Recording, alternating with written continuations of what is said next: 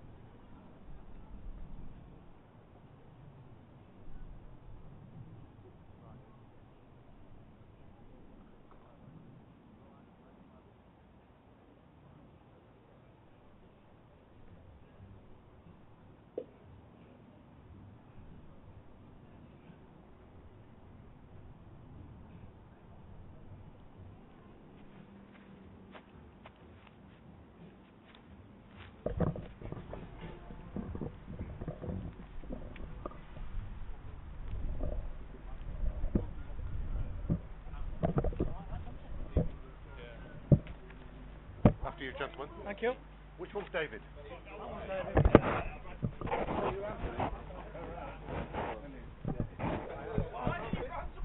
There we go. Two names, two faces. Yeah, there we go. Yeah, super.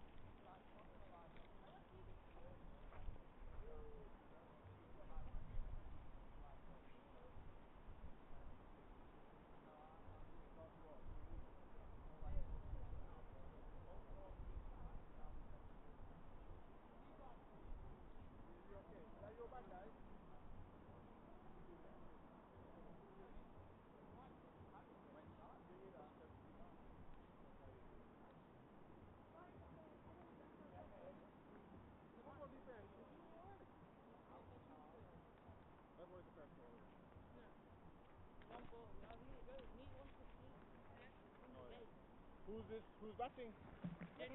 Didsbury. Who's that? What defense? Oh, yours.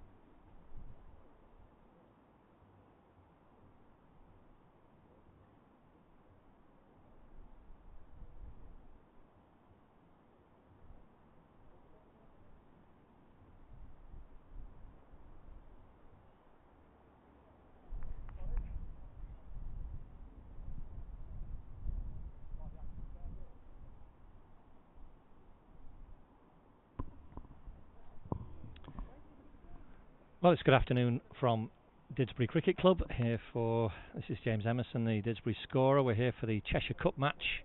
Correction, we're not here for the Cheshire Cup match. Let's get that right. We're here for the National Knockout match. Cheshire Cup's next week. Start again.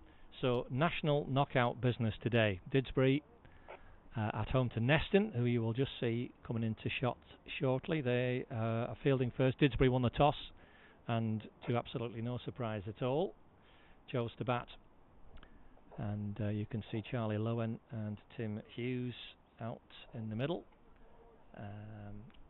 It is going to be Luke Jones, isn't it, Simon? Luke Jones. Yeah, I think so. The Harswood. Yeah. So we're just working out who's who here. I've got Simon Bradshaw give me a hand from Neston, which I much appreciate. And we're going to have Tim Hughes facing, Charlie Lowen, wicket keeper, as the non-striker, and Luke Jones, very experienced player, is indeed opening with spin. And in this power play, we're all good, David, thank you. In this opening power play of 8 overs, only 2 men allowed out. So a challenge for Luke, as it's a very, very quick outfield, certainly compared to most other places in Cheshire, but just generally anyway, it will travel. So let's just see. We've got a long off, a long on, but there's the only man out. So attacking start from Neston as we're about to get underway.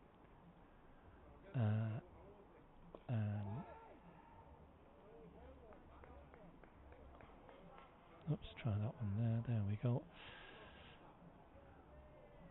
And we're underway. It's 40 overs a side today. National knockout, so power plays of 8. An 8 either side of the main power play in the innings. A nice firm shot, misfielded by Matt Brooks. That mid-off out of your shot, but that should have been a naught, and some good running has turned it into 2. He'll be disappointed with that, Matt Brooks. So Didsbury away.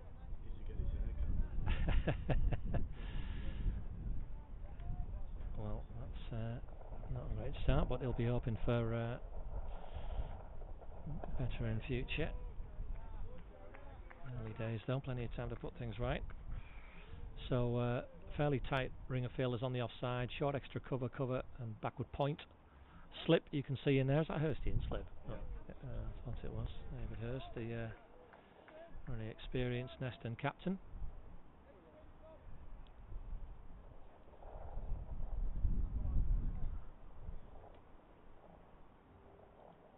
See Sharuk Khan warming up at short fine leg. I don't know. Is he going to have a ball? He's been pushed back to long off. He's been pushed back to long off now, Matt Brooks, and fields that safely, so that's just a single. So that brings Charlie Lowen, Didsbury wicketkeeper, onto strike. These two batted very nicely yesterday, put almost all the 57 opening stand in the league match, which they won comfortably.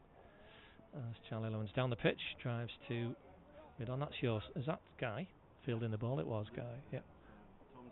Tom Jones, I beg your pardon. Right. So let's see. So Tom has got those red stripes, so that's fine. He fielded at mid-on. So there we are. That's the Didsbury lineup on the screen. He is going to have a ball, Sharuk, as well, as we're looking at the Didsbury scorecard. It's a likely batting lineup today. Jack Hastings in for Joe Cook, who's on Cheshire duty.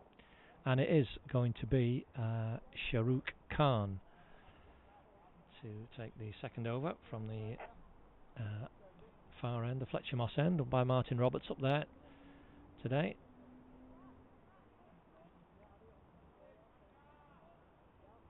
So it looks like it's going to be pacey, this one, Simon. Yeah, swing ball. Okay, swing bowler, yep, okay. We'll have a look at him. Got a nice effort ball as well. Okay. Oh, we shall look out for that. He's got a fielder back on the deep square leg boundary. That is a Yusuf Ravat. Good first ball. He's got David Hurst in the slip backward point, and he's got cover on the boundary as well, so it's men wide either side of the pitch. His cover field is it's a longer boundary to the offside for the right-hander today, so to the right of your picture. It's a decent hit, but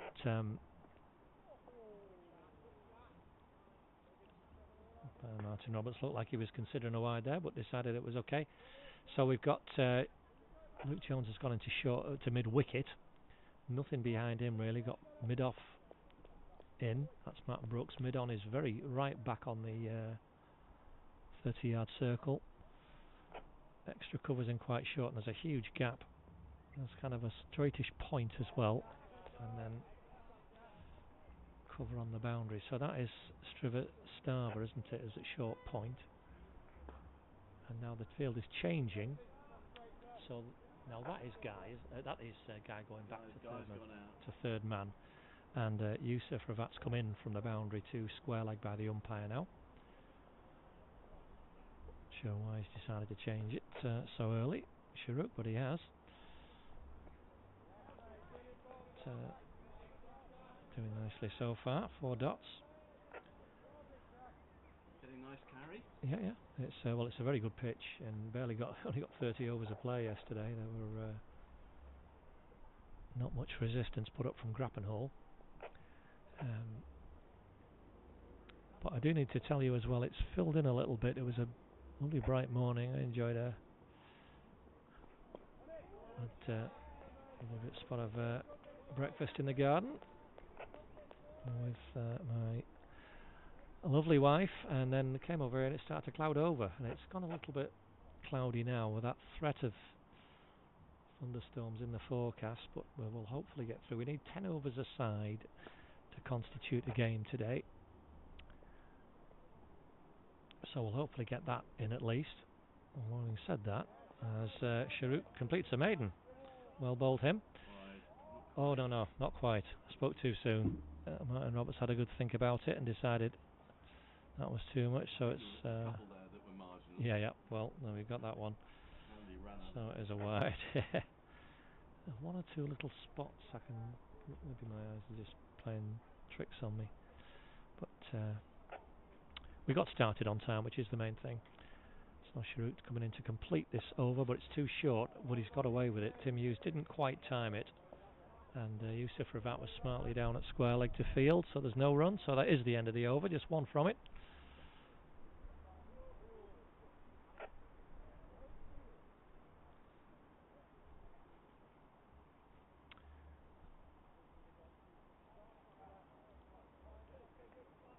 As Luke Jones will pull his second over.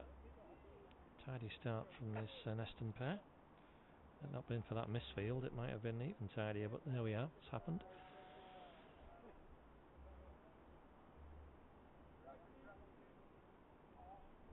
Some interference on the umpire's radio. Let's put that as far away as I can from the microphone.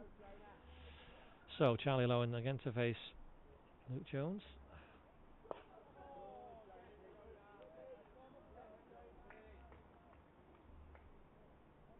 So Tom Jones has now been pushed back out to extra cover on the boundary. So there's a run through a big gap on the offside, if that's just right there where he's hit it. So Charlie Lowen off the mark. That's Striver Starver gets round to field.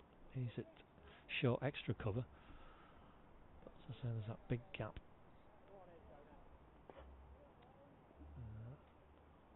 Putting in on the leg side.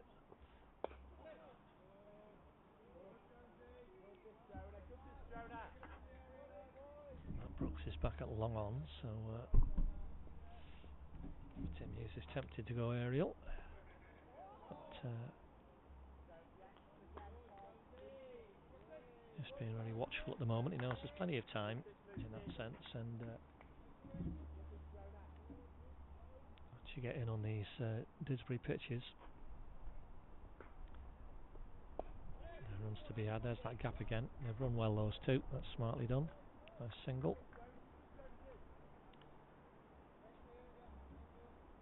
Sounded like a good game at yours yesterday, Simon. Did you?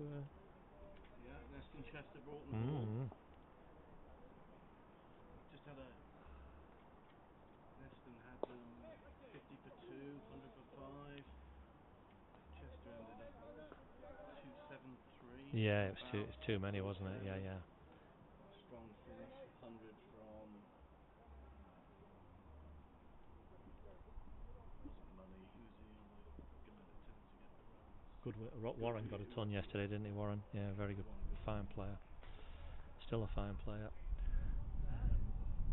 Yes, they did it to us the week before. We had them against the ropes a little bit, and then the last 10 they really got away again. It was Jack Williams and the keeper, Young Angus.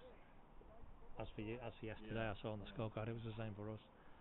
Very handy, 7 and 8, played very well. Yes, good game. Yeah, chased it almost. Was it 14 runs? Yeah, tight one. Oof. Let's go back to the action. Tim Hughes has played that one down onto his foot, as you can see. He's just have to walk that one off. On the ankle. Aussie overseas keeper Angus Kilby. Yeah. Is it Kirby or Kilby? Kilby. Standing up to the seam. Got one in the unmentioned. Punched a hole in his box. Really? Wow.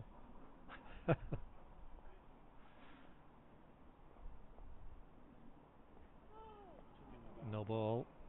He's overstepped that time, and that's going to be a free hit for Tim Hughes. I bet it did. The fielder walked off, proudly proclaiming, showing off this box with a hole. With a hole in it. Gosh.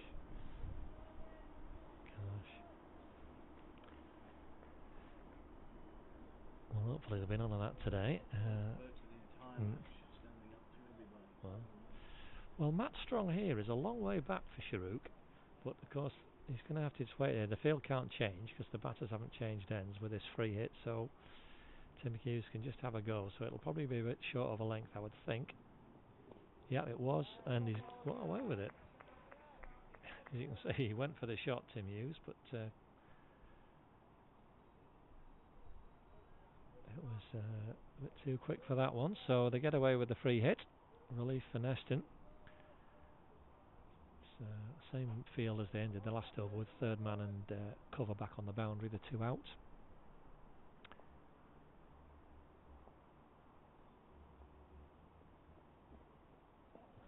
That looks wide. Yeah, it is wide. Tim Hughes' body language gave that one away, and umpire Martin Roberts agreed.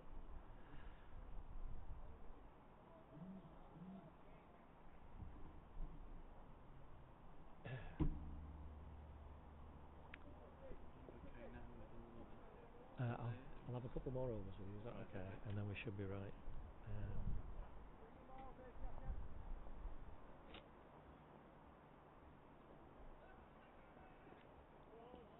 So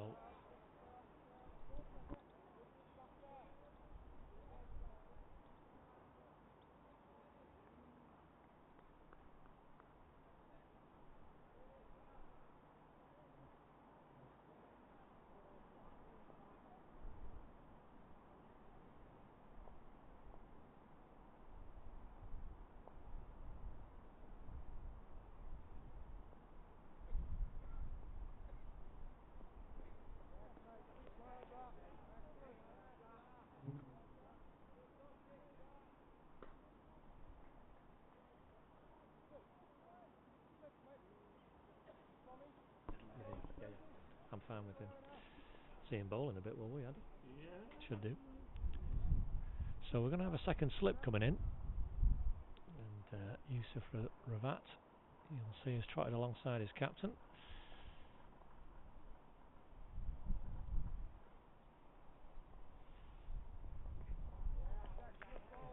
He's being very watchful here, Tim Hughes, just not playing anything he doesn't have to. 4 off 20 now.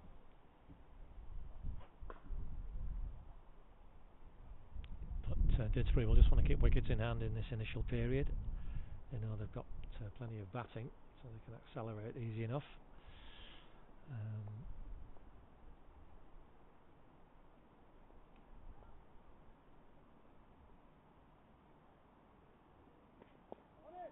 And he's pushed that away through the gap. Thank you, yeah. So that's a single to end the over. Just 3 runs off it in total, and only 1 off the bat. So 9 off 4. Quiet start.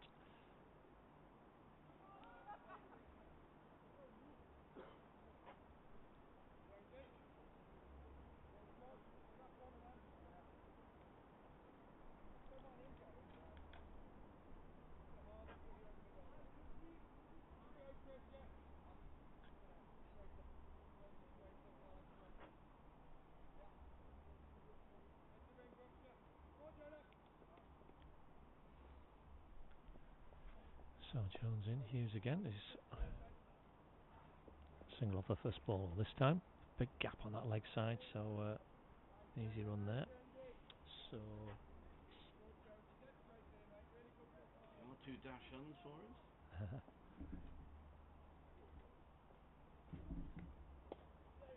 yeah, that's nice refreshing. Go on, Jonah. Go on, Jonah.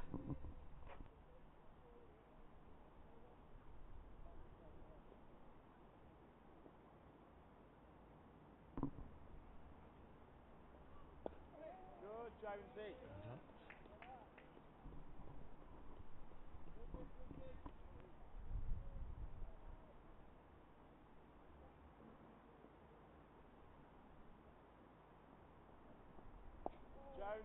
Jonesy. Very good, this Jonah. So should be fine now, Sam. Thank you. Well, I'm lingering. Yeah, no, great. Appreciate that. Thank you very much. Appreciate it. Good, Jonesy.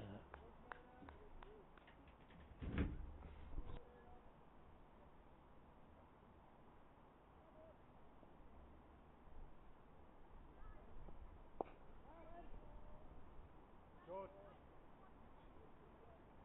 Excellent, excellent.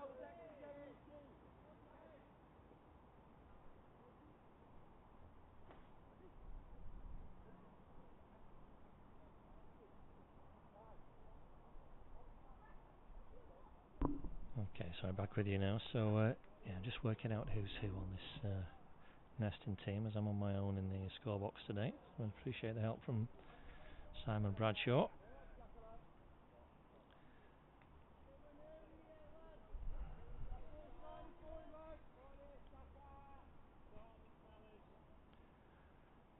That's going to be Sharuk Khan to continue. 2 good overs from the big man. And he's bowling for, this will be his first ball at Charlie Lowen. Tim Hughes dominating the strike, 26 balls compared to the 5 faced by the Didsbury keeper.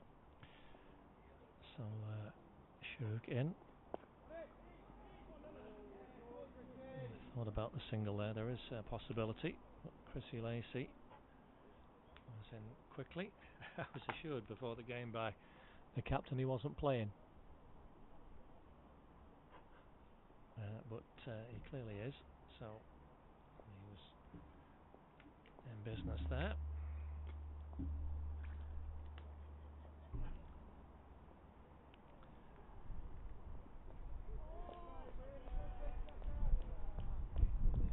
He's bowling well, Sharuk. He's consistent with that line. It's the length also, keeping it pitched up as he needs to do here. Seen David Slip making a signal to Tom Jones at square leg. I don't know what that was about, but down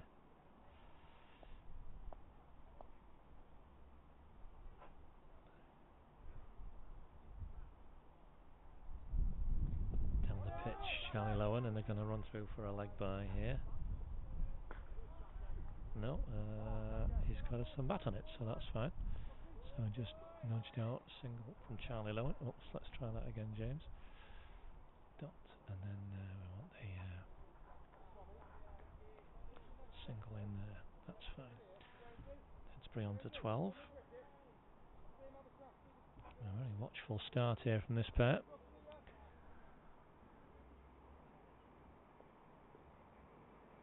Neston are a very useful outfit. We've many battles against them in the Premier League over the years. Nice shot from Tim Hughes, he's driven it out, but oops, Zach Rogers on that cover boundary and a little fumble, but didn't cost anything apart from the single. Didn't cost any more than the single, I should say. There's a good hit out there, but the ball will travel. The outfield's every bit as good as it looks on your screen.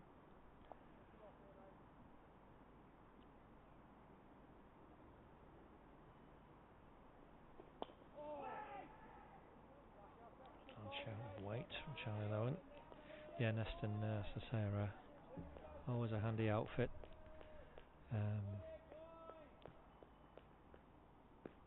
Didsbury's game last week against Stone, which was a very one-sided affair. I don't see a repeat of that going on today.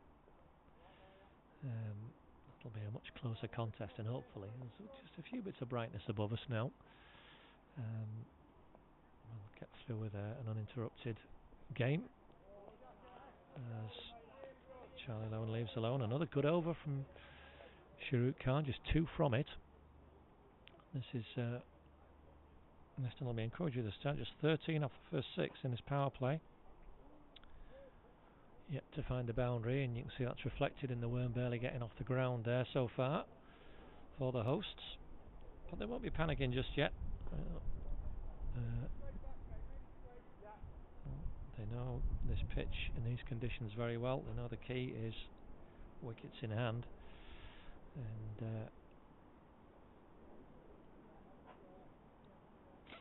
through 6 overs unscathed. Long off back, mid on up in the circle.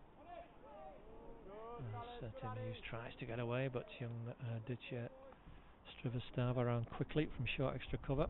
Man's in on extra cover in the circle as well, and a backward point, so no boundary cover on the offside for Luke Jones. There's a big gap there though for a single. It's bound to be runs to be picked off, but I don't think he'll be too troubled by that. Luke Jones, 8 overs a bowler in this competition. That's a nice reverse sweep, and that will be the first boundary. Charlie Lowen is, I think, the best player I've seen play that shot in this league. He nails it every time, and that was a lovely example of the reverse sweep. He just helped it really, he didn't even hit it with any great force, just timed it, helped it. Lovely shot, clever shot. First boundary for Didsbury, they're on for 18. And he's gone for it again. Oh, and this time I think Luke Jones was ready for him and just dragged the length back a fraction. And Charlie Lowen will just be thinking about that, because that was a very narrow escape. Cover's gone back on the boundary now, as he's flicked that just wide of Ravat at short mid wicket. But Zach Rogers in very smartly to keep it to just 1.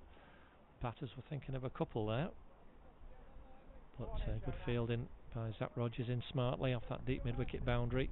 Read the play very well and kept it to a single.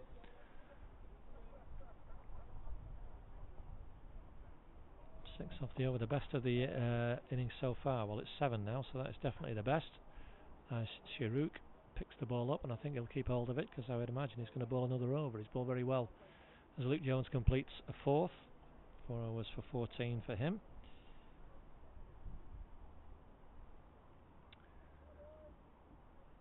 You can see the batsman progressing carefully, but still intact after 7 overs, 20 on the board.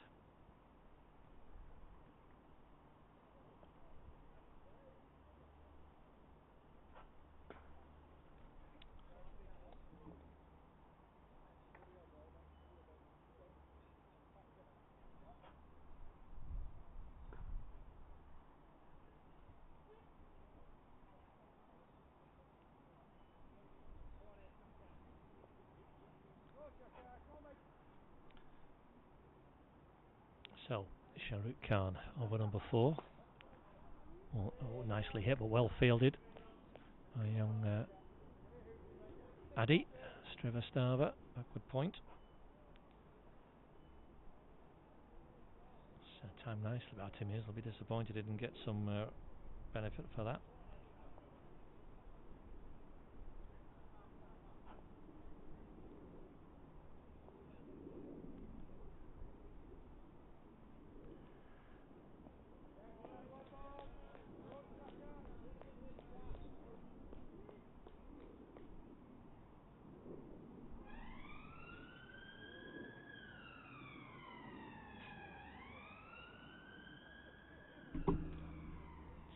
It's a small gathering of people here today. There's a function on in the clubhouse, so there'll be a bit of noise from over there. Hopefully we've moved the microphone today, so you won't be getting distracted by that. But as Tim Hughes is beaten there, that's the first time he's been on past the bat in the innings. But he's a very good spell from Shahrukh Khan. Very accurate, and nearly got some reward there. Along with Simon, he's got a couple of colleagues I think who've made a long trip over from Neston. Welcome here today, and everyone's watching back in Neston. I believe Yusuf Ravat's family are watching back in South Africa as well, so greetings to you. I don't know what your weather's like, but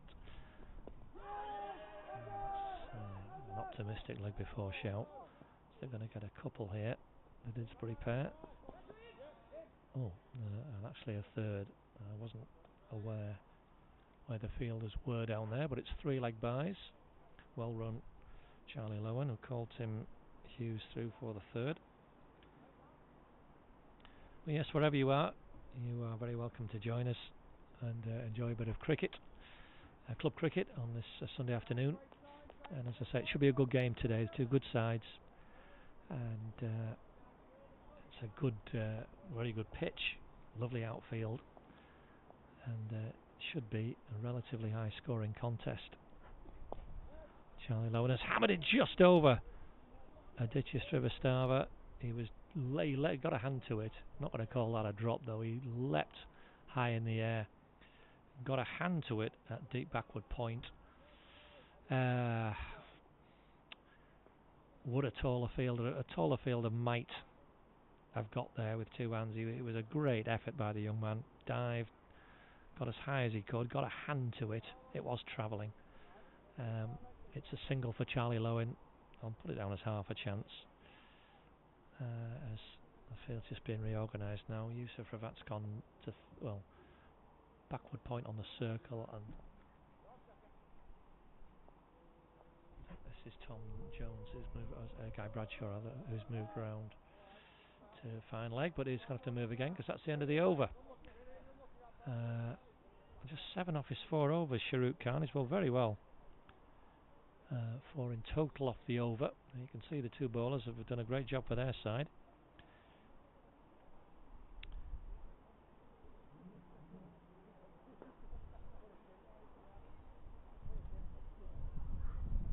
And I think, are we looking at a change of bowling now? He wants to, yes, it's definitely not going to be Luke Jones.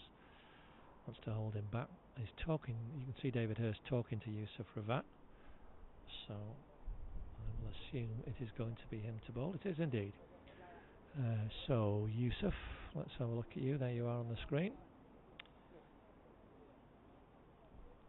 He's added to that list of Neston bowlers. Luke Jones will be back for another spell a bit later. So it's just 8 overs a bowler, so you've got to use them carefully. And David Hurst, a very experienced skipper, will know how to manipulate his attack. Let's see what's Yusuf bowling with now. He's moving Zach Rogers round a little bit squarer on the boundary at mid-wicket.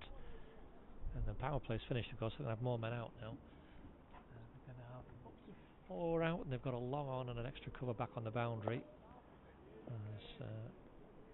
His first ball is hammered straight back at him by Charlie Lowen, but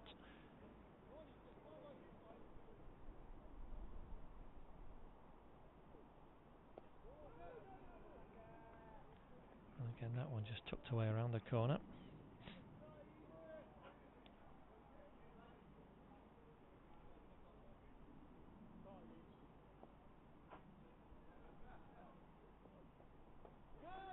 Oh, and Charlie Lowen's gone for the big sweep here, and he's been caught. And Shahrukh Khan has taken the catch at short fine leg. And with his 3rd ball, Yusuf Ravat strikes.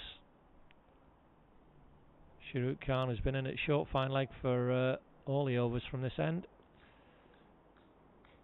He's got himself underneath it, steadied himself, and took a good catch to take the first Didsbury wicket. That's the end of Charlie Lowen. 9 off 17 for him, but he hit that. Is it the only 4 of the innings so far? That lovely reverse sweep.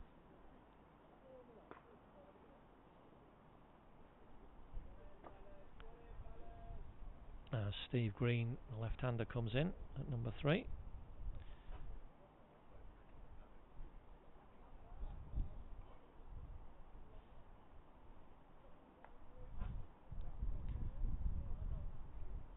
And an early blow for Neston. I was just checking who was where, what the field's doing, but yeah, Neston will be delighted with that. They've been on top. Yes, thank you. Yeah. Neston on top in these early stages, I think it's fair to say. 24 for 1 now, that early wicket. And with Steve Green, who we'll see with the ball in hand a little later.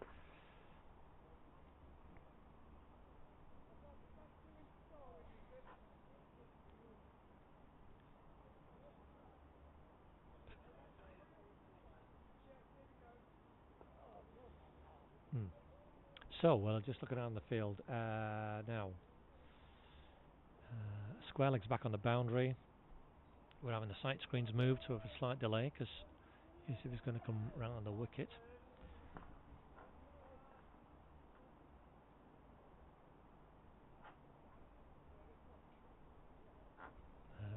Let's have a look. Zach Rogers has stayed out on the boundary, so he's extra cover for the left-hander. And other than that, it looks fairly orthodox. I think Sharuk's going to... Oh, is he? He's going to look at that. He's been moved out of short fine leg, and the big man's coming to second slip. Oh, actually, well, probably more. Yeah, more of a third slip. Actually, there's a bit of a gap. No. First and second slip, so he's fine. So first ball for Steve Green, who has hammered it, but picked out Luke Jones at backward point.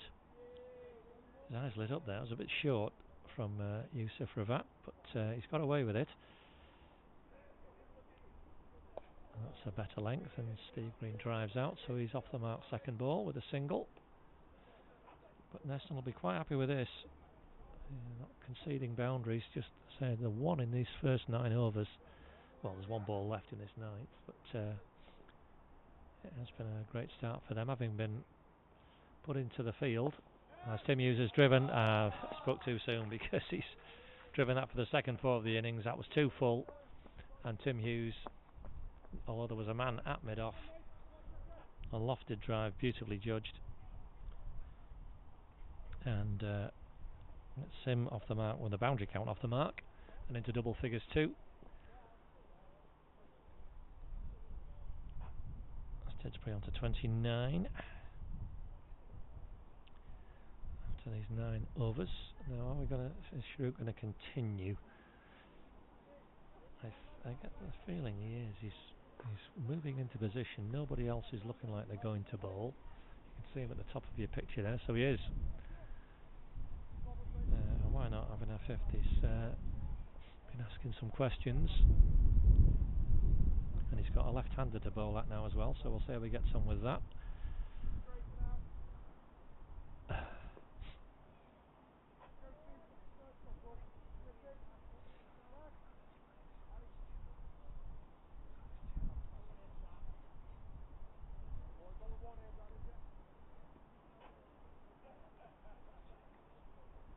So, here comes Sharuk Khan. Steve Green forward, defending carefully.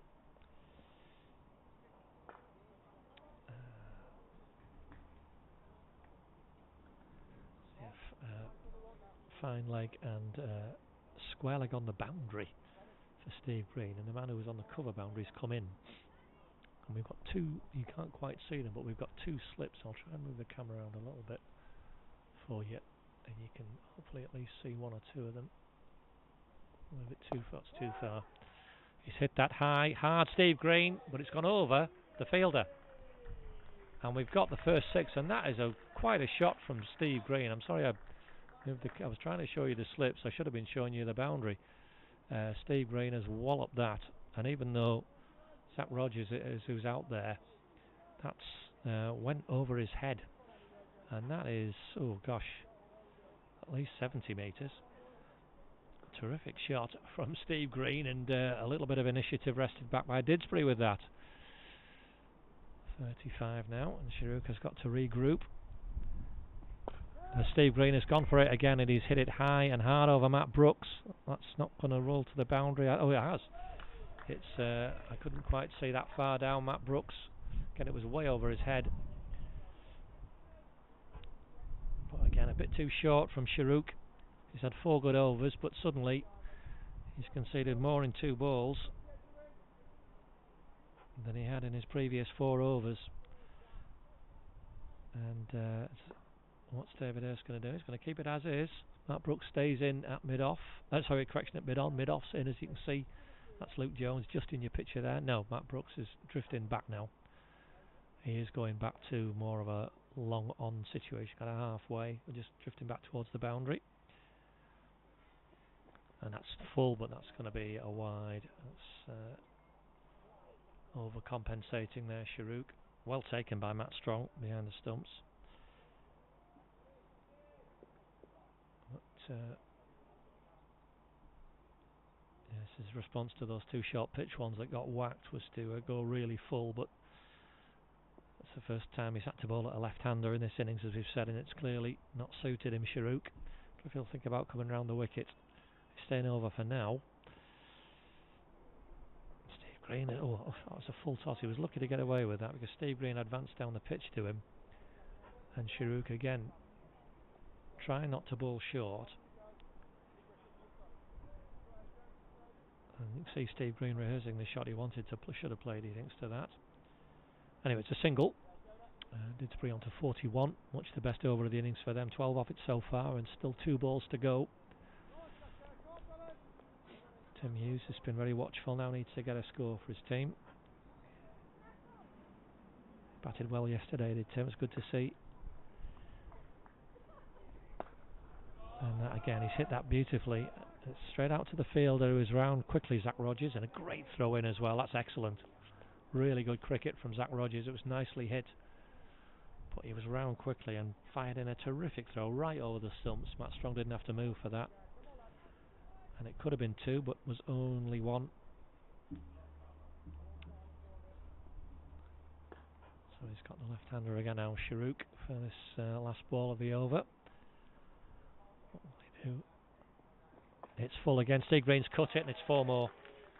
The despairing dive of Tom Jones at a backward point to no avail. 4 runs is the total, and 17 off that one. And you can see the run rate has suddenly started to go in the right direction for the hosts. 46 off the first 10. And Steve Green already has overtaken Tim Hughes. 16 off just 7 deliveries, with that's 6 and 2 fours in the over. And that's really given Didsbury a terrific boost. Shame for Sharuk, as I say, 4 overs to 7, he bowled ever so well. And then 1 over too many. Unfortunately, I can see him at short fine leg. He's got his hands on his knees there. He'll be really disappointed with that. But it happens in cricket. And he's done a good job for his size, taking a catch as well. And that's well hit and a good attempt to field. Tom Jones in there at short extra cover. He can only parry it.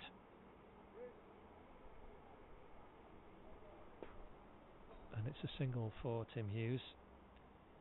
And Steve Green now has got a shorter boundary on his leg side, and he'll be eyeing that up as well. That's well bowled. Oh gosh, he's hit that hard. Well, I think that's Guy Bradshaw there, fielded it very well. A short extra cover, ring in his hands. I'm not surprised. That was really well hit. Great field, and he's cut that nicely. Steve Green, and again Zach Rogers doing a great job. He's whizzed another good throw in. Can't prevent 2 this time, because the ball just ran away from him slightly. It was a terrific stop, and a lot of ground to cover. Got around quickly, but the ball just bobbled away from him, which is why it became 2. Didsbury on to 49, raced on to 49. Oh no, that's a miscue, and that's, you can see Yusuf has put his head in his hands momentarily. I know he had the batsman there. He held that back. Hello, Ollie. He held that back and fooled Steve Green completely. He's hammered that one out straight to Zach Rogers that time, who textbook style is down with the long barrier, and just keeps it to 1. Steve Green's the best picker I've ever seen.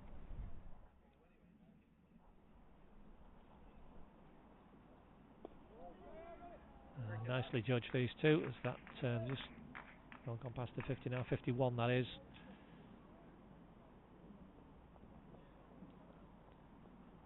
So I'll just have to slight error in the scoring here. We should have had a dot in there and then that there. That's my fault. I was talking to someone, and then that one there at Tim Hughes at the end of the over. So there we are, 51 off 11. And we're going to have a change of bowling.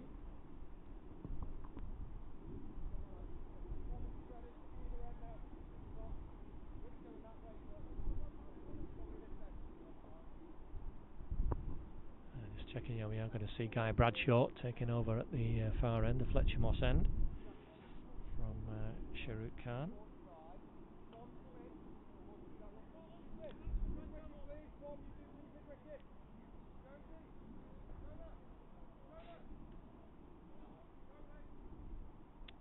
So just David Hastings might be able to hear him sorting his field out for Guy Bradshaw, deep mid wicket. Luke Jones is going back to a very square, sort of long on position. Yusuf Ravat's in at mid wicket. Sharuk's in front of me at short fine leg. Backward point cover on the boundary. As Guy Bradshaw is in.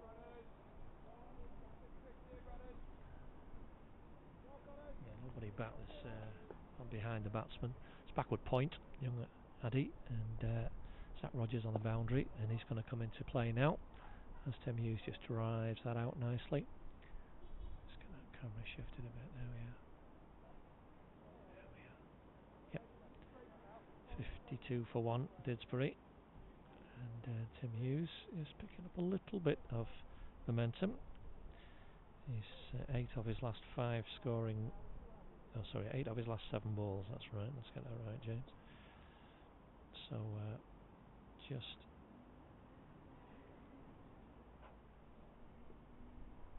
getting himself into a little bit more of a scoring groove.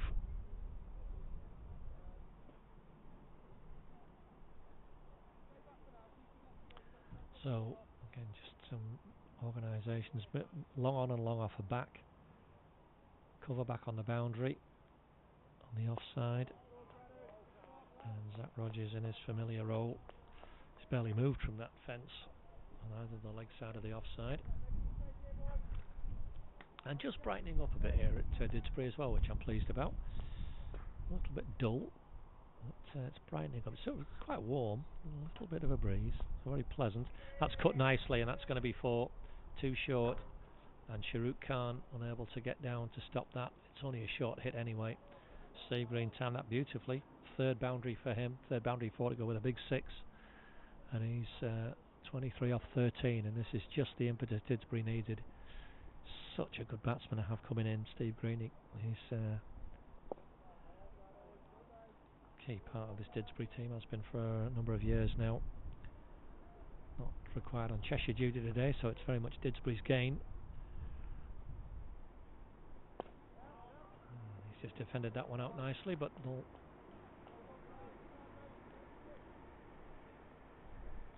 And again, I'm just going to have to make a correction. I thought something had gone on.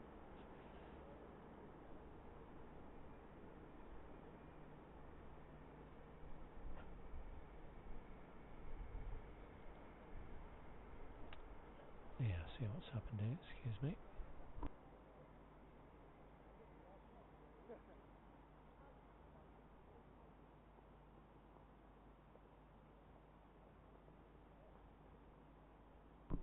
All the mistakes you see on screen are entirely my fault. And it just helps if you press the right button at the right time, James. We'll try doing that in future. 56 for 1 is the score.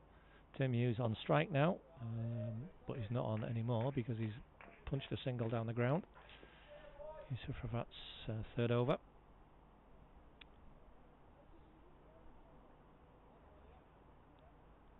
It's 5 off Guy Bradshaw's 1st over. Tidy start from him, just that boundary, a little bit short and got cut away. You've got to be spot on with your length on this pitch. And that's Yusuf Ravat pitching it right up to Steve Green, and that's the right idea. Make him drive if he does get hold of it. If it's too full, but it's you don't want to be doing that. But that's just the sort of length, and again he's done him there. It was a lovely, well disguised slower ball, good length.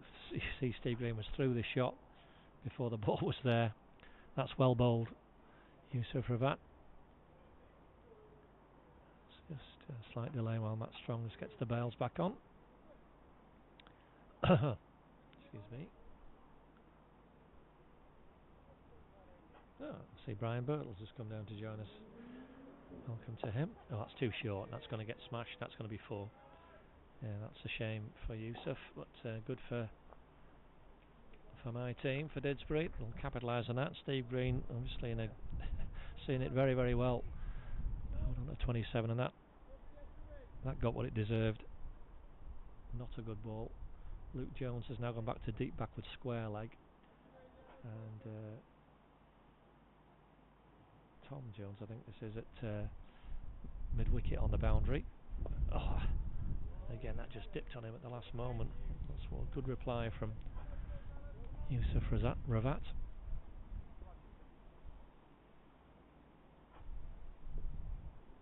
Short again. No, it's cut, but it's cut straight to David Hurst. Oh my goodness, well that's a gift. And Steve Green, disgusted with himself, could have hit it anywhere. But David Hurst had moved himself back from that slip position he'd been in to sort of deep backward point inside the circle, and it was hit. He didn't have to move, he hit straight to him. And a very promising cameo has come to an end. Steve Green's fine 27 off just 20 deliveries, which got some momentum into this Didsbury innings. Has come to an end. More's the pity for us. But there you can see, that's the second wicket for Yusuf Ravat. 2 for 15 from his 3 overs now, as Rob Semi replaces Steve Green.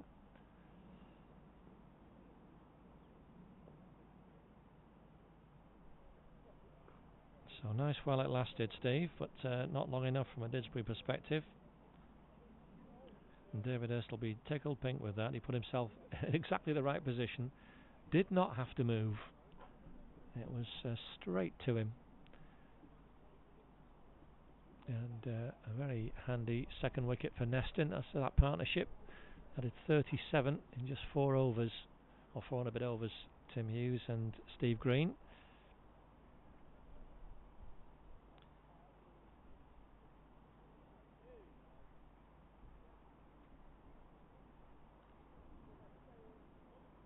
Well, that's over now, and we've got to start again.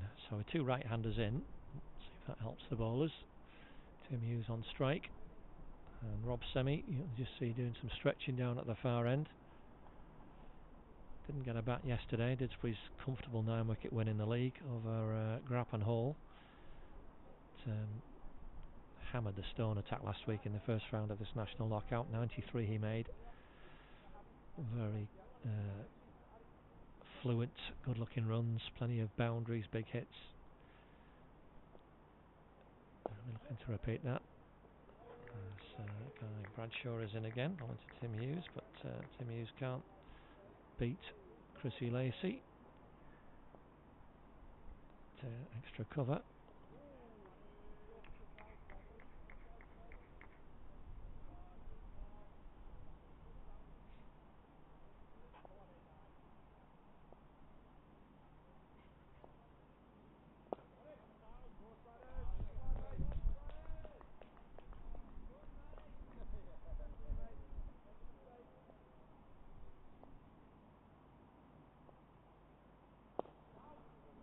Nicely hit on the full, but just a single, not trying to go full toss that from Guy Bradshaw. So Tim Hughes not trying to go mad, just pushes it away for 1 run. So Rob Semi gets his card, and he hears from umpire Martin Roberts there's 2 to come in the over. A very low crouch Rob will do there, and then carefully forward.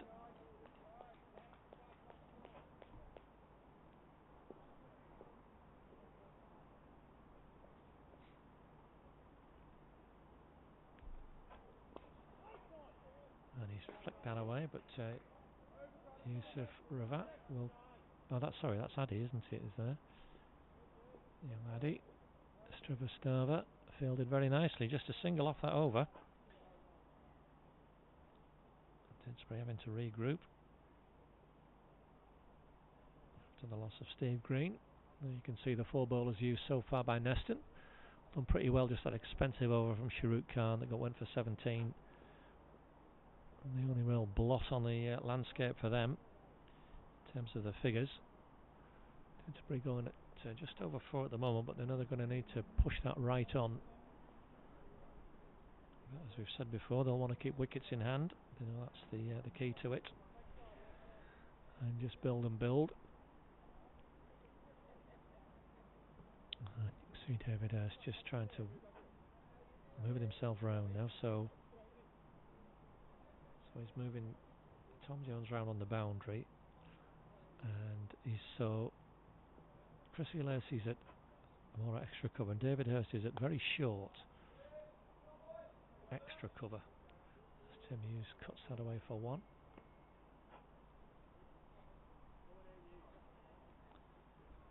So yeah, it's almost like 2 extra cover fielders, one a bit more traditional and sort of 20 yards away. But David Hurst is right in there in the firing line. He's sort of level with the stumps at the bowler's end, but you can just see the artificial strip to the left of the picture. Well, he's fielding on, he's just off that, David Hurst, very close in. There's Rob Semi, so can't get off the mark. Guy Bradshaw smartly round at short mid wicket.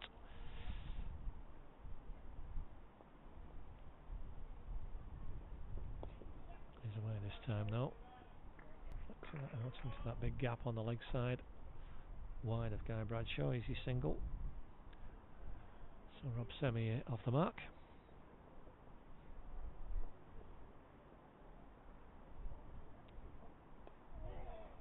And an inadvertent edge from Tim Hughes, but he's going to get a couple here.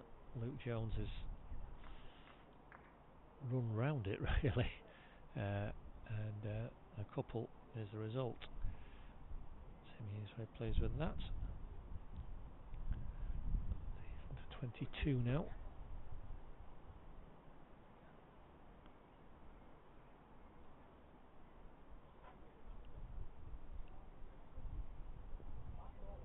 Just again some slight alterations. David Hurst fiddling things around. He's come round now. You've seen him move around, so he's now at a very short mid on, and short mid wicket is in for Tim Hughes, and that is to the short mid wicket Guy Bradshaw. It's been moved round by the captain, so Chrissy Lacey's come into that, still in that extra cover position.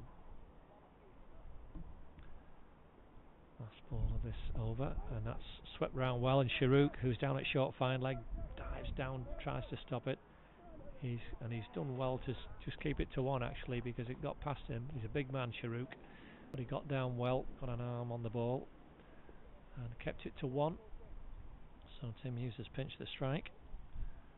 5 off that over, 67 for 2.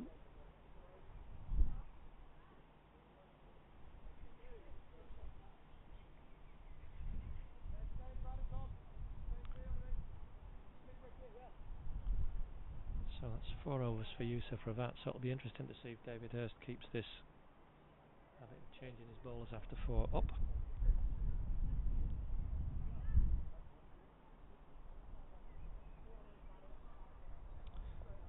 Bradshaw going to have a third. Tim Hughes to face him. And an easy single. Rob Semi calling him through straight away for 1. Good running.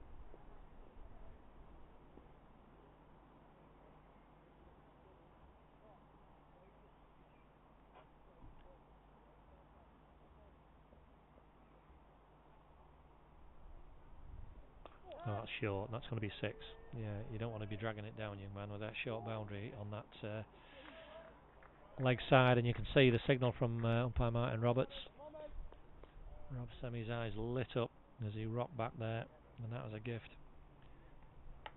Be a slight delay while we find the ball.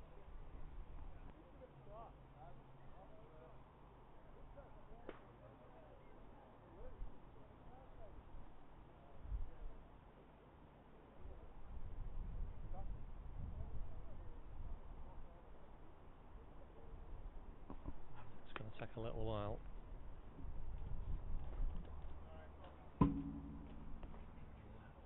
Players just coming over.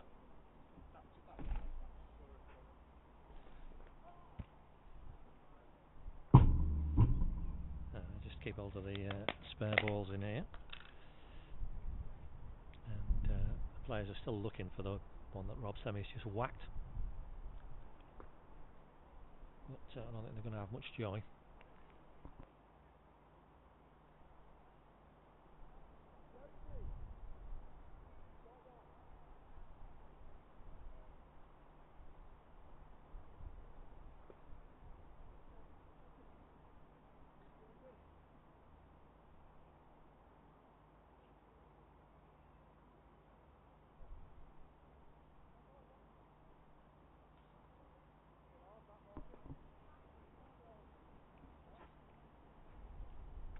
So yes, we've got another ball to use because we're not going to find that one. I think someone's still looking, but we might as well carry on with the game. We have plenty of spares. It went a long way, and Guy Bradshaw will know he's got to avoid one of those in future. And Rob Semi, a bit of experience there, just taking a nice easy one off the next ball. When you've hit a 6 like that, the blood can be pumping a bit, and you think the next one's going to go as well, but that's when mistakes can be made. But Rob Semi knows, no, single will do me off this one. 3 men in close on the leg side now for Tim Hughes. And that's off the inside half of the bat as short, mid-on's in quite close. David Hurst at short mid-wicket and short fine leg as well. So Tim Hughes trying to cut away into that gap on the offside, but can't find it.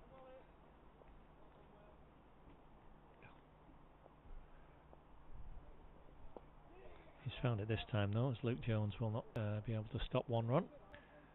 So good over for Didsbury, 9 off it, and 76 on the board now. See that run rate just climbing to more to where they want it to be.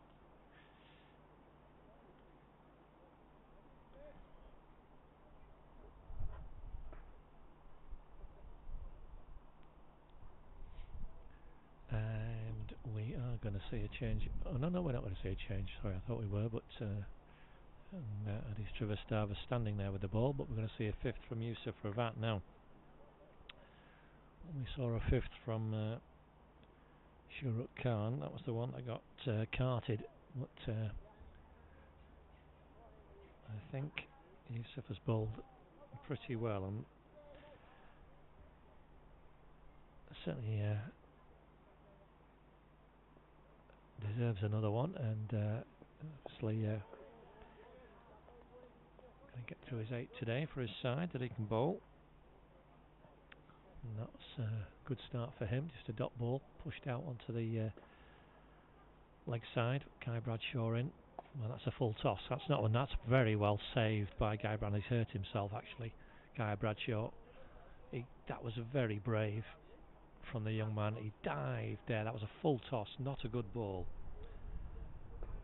And it was hammered by Tim Hughes, and he was dived across Guy Bradshaw. I think it whacked him on the arm, the midriff. That will have hurt. But full credit to the young Neston player there. He got up. He actually even stopped the run as well because it deflected to David Hurst, who's at that short mid-wicket position now. That was a terrific bit of fielding. Anyway, single off the next ball for Tim Hughes. So Rob Semi, as the sun comes out for the first time here at Didsbury this afternoon, back with us.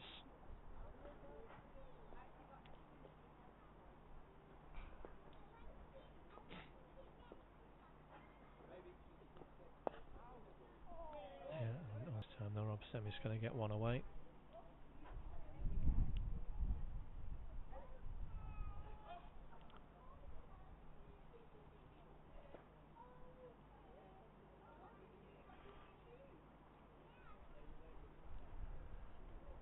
So just a slight delay here. I think we found the other ball. There we are. That's why. So umpire David Gain is handing the original ball back to Yusuf Ravat. Somebody's found that. Well done, whoever did. And so he's got the original ball back. David Gain just having a look at it and saying, yep, fine, you can use that one. So Tim Hughes back with the original ball. That's well fielded. Chrissy Lacey, who's in there at short extra cover. Just 2 off the over. Another very good over from Yusuf Ravat. 2 for 22 from his 5s. Bowled very well. And you can see that fairly moderate Manhattan. It's just the one big over from Sharuk Khan. Thank you very much, Matt. Thank you. Got the old spare ball back. I think Sky Bradshaw's going to continue. There's a few discussions there. Oh, actually, I don't change, but he's changed his mind. So I think this is Luke Jones coming back. It is. So 3 overs from Guy Bradshaw, and then Luke Jones is going to switch ends.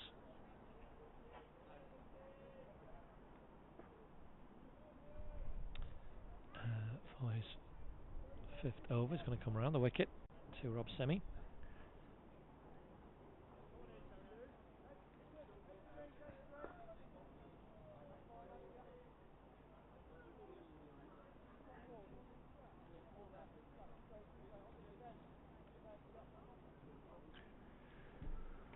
So let's have a look. Luke Jones, he's got 2 back on the leg side boundary.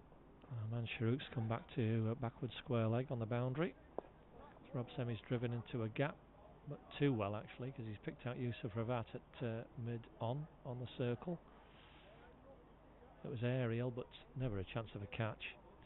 Didn't overhit it, Rob, probably just as well. But no run the result. That's too short, though. That's going to go again. Yeah, and it has. So we're going to have another delay, because that's... Oh, blimey. That sounded expensive. Oh, gosh. 6 more for Rob Semi. You're not going to get away with that. And Rob Semi, a second time he's done that.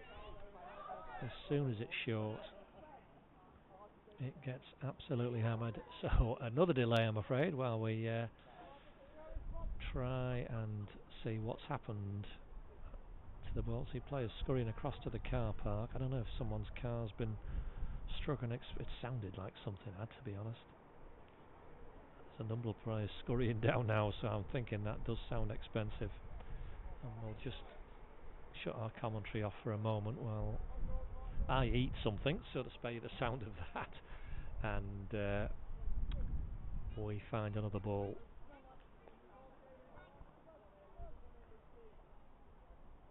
Oh, spoke too soon. We have found the ball. Oh, we've got another one. There's a lot of excitement in the car park about something. I shall try and endeavour to find out what that actually was, but so it sounded painful for someone. But we're back with the cricket, and Luke Jones, having learnt his lesson there, do not drop short. Certainly not to someone of Rob Semi's quality. And that's just that slight back of a length. That's the place where Luke Jones put so much of his first spell to good effect. He's got long off back on the boundary, straight, mid-on, as we've said, is right on a 30-yard circle if Rob Semi wants to go down, but he can't get it past the bowler.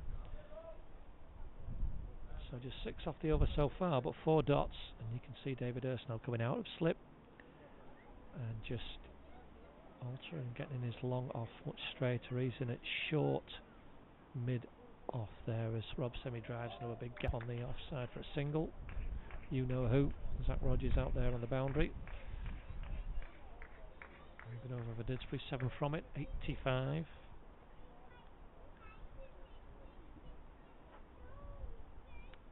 For 2 of 18, and that worm, you can see that slow start, but starting to pick up a bit now as we move towards the halfway mark of the innings. And Yusuf Ravat's going to have a 6, so I think he might be going through his overs here in 1. He's got to find his 5th bowler though, David. This probably may well be himself at some point. He's a canny operator. But for now we're going to see Yusuf again. He's taken the 2 wickets that have fallen.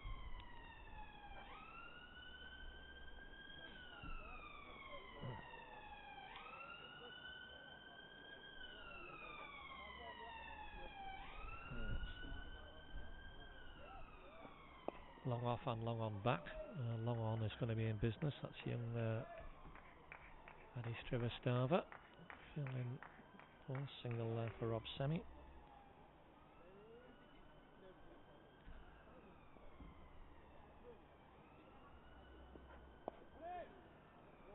Tim Hughes is his first 3 in the last 2 overs. Gets one there in the middle of the bat. He's just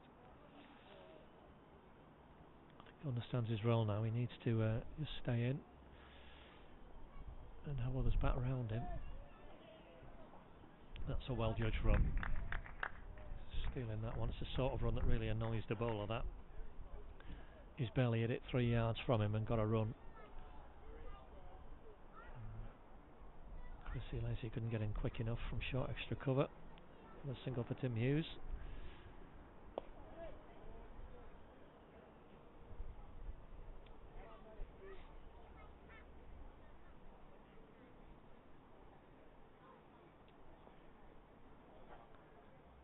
Got some real sun now. It's short again, and that's going to get absolutely smashed. And Rob Semi, very athletic step back. We're just confirming. I've had a signal of 4 from the umpire, but the players are saying it's gone for 6. I couldn't see it. Went a long way. And yes, the Neston fielder has confirmed it's gone for 6. I think I can see him down there saying that, Zach Rogers. The umpire's just having a quick chat. And it is 6. I've just had the perfectly correct procedure from umpire David Gaines. Signal 4, then revoke the signal and signal 6, and it really did go a long way. He seized on it very quickly, Rob Semi, as he's done to the other 2 ones that he's hit for 6, and he hammered. That's a long hit down there, but it went sailing over the boundary, and there might be 2 here if you want it, Rob. No, Sharuk's round quite quickly, so it's just a single. 9 off that 19th over. And the rate nudges up towards 5, and there you can see Rob Semi in great form, 24 off 18. Tim Hughes very sensibly just letting others bat around him. Didsbury building a good platform here now. If they can get to drinks 2 down halfway through, that will be one mission accomplished, and they won't be too far away from 100.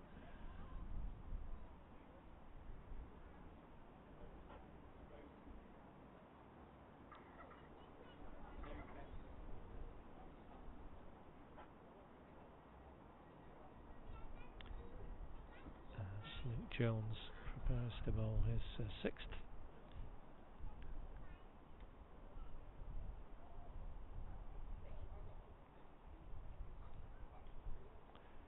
So Rob Semi, the man at the moment for Dids, and picks another single out there on that offside.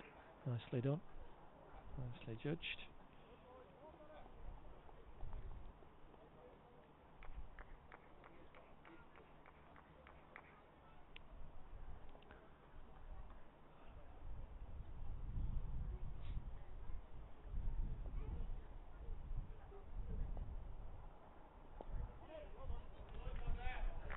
Hughes getting encouragement from his teammates. Sensible, he's pushing the ball for 1. Just hit 1 boundary in 61 balls faced. Tim Hughes, very unusual, but doing the role for his side. I'll be quite happy with that. The sun brightly out now, as you can see on your screen. Lovely afternoon, and hopefully it will stay with us for the remainder of the match. It's a slight breeze, so it's just it's not uncomfortable for the players. It's lovely and bright now, warm. Semi down the pitch. He's going to get a single there because Yusuf Rabat's right on that 30-yard circle. Can't stop one there. 97. Oh, almost trapped that there between his feet. Tim Hughes trying to cut it away, but a bit too close to him for the shot. So it should be the last ball before the drinks interval. Oh, it's short. He's got away with that, Luke Jones. It's a good job he didn't bowl that at Rob Semi, because that would have travelled, I think. But anyway, it's a dot ball, and we've reached halfway. 97 for 2 off 20 overs. We're going to have a drink, a welcome drink for everyone. And we'll be back with commentary on the resumption of play.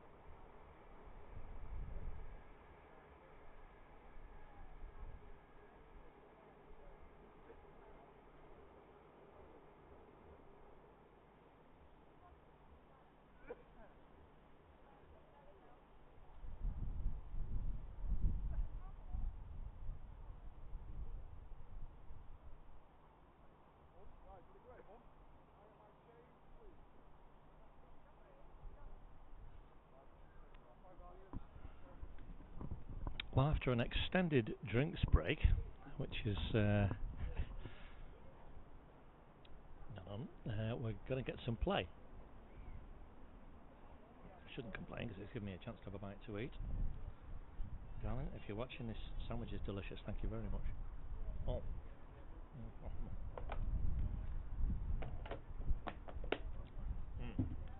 That was just what the doctor ordered. Right. We need to get back to some cricket. We've got to have a ball from this end. Now, we have a new bowler.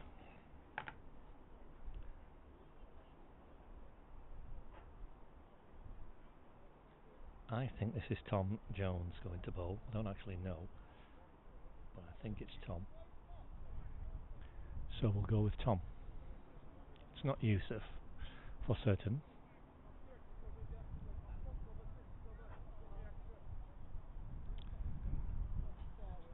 I'm just trying to think of 1 second, see who's where. And we've had a change of keeper as well. David Hurst is now keeping. Let me just change that on the graphics. So I would imagine that means that he's not going to bowl. As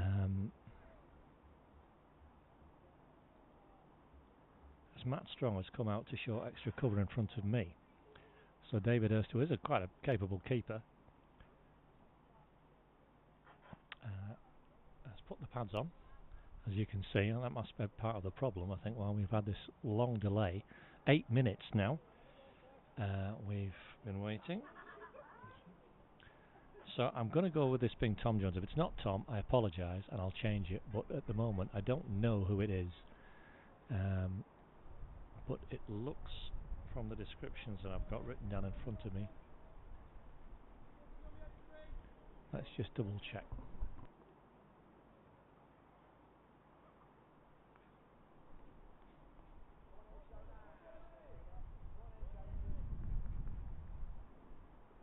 And Simon has just confirmed it is Tom Jones. I was right. And he's going to bowl to Rob Semi. And we finally started after an 8-minute interval. But I think there's going to be a leg bye straight away. Just one of those. I think because of the injury issue for Matt Strong, he's just fielding the ball there now at short extra. That was a likely reason why we had the delay. Anyway, it shouldn't affect us over much because the weather seems set fair at this point in time, so that's all good. Tim Hughes has batted right the way through for 28 so far, batted carefully and just defending his first ball from Tom Jones right down the pitch. So Didsbury 98 for 2. Looking at a score of between 220 and 245 at the moment at this rate. And they'll want more than that, and they'll want that as a minimum, certainly with 2 down after 20 overs. They will be expecting more. They've got plenty of batting to come. Skipper Nick Anderson, Sam Leach, Jack Hastings, James Green, all well capable of finding the boundary. And of course these two are themselves. Rob Semi has found he's landed it over the boundary 3 times now. 3 big sixes in his 26 so far. And that's not a good start from Tom Jones. He's no balled. Good call there from David Gain. An early call, and now you can see him signalling the free hit. And as there was no run off the delivery, the field has to stay exactly where it is. Can't change anything, David. Cannot change anything, I'm afraid. I think that's what's happening, is it? Umpire David Gain is just saying you can't move. He's just walked out towards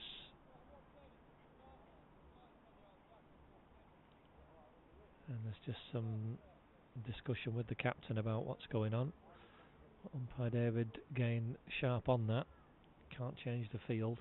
David as we said, he's just moved back slightly. Anyway, that with 100 up, Rob Semi has a free swing of the bat at this one. And he's hammered it, oh gosh, straight to the man on the backward point boundary. Yusuf Ravat, he didn't have to move for that, Yusuf. It was a 4, a foot either side of him. It was hit so well. All on the ground, it wasn't a catch. but he was right behind it. It was right to him. It'll have travelled that. Anyway, Rob Semi's got one. So back now to the action, and Tom Jones will want to be careful with his feet as Tim Hughes drives down the ground. Another one.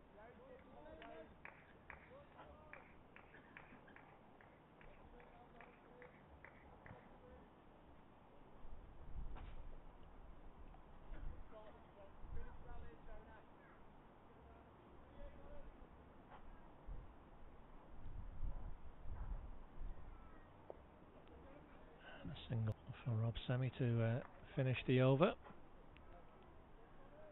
Good one for Didsbury, with 6 off it in total. So they're 103 off 21. Now you can see this partnership now with 42. Good solid partnerships all the way down for Didsbury. That's also a key to building the total.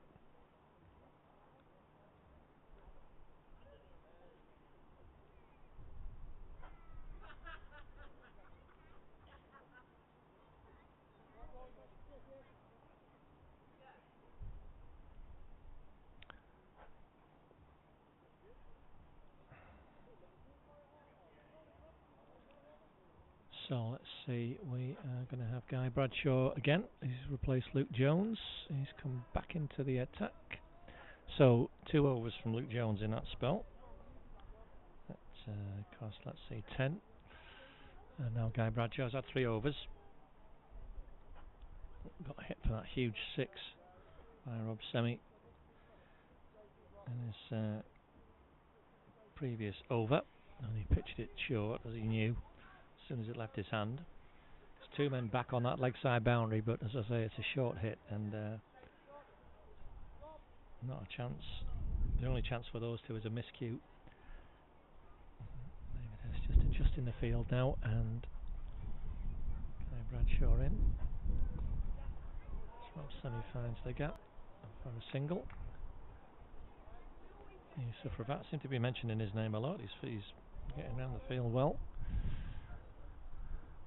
He's doing the fielding again. Let's just see. Long on is out fairly square. Deep mid wicket, deep square leg, and cover on the boundary. And the men out. David Hurst just readjusting his equipment. As Tim Hughes is going to get a run yet. He's got it past the diving fielder in the circle, Matt Strong, I think that is. Can't stop the one. And he doesn't seem to be moving too well, Matt Strong. You can just perhaps see him limping away there, which is, I don't know if that's a groin issue or what that is, but he's had to stop keeping wicket. And looking a bit ginger at mid wicket there. It's Rob Semi's attempted a reverse sweep. Not quite timed. It looked more of a length to a dispatch to the car park from me, but might have been a bit too full for that. He's got it away this time, and that's going to be 4. I don't think Luke is going to get anywhere near that. He's running back, and it is indeed a first 4 for Rob Semi to go with those big 6s.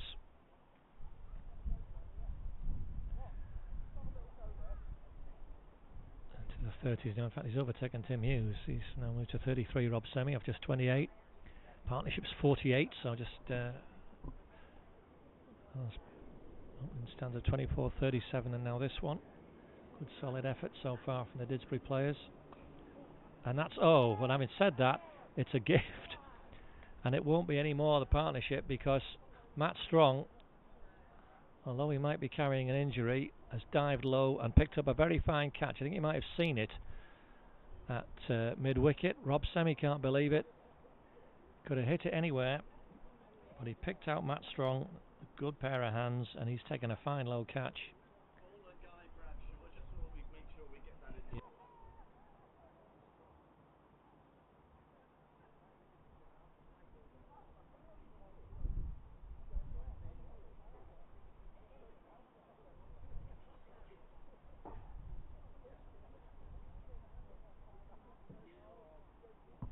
So yes, Rob Semi caught strong ball Bradshaw for 33, 3 massive 6s, and that 4 as well, previous ball.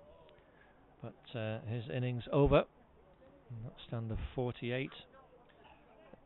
Almost a runner ball. 9 overs it took them. And it brings the Didsbury skipper Nick Anderson to the crease to join Tim Hughes, who's stayed there throughout. And like Semi before him, Nick Anderson will be eyeing up that short boundary on the leg side. He's got 1 ball to face in this over from Guy Bradshaw. And he's off the mark straight away with an easy run into the leg side. So that's 22 overs gone, 110 for 3. And a wicket for Guy Bradshaw, 1 for 22 from his 4 now.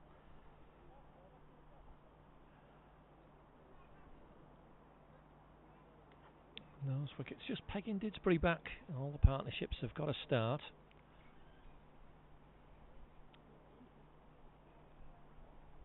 The partnership Careful, 24 at just under 9 overs. And then Steve Green really cut loose in that 37 in 4.5 overs for the the second wicket correction, and then 48 off 9 pretty much for the third. So Didsbury 110 for 3. I just want to make sure they get to the 150. No more than 1 down, no more than 4 down, correction, I should have thought. Nick Anderson will be looking further than that, I know, but it's got to reassess.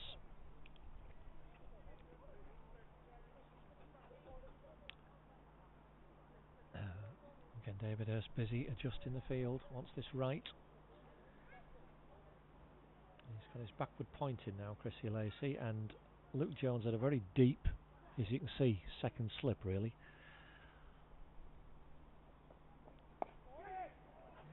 Nick Anderson just pushes out, and then coming in, Yusuf Ravat again.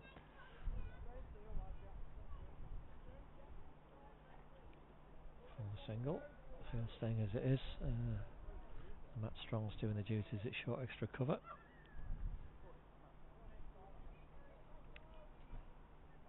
Mid off long on mid wicket, and Zach Rogers still patrolling that boundary out on Wilmslow Road, for those that know the Didsbury ground. Distant figure, he's done a good job out there for his side. Very energetic. That's nicely hit, but picked out the fielder Chrissy Lacey. Tim Hughes would be disappointed because that was nicely timed. Again, it's one of those yard either side in its runs, but nothing from that delivery for him. Oh, no ball. Now Tom Jones has got to watch this. Call of 2 possibly, but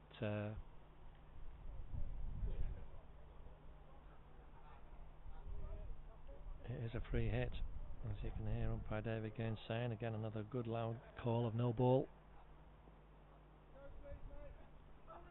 The field can change though, because the batsmen have changed ends, so David Hurst can this time move his fielders. Luke Jones, as you can see, has dropped right back to short third man on the circle. Sharouk's coming at short fine leg in the circle, and he's moved long on and long out. And Nick Anderson's got the free hit.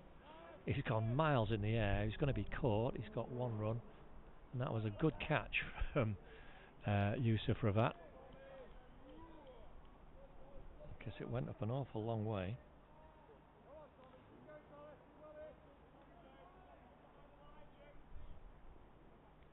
But that counts as a single to the Didsbury skipper, even though it was a good catch. That's going to be a leg by Tim Hughes. Oh, I thought that was off pad. My mistake. It's gone down as a run to Tim Hughes. Got a little bit of bat on it. I'd rather have that, I'm sure. 115. 1 ball left in this 23rd over. Nick Anderson has pushed it wide of them, Guy Bradshaw, but can only get one as Zach Rogers is in quickly. So 6 off the over, and I think Neston will be the happier of the two with that outcome. You can see there the Didsbury Manhattan. That big over off Sharuk Khan, 17 off it, but other than that it's been pretty tight.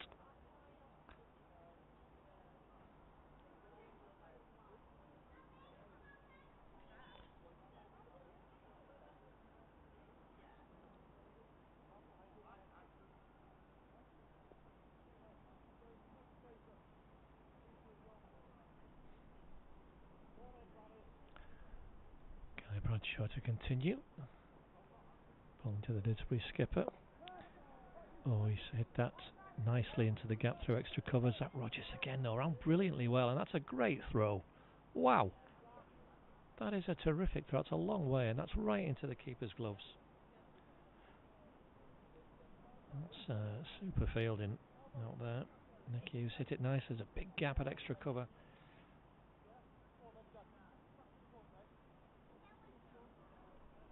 But only gets one. Right, it's nudged above 5 now for the first time properly in the innings. Last couple of overs. David Hurst again, just adjusting. He's going to have to be careful here, David, with all this adjusting. It's taking time. And there is a time limit on the innings, I believe, so the umpires will deal with that. There's a fine cut from Tim Hughes. I think that's going to be 4 because Sharuk is the only man behind square. Oh, he's got there though. He's done very well as the ball's held up.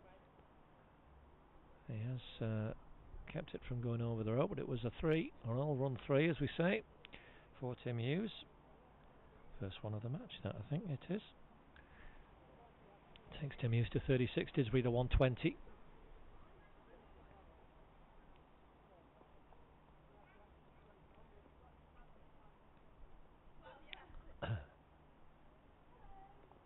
Oof. And that was something violent aimed by Nick Anderson. He's got a bit lucky there because fine edge has gone rolled away.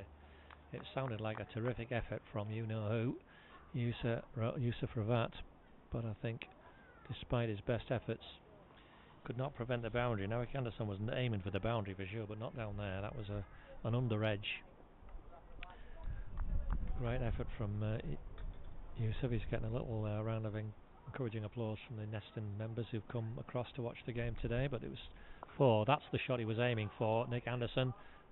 Oh, and that I think again has done a little bit of damage in the car park.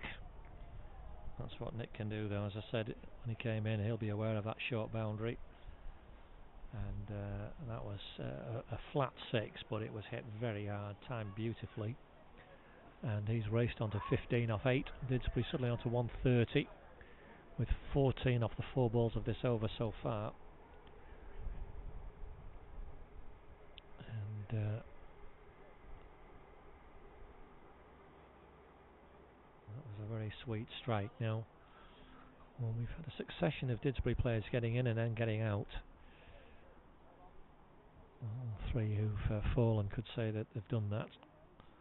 We found the ball anyway, well done those 2, little Adi Srivastava and Matt Strong have found it, and Tom Jones I think have done the fielding there. Tom Jones back at deep mid wicket on the boundary as Guy Bradshaw in. Oof, didn't want to get his hands on that.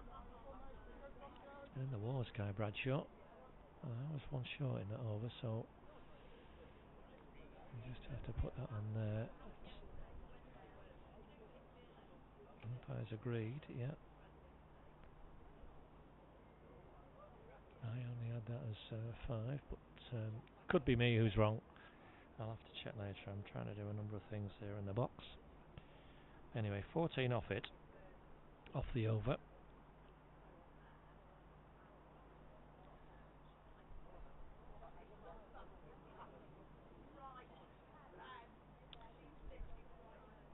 So let's do that. 130 for 3 off 24. Tom Jones is going to have a 3rd, and he's overstepped in his previous 2. He's got to cut that out. David Hurst again just adjusting. where his fielders are. Just long on back straight. Oh, that's going to be a wide, I think, is it? They've run as well, so we'll see. Is buys, so again it must have flicked the pad on the way through. So one buy on the total.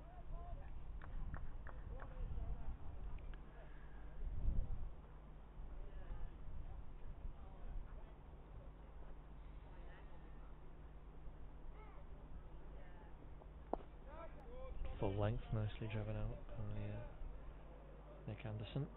Matt Strong, the fielder. It's a short extra.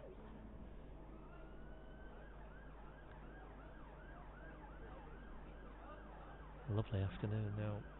Sun out. Hot. Slight breeze though as well, just to keep things from being stifling. As Nick Anderson's flicked that away now, that will be two this time I think, because Zach Rogers has got an... Oh, no, they're not actually. He's come on so quick, Zach Rogers. Wow, and again another throw whizzed in over a long distance, right into the keeper's gloves. Well, he must have saved his side. 8-10 runs down there. He's done a terrific job. David clearly knows his fielders, because Nick Anderson, although was thinking there must be two there, was not going to take his arm on, and quite rightly so. Tim Hughes nudges another single.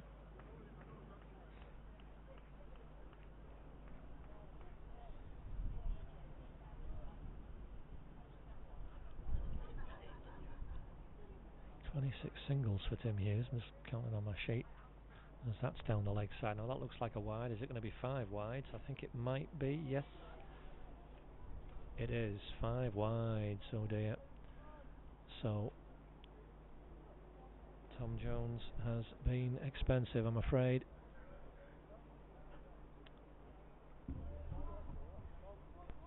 Yes, 2 left.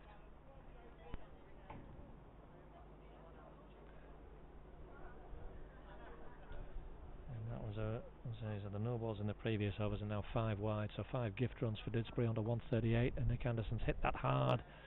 It's only going to be a single though, he's not got the full bat on it. Sharuk stumbles a little bit down at fine leg, but gets the ball back in.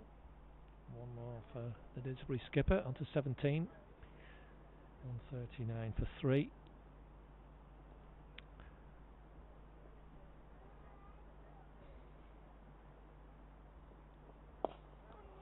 Nicely driven by Tim Hughes, and Matt Brooks sensibly just not, as he can't do much there at mid-off on the circle to stop the single. So 10 in total off that over, an expensive one. From Neston's perspective, a great one for Didsbury.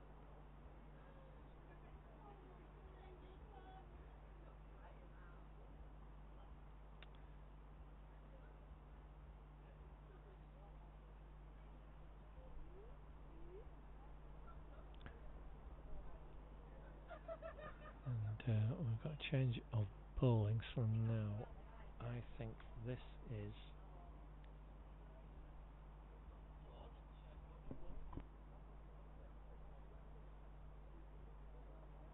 I think this is Zach Rogers coming on to bowl.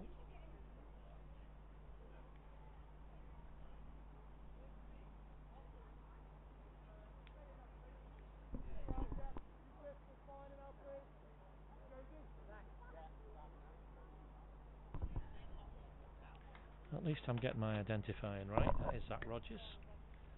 He's done a fantastic job in the field.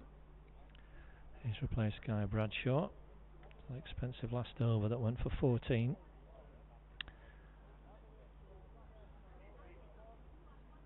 And he's going to be bowling to Tim Hughes.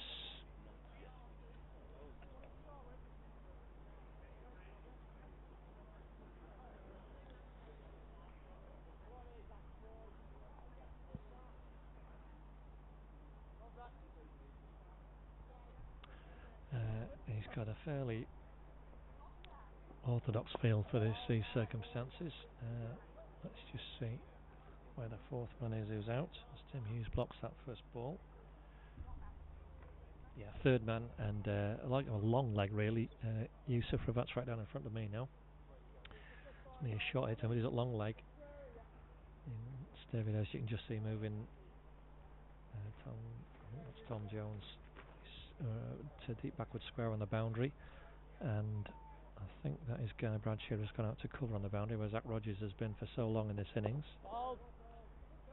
He's hit down the ground for us all along the ground for a single for Tim Hughes. 141 the Didsbury score. We've got just under 15 overs remaining.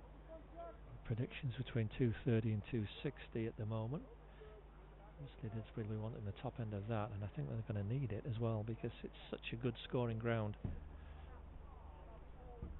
Again, more adjustments. Yeah, we'll have to watch he doesn't fall foul of the time limits here, David Hurst. He'll be limited to the number of fielders he can have out in the final power play if he is taking too long. But the umpires will be the judge of that. And I'm sure they'll be keeping him informed as to how he's doing time-wise. But all these adjustments do eat into the playing time.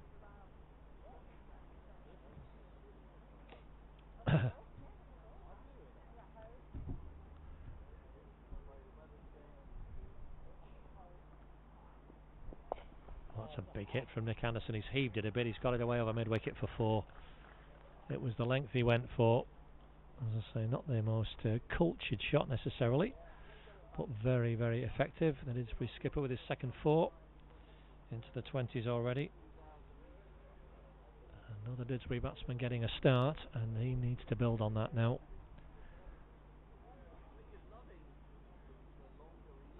Zach Rogers wondering if he needs somebody out there, but well, he's getting Adi Srivastava's come in from long off. Oh no, he's come in though for a reason. I think he's got a problem, has he? See if I can see anything. Yeah, he's cut his hand, so he's going to have to go off because his hand is bleeding.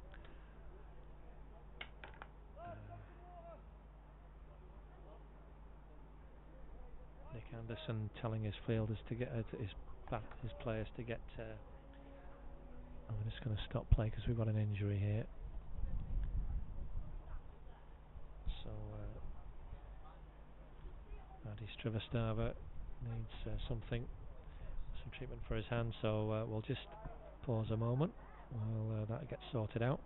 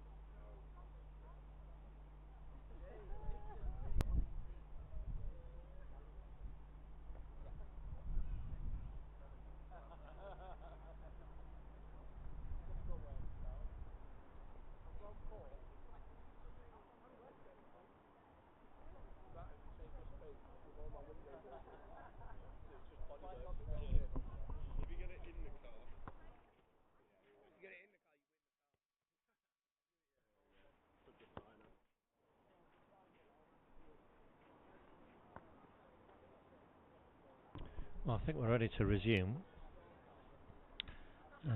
See, Adi Strivastava is back on the field, so clearly he's got himself sorted out. He's retreating back down to long on. Can't quite see where or how the injury occurred. It wasn't the fielding thing, because he's too far away. Something had happened anyway, so it's important he's got that right, and he has. So we're going to go again, and Zach Rogers, 2 balls left in his first over. 5 off it so far. Nick Anderson's just whacked him for 4.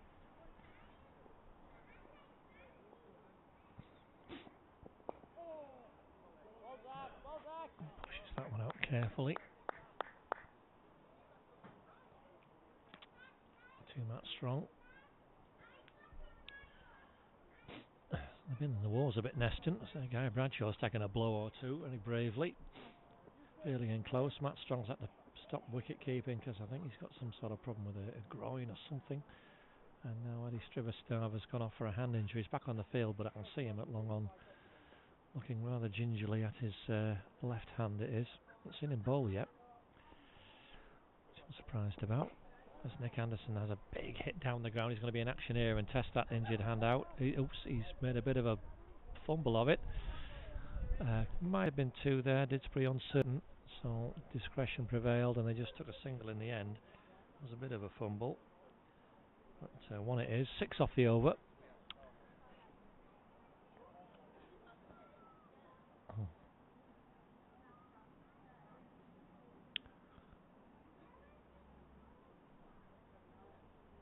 So 146 with 14 overs remaining. Now let's just see. We're going to see Tom Jones again, I think.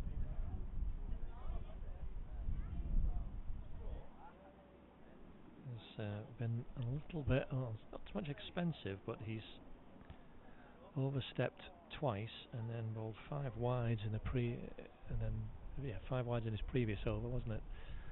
Just checking on my sheet here. So we will want to bowl an extras free over, I am sure. So I'm not sure why Adi Strivastava hasn't bowled yet. But must be a reason for that. Anyway, Tom Jones is in and Nick Anderson's driven it hard and Matt Brooks can't get across. It's just timed too well and travelling too quickly. Really solid off drive. Already Tom Jones under pressure in this over. 4 off the first ball. His partnership moves on to 41 in just over 4 overs, with 150 coming up with that 4, just the 10th 4 of the innings, so it's not been plain sailing for Didsbury. They've tried to be judicious about which ones they've gone for, as he's driven that down hard. Matt Brooks behind it that time, and Nick Hughes deciding he wasn't going to risk a single there. Quite firmly to the mid-off fielder. 10 4s and 5 6s in this Didsbury innings so far, which is testament to how well Neston have bowled and fielded. But as the overs run out, Didsbury will take a few more risks, I'm sure, and be putting the boundary fielders under pressure, looking to make the most of the short boundary. On Nick Anderson's offside now, the left hand side of your screen. Oh, that's well bowled.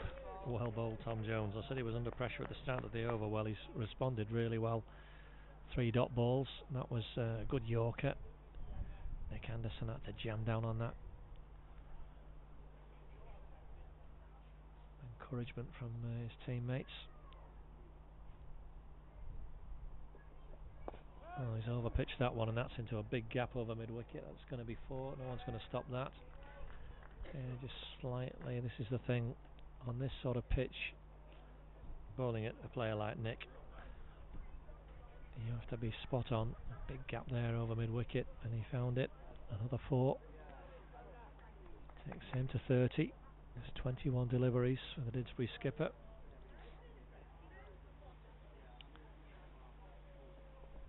And that's... Has he got underneath it? No, we can't do it. It's gone for 6, I think. Or has he pushed it back over? No, he's pushed it. He's stopped. It was... Let me get this right. It's 2 runs because it was travelling over the boundary for 6, and Adi Srivastava, an acrobatic dive backwards, pushed it back into play before it had grounded, and then kept it to just 2. So well done him. It's out of my view in the box, but I can guess from what happened. I saw him throw himself backwards, and then had to avert my attention back to the field. Anyway, the upshot is 10 off the over, and 156 for 3, with 13 overs remaining. Predictions now between 234 and 260. Didsbury will be looking for the top end of that.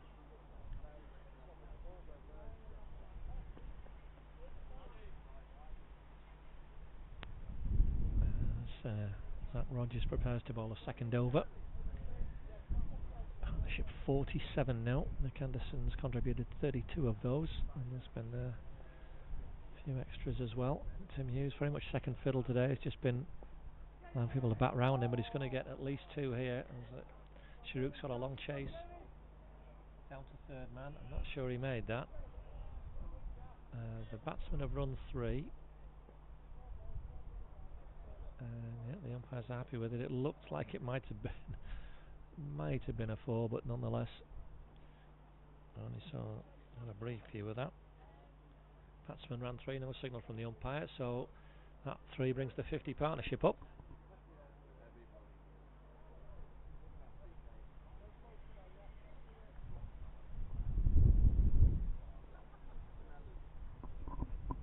Partnership in just over 6 overs, so that's a full toss. Now, is that not a no ball? I don't think it is.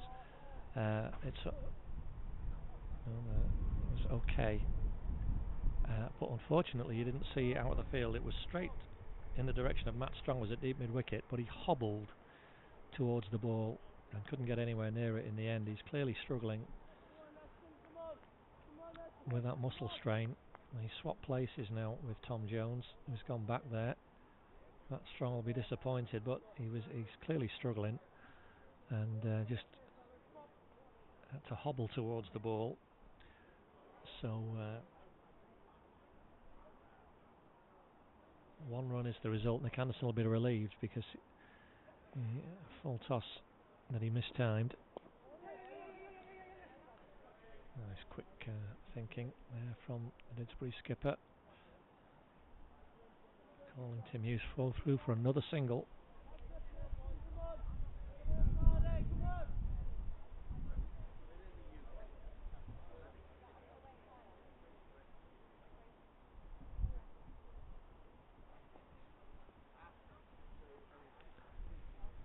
Nick Anderson will be looking to... Oh, that's going to be a wide, I think, is it?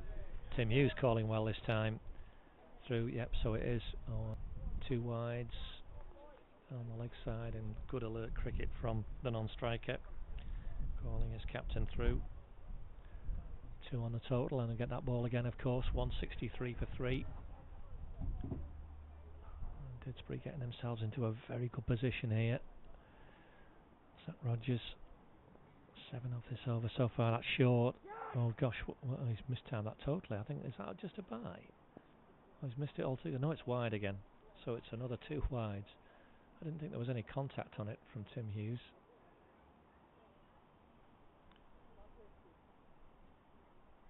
But I'm not behind the bowler, so I couldn't quite see which side we went. And you can now see David Hurst in your picture has got a real whack on the hand here. He's going back. He's trying to stand up to make the batsman think, but he's wringing his hand there. Oh, that'll be sore, and he's got another ball to keep 2 now. As Nick Anderson just pushes 1. Sensible cricket from Didsbury. 10 off this over already, and 2 balls Still to bowl.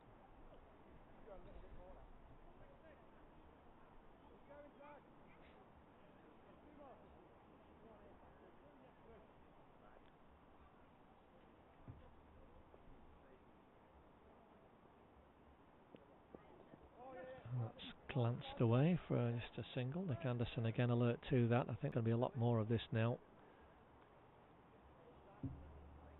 Another single for Tim Hughes, his 30th single in his innings of 44. He's batted really well, done a good job for his side. Clear plan that was back around him as long as someone would stay there. And with Sam Leach and Jack Hastings and James Green still to come, who can all give it a whack. And Nick Anderson in now, 34 off 24. And these two running well together. They know each other's game very well. That's a rare dot ball at the moment. Driven out to mid-off. So yeah, 11 off that over. And Zach Rogers' 2 overs have cost 17 now. You'll see that run rate climbing healthily for Didsbury. And I think Tom Jones is going to have another one. Yes, he is. He's looking like he's coming up to the umpire. So his last 2 overs have gone for 19, young Tom, and there's been at least there weren't any extras in his previous over, but it still went for 10. David is wondering how many he's had. Well, the answer is he's had 4, David, and he's going to do his 5th.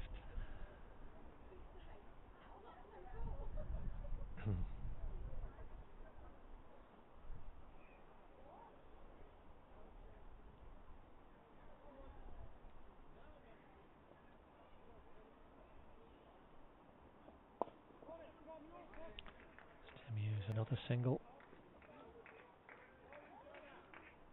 Sensible cricket.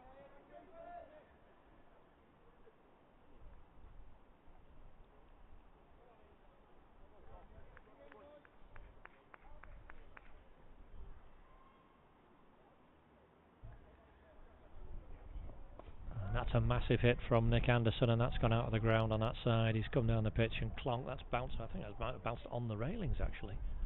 It's a big hit from the Didsbury captain. A familiar sight for those of us who watch our cricket here regularly. Fantastic shot. The Neston fielders are going to have to get that back, I'm afraid, and Zach Rogers was being directed by the Didsbury batters. He was running the wrong way, thinking there was a gap in the railings where there's not. So another delay while we just retrieve that ball. Nick Anderson's second 6. He's on to 40 now already, so just 26 deliveries, as you can see. And him and Tim Hughes have put on 65 in 7 overs. Actual batting together, which is just the perfect acceleration for the home side.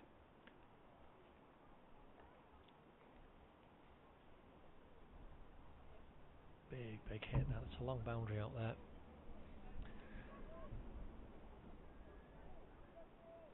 The first national knockout game last week, we were much further over towards that leg side. Didsbury at 26s and 15 4s that day. Against a better quality attack. They've had to work for these runs, but they're getting the measure of things now, and their patience is starting to reap its rewards. A cautious start. It was just 29 of the first 9 overs. 29 for 1 after 9. But then that 5th over from Sharuk Khan, which proved expensive. Steve Green climbed into him, took 17 off it. And since then it's been steady progress, although Steve and Rob Semi getting out and well set. It was a bit of a blow for Didsbury. They've kept the momentum going. Tim Hughes anchoring the innings. I think we found the ball. It's thrown back onto the field. There'll still be a delay while Zach Rogers has to cross a busy road and then get back into the ground. I don't want him taking any risks doing that.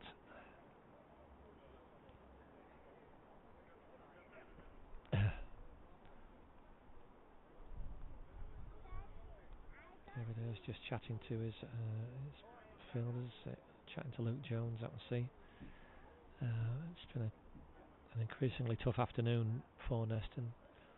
It started very well, very tidily, and none of the bowlers have bowled that badly. There's just been the odd loose ball.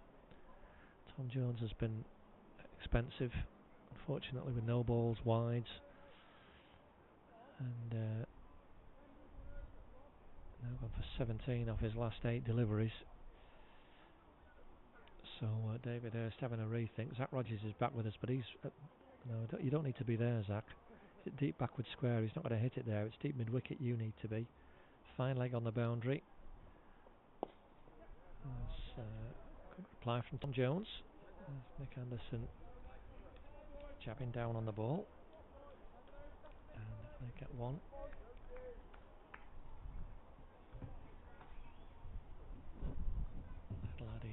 Striver was down at low on. I'm just checking there. And Yusuf Ravat, an extra cover on the boundary. He might be in action now. No, Matt Strong's hobbling round. Another single for Tim Hughes. Get this captain back on strike.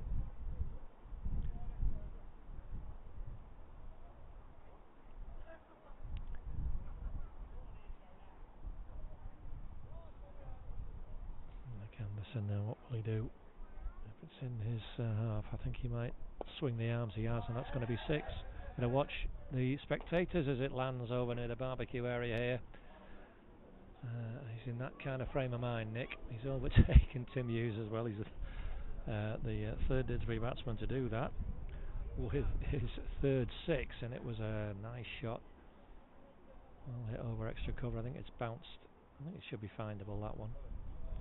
Yeah, they have found it. But second 6 of the over for Nick Anderson. And Tom Jones, who's really got the treatment here. One big hit away from a 50, so he's just got a get the length spot on here, Tom.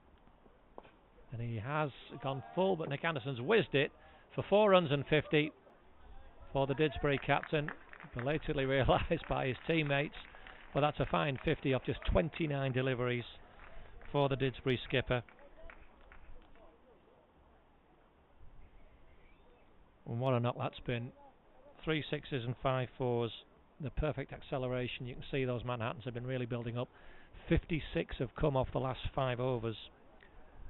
And Didsbury have raced on to 186 with still 11 overs to bowl.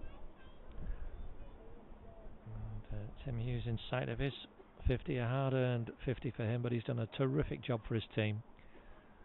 He's helped see all these 186 runs added.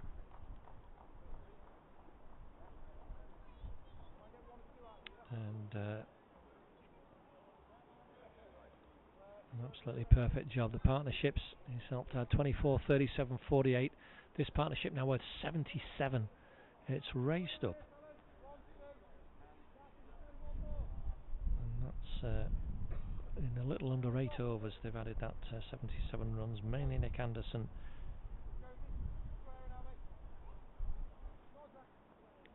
What a knock that's been. Tim Hughes won't mind. He'll just be happy to play his part for his team as Zach Rogers is in.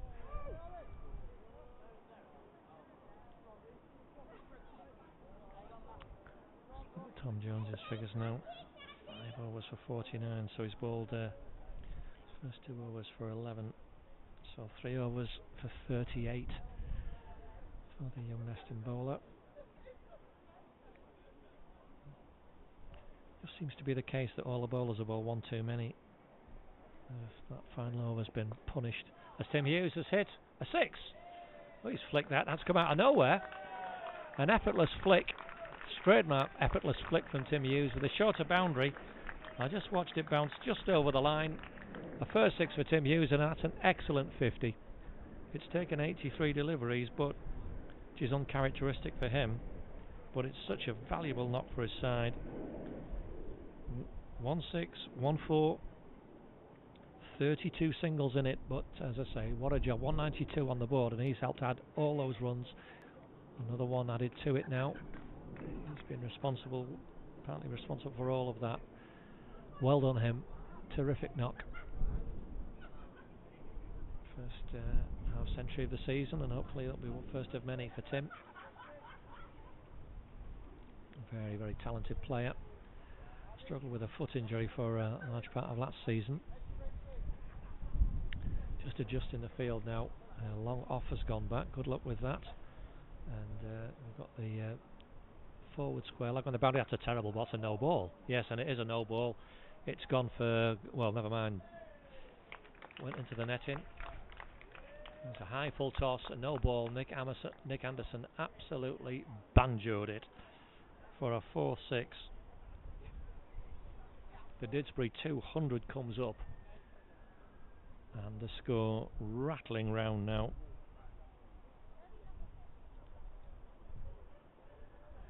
And that last 50, I just can't believe that. 3.5. Oh, it's another one. It's another 6 has gone. Kunk onto a car somewhere. He really is not the batter you want to be bowling at, is Nick? In this kind of form, that was a free hit, but he made the most of it. Climbed in.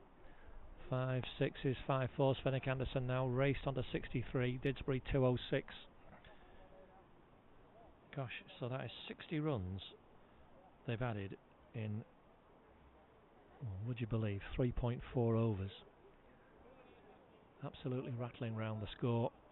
Great for Didsbury. There's still 2 balls left in this over. Zach Rogers has got to get himself together. Nick Anderson, if he starts swinging like that, he mistimed that one. But everyone's in danger because there is no finer timer of the ball in Cheshire cricket. See him just practicing the shot he intended. These two have suddenly raced to 98 partnership as well. I'm just looking at all my stats here. This is incredible. What an acceleration. This has been 98, almost 2 a ball, and that's going to go for 6 as well, and has done.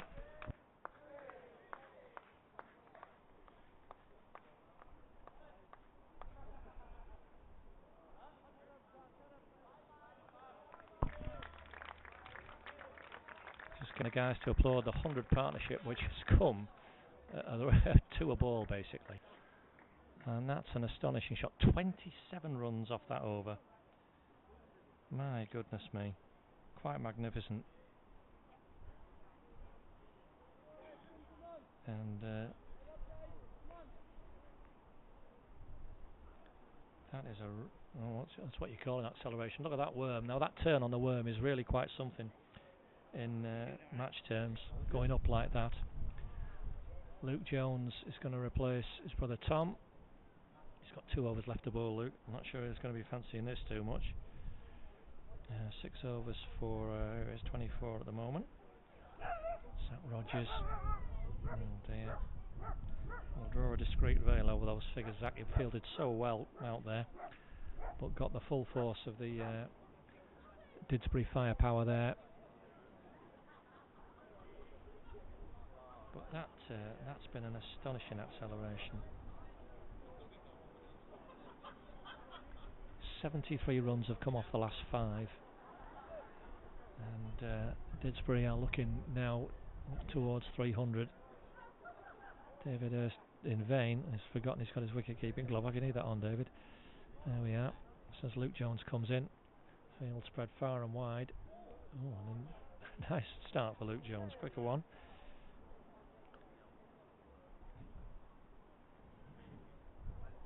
He's got long off and long on back, but he's nobody back at deep mid wicket.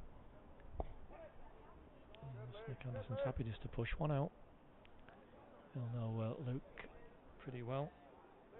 Won't be taking any liberties with him. But they've got Zach Rogers very square at deep square leg, and nobody mid wicket fielder, but nobody back. As Tim Hughes now getting really fluent. That's a lovely shot. It's going to be 4. As the fielder cannot stop that. So well timed, and Tim Hughes really finding a groove now into the 60s and suddenly accelerating. 17 of his last 4 scoring shots.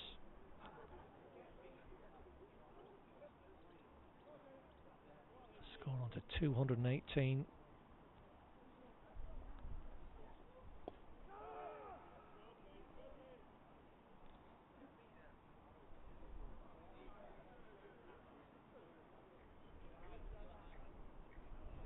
A rare dot ball. Luke Jones has pitched that short. Tim Anderson's turned that nicely now. Sharuk, come on mate, get down. Well done, well done. Good scram stop. Got a lot of ground to cover there at short fine leg. Sharuki might be being called into action at the moment, and at any moment, and I'm sure he's in a bit of trepidation about that, with these two going so well. Nick Anderson just pushes single. 7 off at a quieter over compared to the carnage that's gone before. Didsbury absolutely racing away now. 220. You can see these two, they've added 111 in just under 10 overs.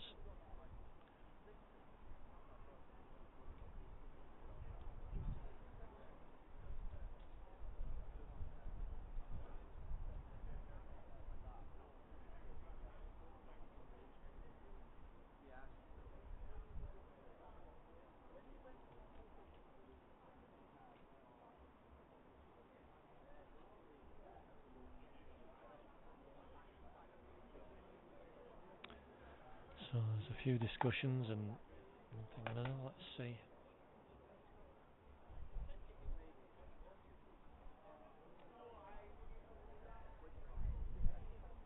This is a change of bowling.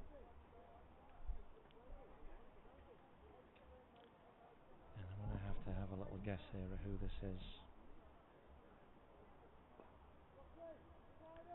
Well, it's got to be Chrissy Lacey. I can't think it's anybody else. It's not Matt Brooks.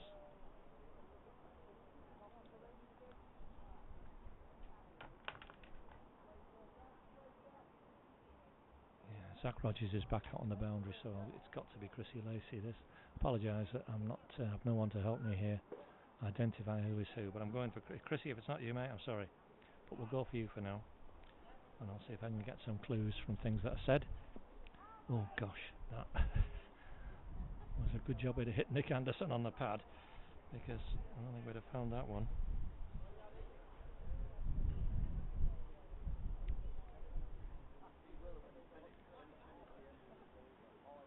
Around the wicket.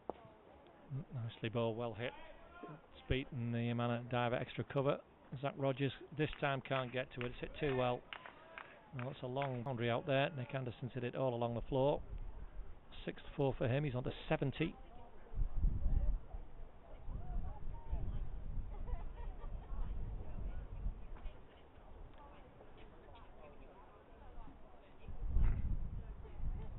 This has been absolutely fantastic effort from these two. Power to add a 6 there. Goodness, that's gone miles. Oh wow. Oh, that's into the business park, I think, at the far end. Oh, he didn't half get hold of that, Nick Anderson. As I say, there's no finer striker of the ball in Cheshire cricket, quite honestly. That was a massive hit.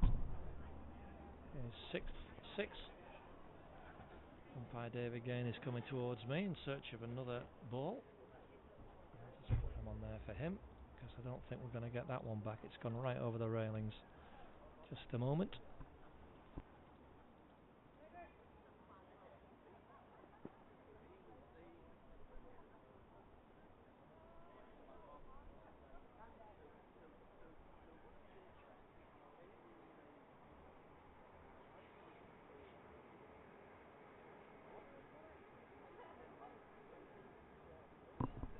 Given up trying to find that.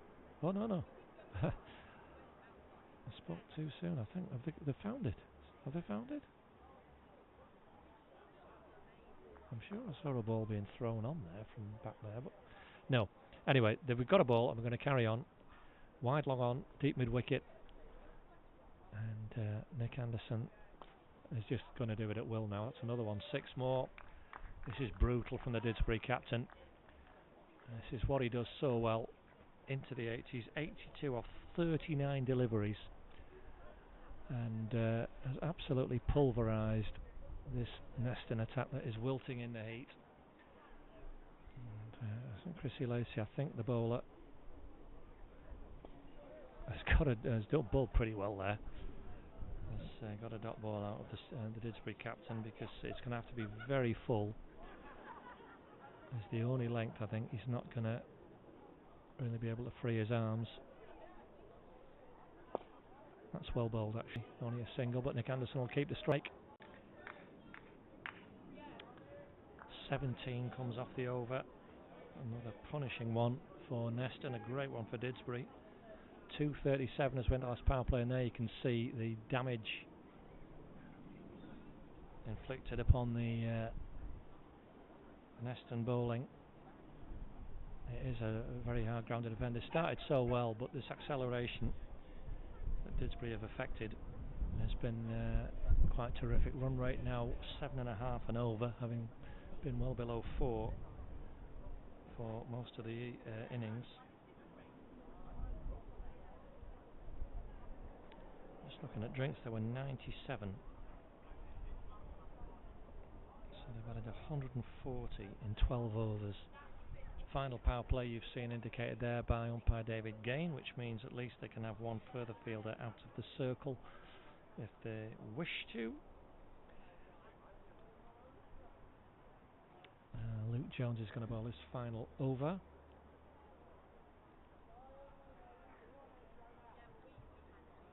And, well, the field is spread far around now. They've got the deep mid-wicket in this time, which is more sensible. There's nobody in front on the leg side. Nick Anderson has ignored that, though. Boof. He said it straight, though, to Yusuf Ravat. Keeps it to 1. He might want to keep his head down, Yusuf, because he's still got 2 overs to bowl. And I'm not sure that anyone will be queuing up at this stage. Tim Hughes hammers that wide of him, though, this time. There's nothing that Yusuf Ravat do. It's too short from Luke Jones. And Tim Hughes seeing it nicely now. Good acceleration from him as well. So 22 off his last 7 deliveries, Tim Hughes. He's on to 68. And he's going to be on another 4 there. They're not going to stop that either. So the 4 onto that. Tim Hughes again piercing the gap on that offside. Didsbury rattle round. 246 for 3. And this is the most incredible acceleration from these two. Easy run there for Tim Hughes.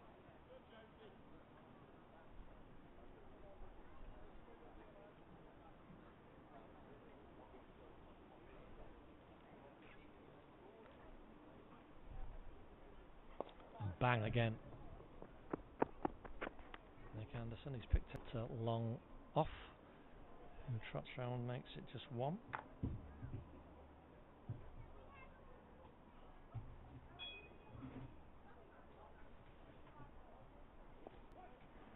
And finally a dot ball. Luke Jones will be pleased with that to get off 11 off the over. 8 overs for 42 for him.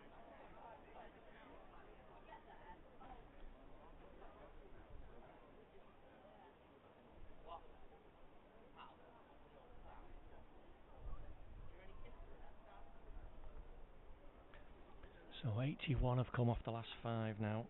Goodness. 248. We're still 7 overs to go.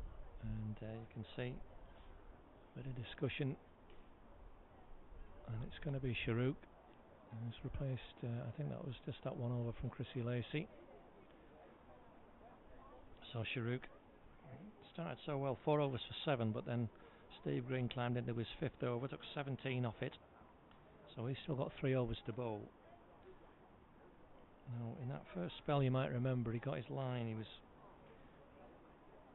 very accurate, just outside the off stump. Tim Hughes leaving a lot of things alone. And, a different challenge now, though, with these two batsmen well set. They've added 139. Nick Anderson raced on to 85. There's 2 men back on that boundary, but I am not sure they're going to be of much use if he gets hold of it. Let's see what he does anyway.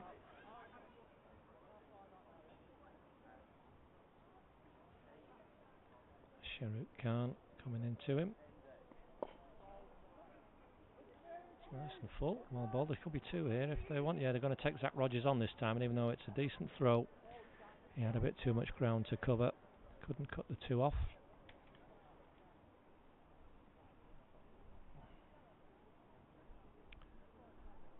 250 up for Didsbury. And that's only taken just over 4 overs to add that last 50 runs. Brilliant stuff. Bang. And that's all along the ground. Oh, well bowled, Sharuk. He's got decent pace. And has not done as so many of his compatriots in the bowling attack have done and pitched short. As yet, anyway. I won't put the kiss of death on him with that one. No, it's a good length, but Tim Hughes hitting it nicely down the ground, powerfully. But straight down to long on. I think that was Guy Bradshaw there. Anyway, it's a 1 run for Tim Hughes. 74 for him.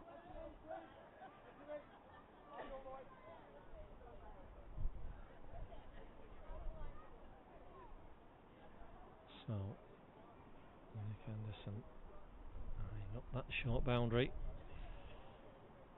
It's a slower ball. Oh, I thought he'd found the fielder there, and he's somehow skewed it. Either say he's threaded through the man who was close in and the man on the boundary for 4.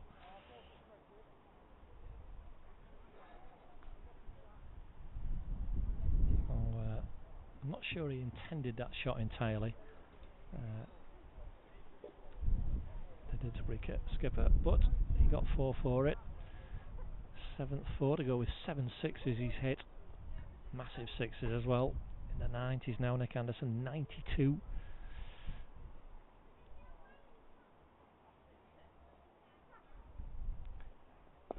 Oh, full toss, but he's really climbed into it. It was quick. So just a single down the ground.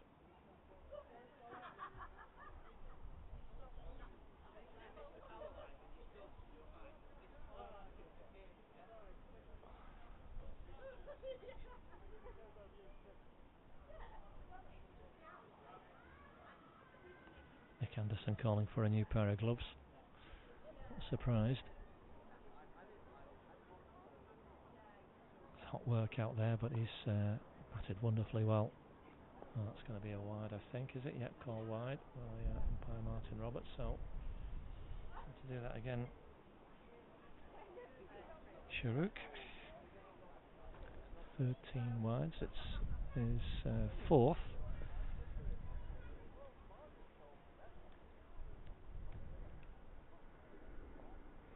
So this last ball of the 34th over.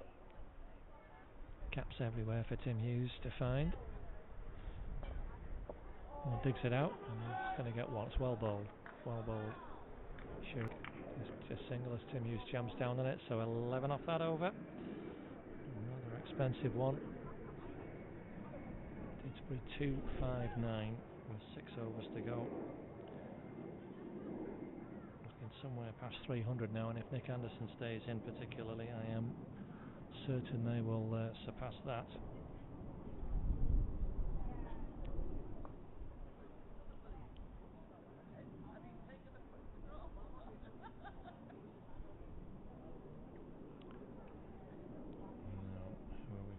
From this end. Oh, we are going to have Yusa Ravat by the looks of it. He's got 2 overs left. We have to have somebody, obviously, because Luke Jones has bowled out. Speaking to David Hurst, who is not surprisingly looking a bit bereft of ideas at the moment. He's chatting, he knows Nick Anderson very well. These two played cricket against each other for a long time. But David will recognise a fine display of hitting when he sees it. That last single brought up the 150 partnership.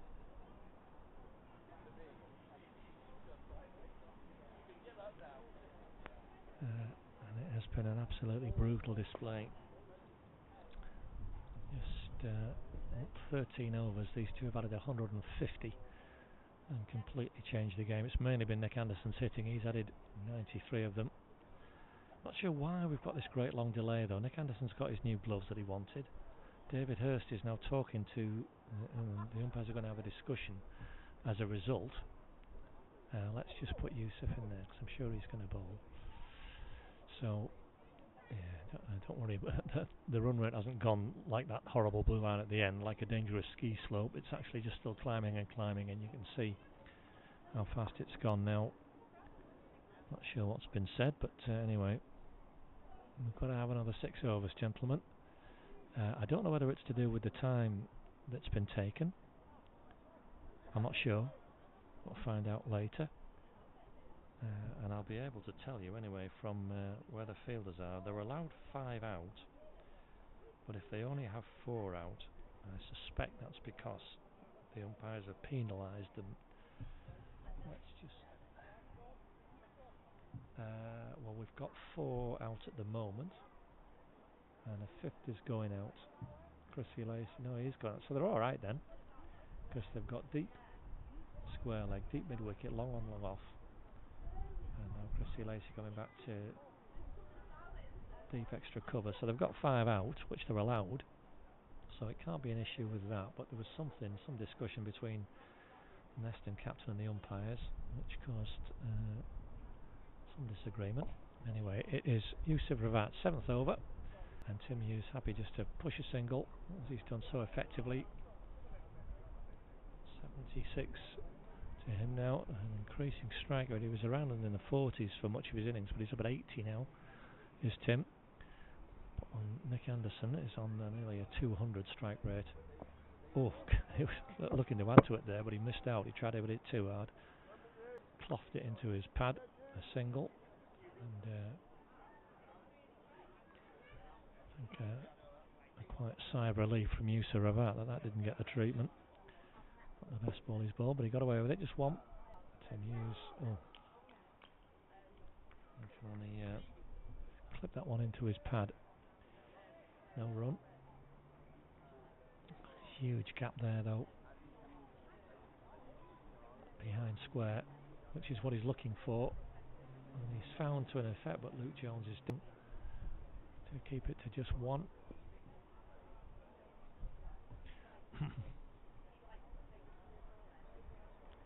Good crowd building up now. It's a lovely afternoon, enjoying the cricket, sunshine, but they better watch out in Nick's batting, because shots like that's another massive 6, flat but long, and that 6 takes Nick Anderson to a magnificent 100, a quite superb knock. 49 deliveries, 8 sixes, and getting a well-deserved round of applause from his opposite number, David Hurst, who knows quality when he sees it. 49 deliveries, it's absolutely incredible. The punishing strike rate that the Didsbury captain has effected here, brutal display of hitting, clean, powerful. It's been an absolute exhibition.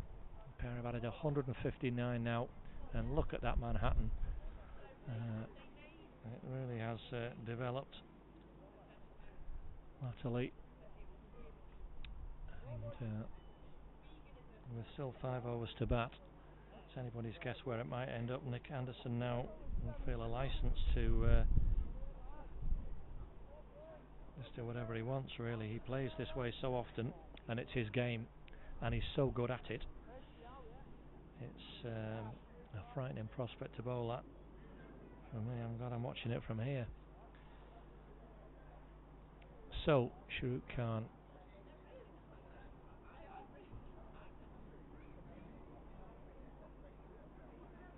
is going to bowl his 7th overs, and a great job for his side.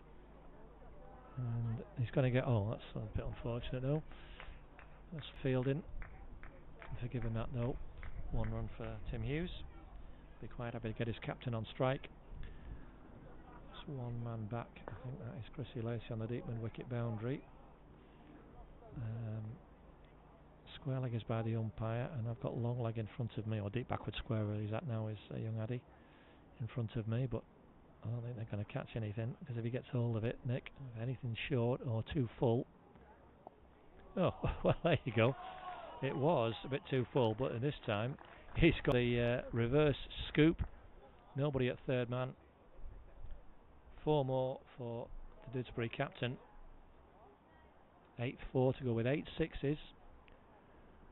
And this partnership now races on to 164. Absolute carnage. Andy Strivestava looking at me.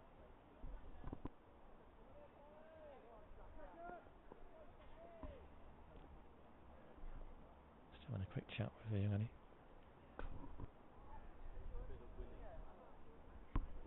Tells me his hand's fine, so that's good news. Oh, that's too short. Brutally hit Nick Anderson. Can the man stop it down? No, he can't. There was too much momentum on the ball. The man scrambling around from long on in the shadows down there. It's 2 fours in 2 balls. And Didsbury motor on. They're going to be somewhere past 300 now at this rate. And this is an absolutely astonishing acceleration.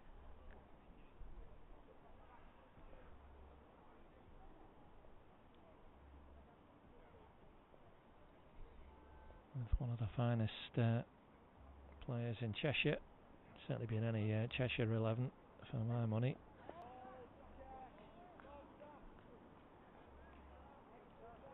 If you put Neston to the sword.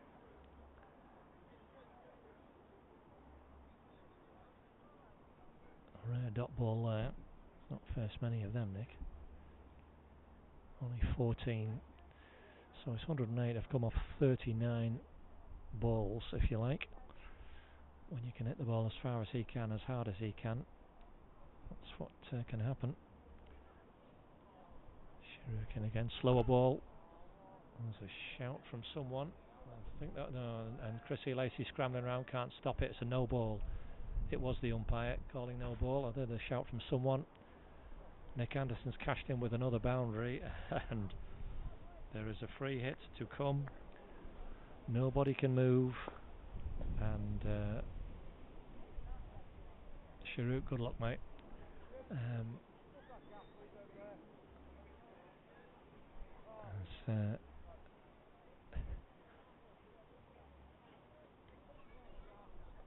This ball will be going a long way in the air. Oh, he scooped it over. It does go in the air, but not quite where I thought it might. It's really well done from Nick Anderson. It's another 4. That's the second reverse scooping this over. Goodness, 18 off this over so far. Still a ball to be bowled. 116. Nick Anderson moves on to with his 11th 4. It's the first time the 4s have started outpacing the 6s, really. And it is absolutely magnificent stuff. 177 these two have added. Rate almost up to 8 and over now.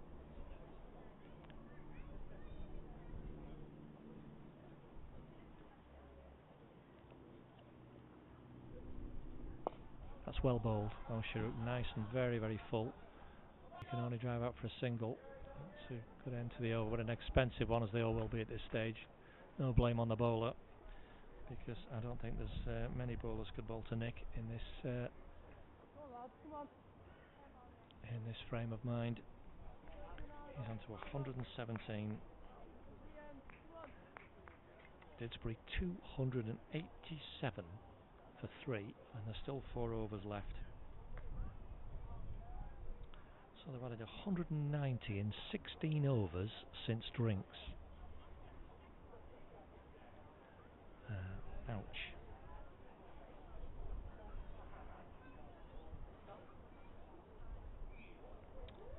Let's see who's going to come in. So right, Yusuf's going to have his final over.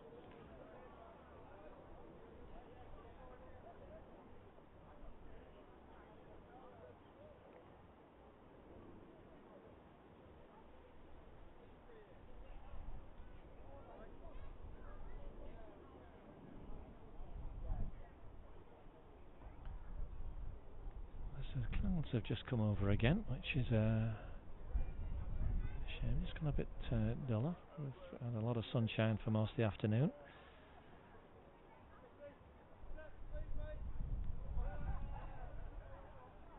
And sort things out as the field spread far and wide. Oh, that's a no ball. It's got to be a no ball. That was way above. Now we've got a no ball and a run, so it's no ball because it was too high.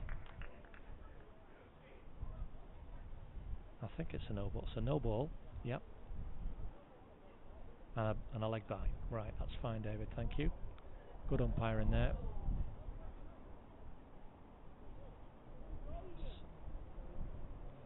Good umpiring because that was a very high full toss.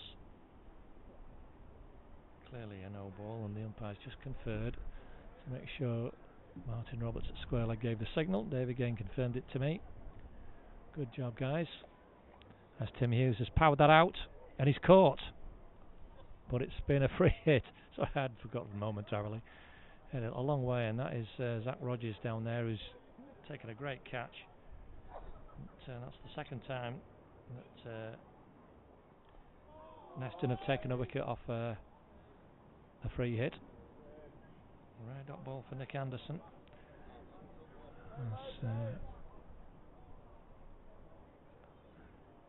Yusuf Ravat just sharing a smile with one of his teammates there.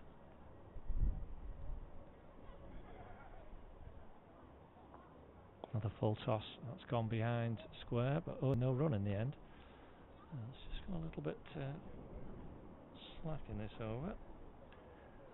That will sit straight to Tom Jones there at backward point. No run taken. I think Nick Anderson just wants to deal in boundaries now. An appeal for a run out earlier in the over, so nothing done. Say again, David, please. There's 2 left.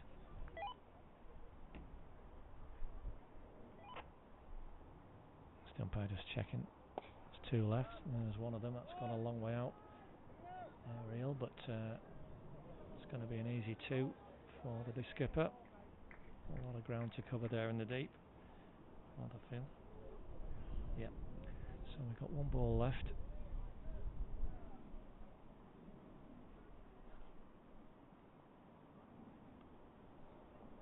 Bang.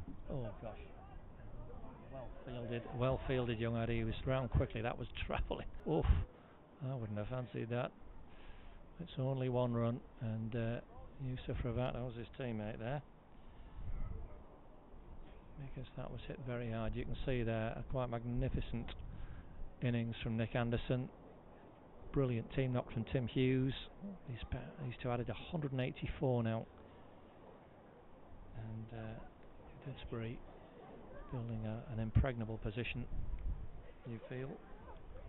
293 for 3.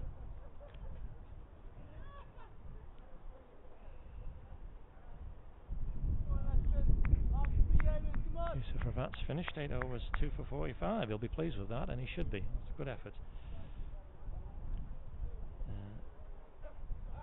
Shahrukh Khan is going to finish as well.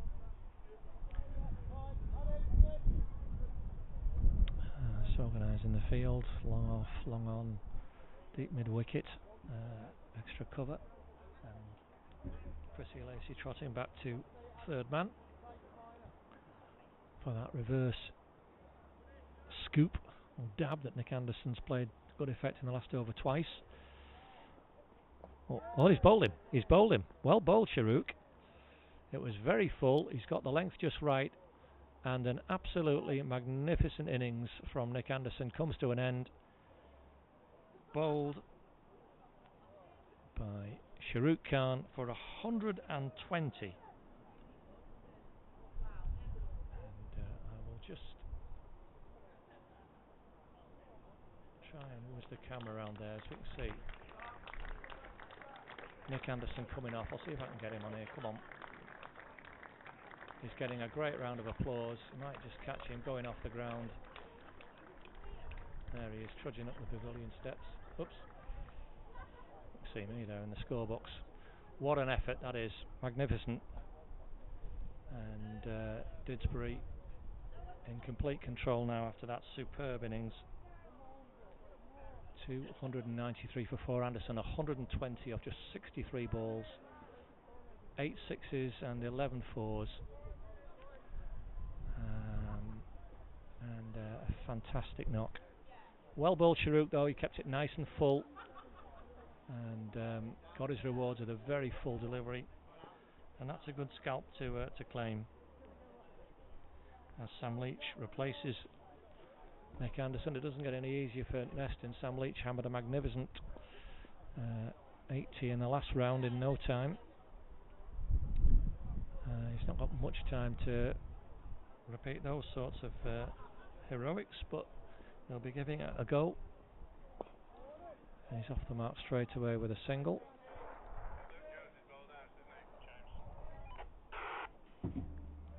Yes.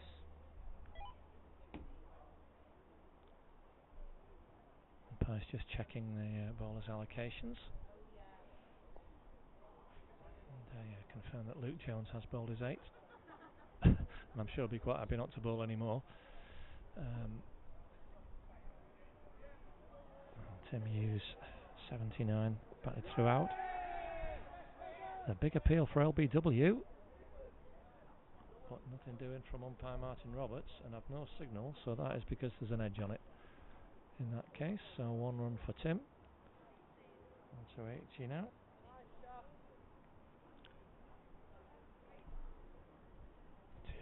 .295 for 4. Some way past 300 as we've been saying.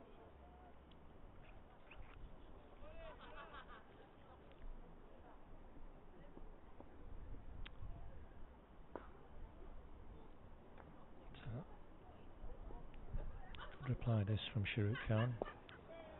It's going to be Sam Leach pushing, thinking about 2 here, and they're going to go for 2. Yeah, good running from Tim Hughes. He's got there very smart. It was a great throw. Really good piece of cricket by the Didsbury pair, because they had to go quick, and Tim Hughes, who must be exhausted, having batted some 38 overs in very warm conditions, but still turned and ran very quickly for his partner, prepared to put himself in the firing line. And the result is 2 for Sam Leach, 297 to score. So now that's 200 added since drinks. That's going to be a leg bye, I think. Looking at the Airbus, thank you Martin, leg bye. Taken off in the background. It's circling over the ground, I'll probably see it in a short while. It's a magnificent sight. And it's been the aeronautical equivalent of this Didsbury innings so far. Absolutely majestic. We started cautiously, as I say, but they've now had 201 in these just about 18 overs since drinks, and that is incredible hitting.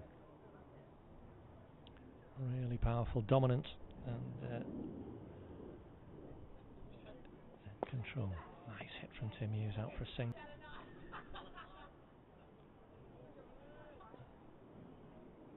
Keeps him the strike, and well bowled Sharuk Khan. He finishes with 8 overs for 59, as you can see, but that was a very good last over. Just 5 off the bat, and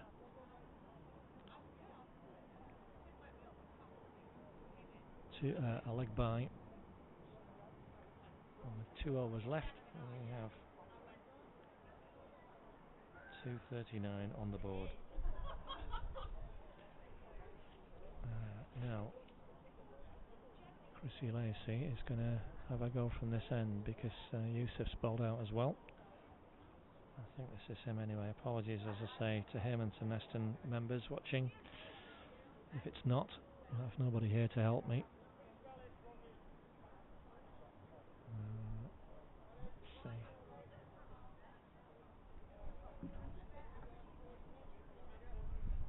Spread far and wide here. Tim Hughes on strike. Just whizzed that down. He's called for 2 immediately, and I think Sam Hughes is very quick.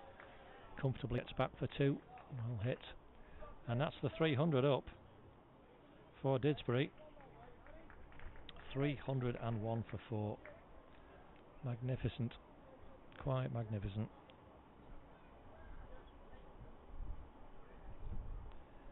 And Tim Hughes still with power to add. He's got 100 in his sights, Tim, here.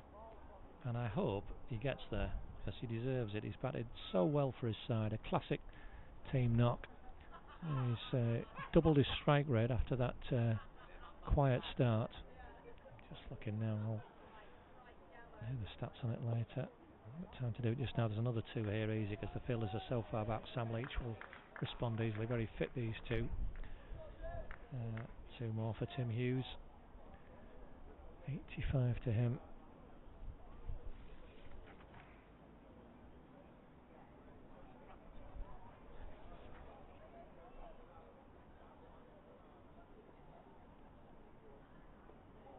Oh, and would have been out, I think, possibly, if David Hurst not dropped the ball.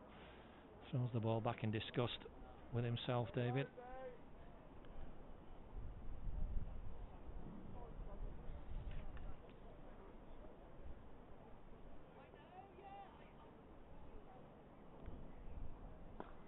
And he's got that away, hit that beautifully. Oh, what a great shot.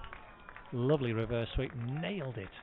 Tim Hughes, absolutely perfect. 4 runs, 4 more runs for him. He's 5th 4, but he's on to 89. And it will be quite something for him to land 100 as well.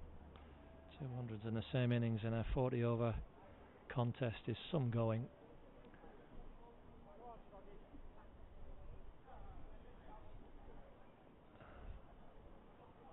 Let's ball this over.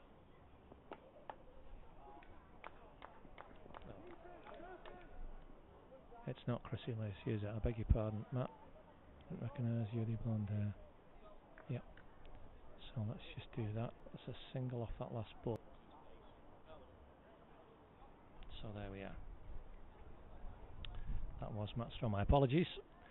But one thing we are certain about, 39 overs gone, 308 for 4. Tim Hughes 90 and has the strike.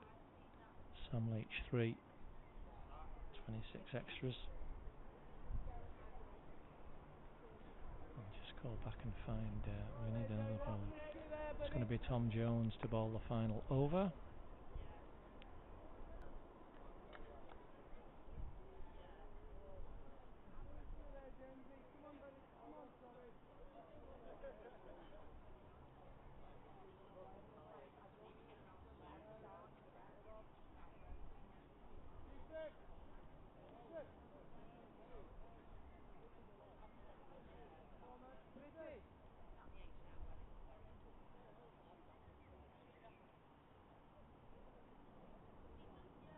Yeah, there we go, that's fine. So I've just been about my screen here while we get ready for the last over. So Tom Jones to Tim Hughes. We're going to look for 2. Sam Leach was happy to try and go, but Tim Hughes not so sure. So caution prevailed.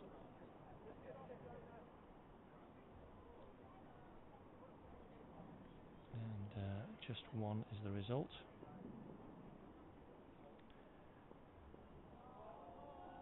And they're going to go again. Tim Hughes is going to have to run. Oh, yes, he did. He got. He must be tired now. Goodness me, what an effort that's been from the Didsbury opener. Sprinting these signals really does. Well, I'll tell you what. Try it sometime yourself. With all that batting gear on in this sort of warmth. Fantastic effort from Tim. He's now almost got his strike rate up into the 90s, having been in the 40s for much of it while he played second fiddle quite happily. That's a lovely hit for 6. Gosh, he's got hold of that. And that 100 is now just 1 hit away. And that's gone miles. We're going to need another ball for that. Down on 1 knee. Full toss. Do we want the spare? Somebody got the spare. Or is there a spare out there? I've got a selection here. Oh, we've got a spare in the umpire's pocket, so we're just, not even bothered. So, Tim Hughes now.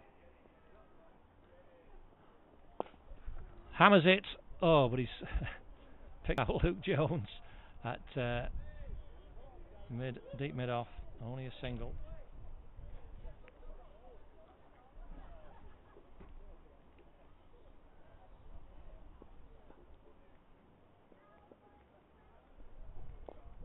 Sam Leach will just get 1, as you might have predicted. This is all about this shot now. Tim Hughes 98.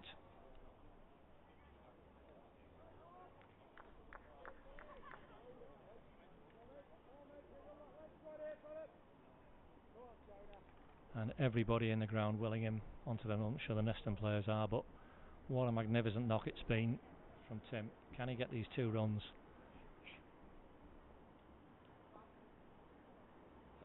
And Jones is in, he's hit it, and they're going to run. They're going to run like beggary. Oh, and he's run out. He's run out for 19. That was a direct hit as well. I've not had an official figure for that, but that is a run out off the final ball. It counts as 1 run. I think that was Zach Rogers who hit direct there.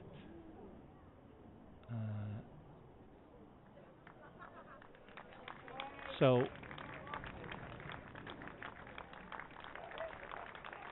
magnificent from the Didsbury batters. Tim Hughes run out for 99.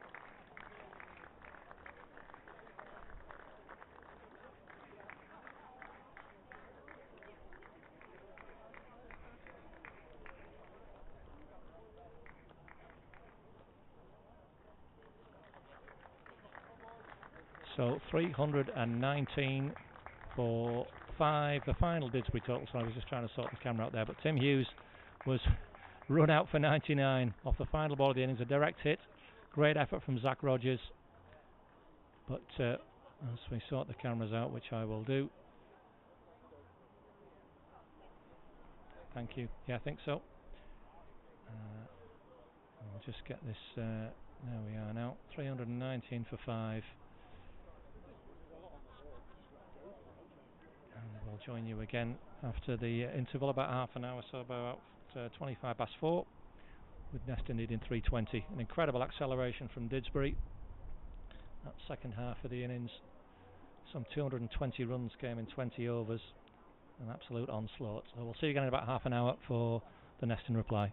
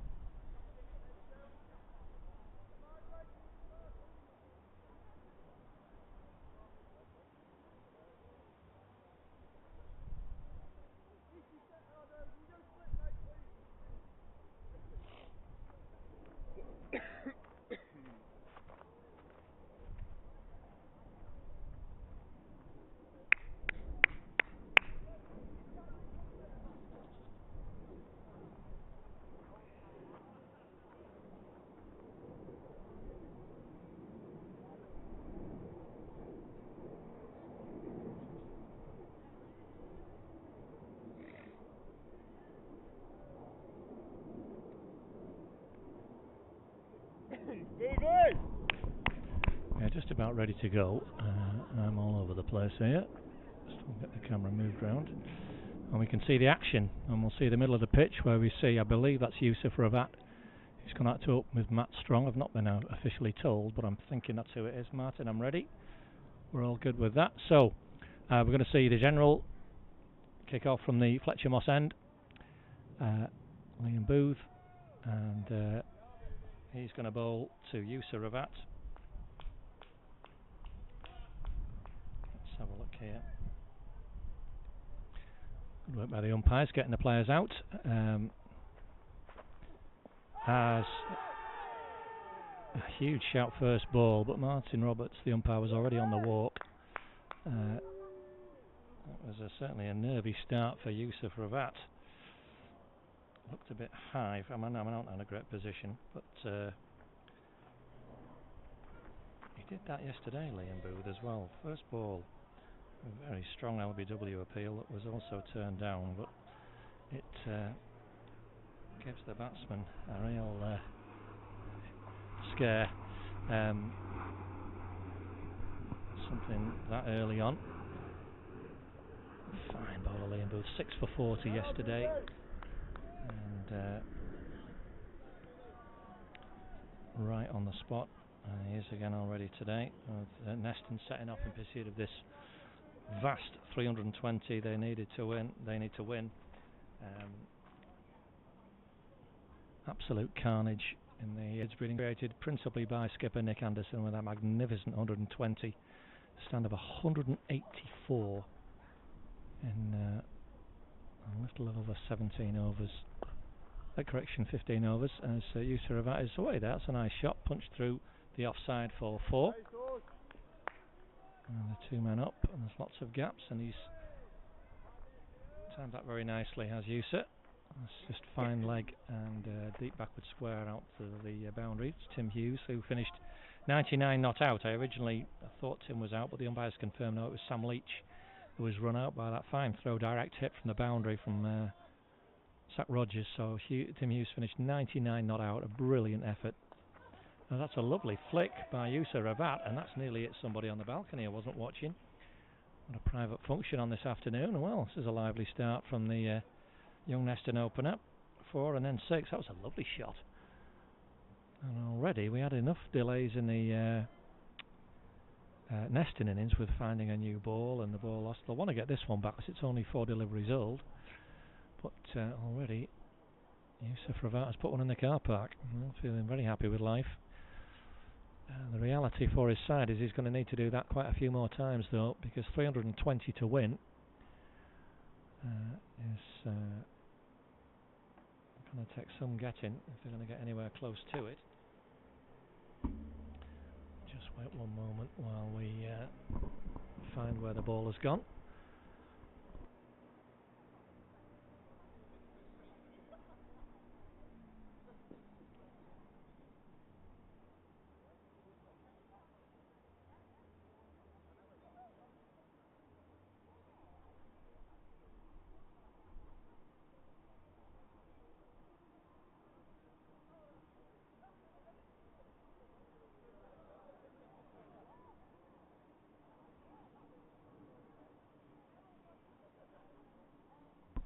I think we found it.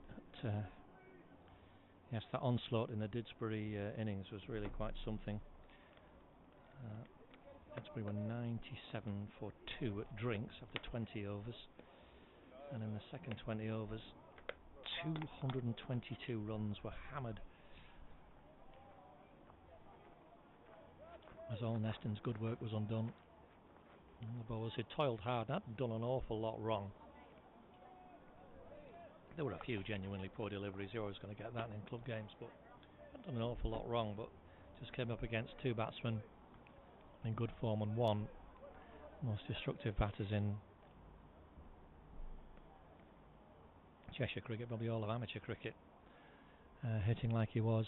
It's a tough ask for anyone. And we've got the ball back and Liam Booth is in, and Yusuf Ravat is yes, no, yes with Matt Strong, who picked up an injury, you might recall, in the Neston innings. He was keeping wicket at the stop.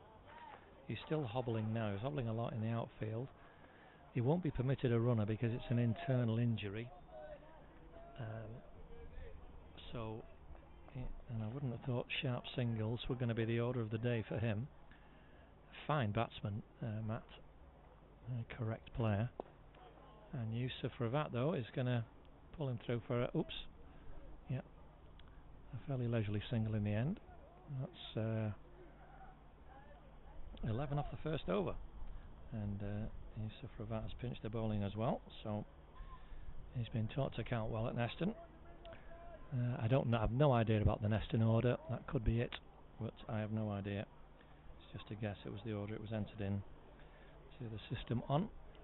We are going to have John T. Wallaker, yes, left arm over from this here and the Parswood end.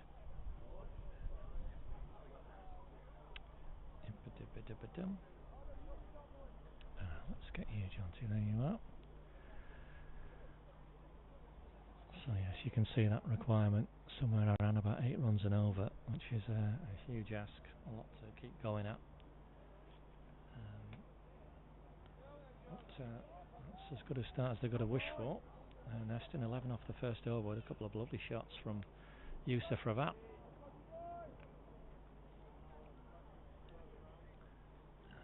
John T. Wallaker just prepares, and then another delay while the batter realises I think he's coming left arm over, so he's going to want the sight screen moved. Just pull out who's where.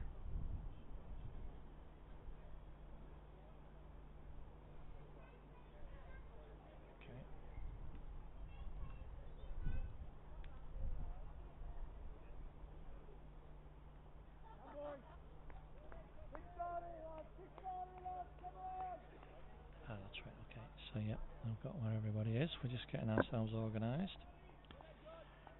Moving the sight screens for the left arm over.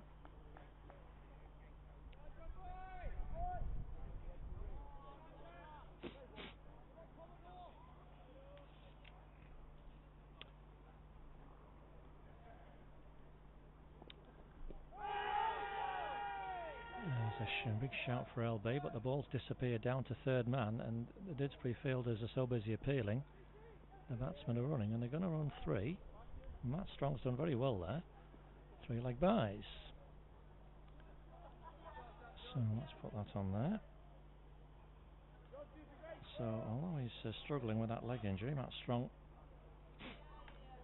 okay to get through for 3 there. And that's the thing for the Didsbury fielders, too busy appealing, and the ball rattled away, skittled away into the outfield. David Gay never looked interested in that as an LBW shout, so, and that's a nice shot to get off the mark. Matt Strong was a lovely flick of his legs, only really one. But as I say, a fine young player, Matthew, and a lot of Neston hopes. And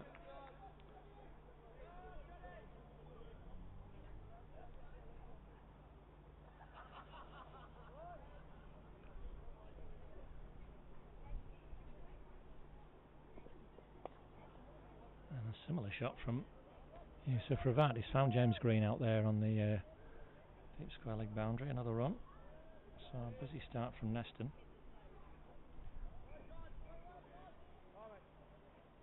And just the start they needed as well. They can't hang about in pursuit of such a huge total.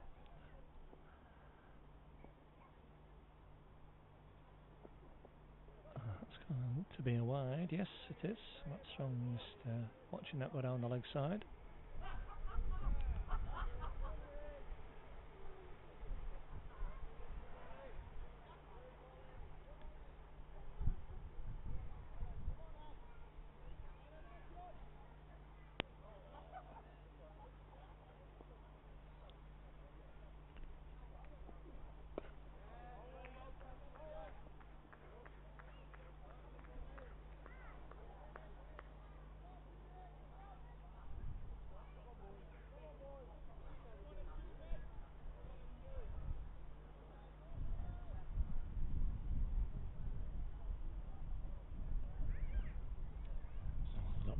Fine leg is the other man out of the circle, Liam Booth, at the moment, so ring around the bat.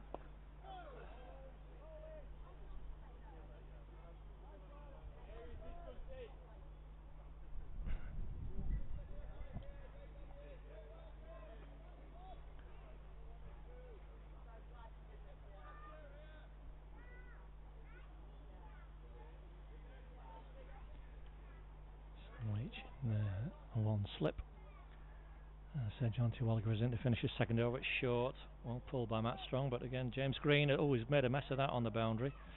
Thankfully it didn't spew away over the boundary rope. He managed to retrieve it. Only one run is the result.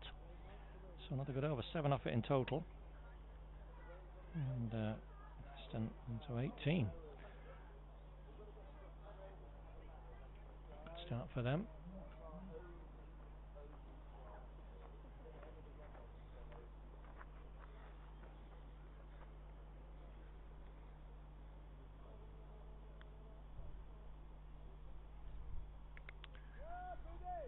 Overs needed to be bowled to constitute a game, and Duckworth Lewis will decide if the threatened weather does come. Thankfully it seems to be old enough now. We should get through 10 overs fine and hopefully a lot more. We want a full contest here.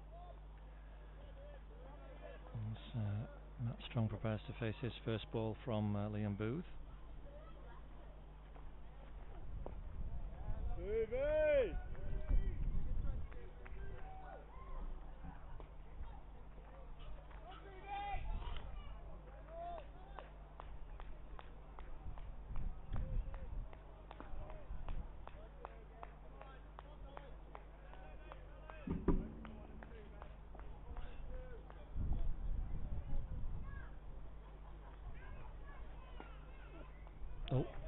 Slightly false shot from Matt Strong, seeing through the edge, inside edge through the legs there, but hobbles down to complete a single. John T. Walker smartly round.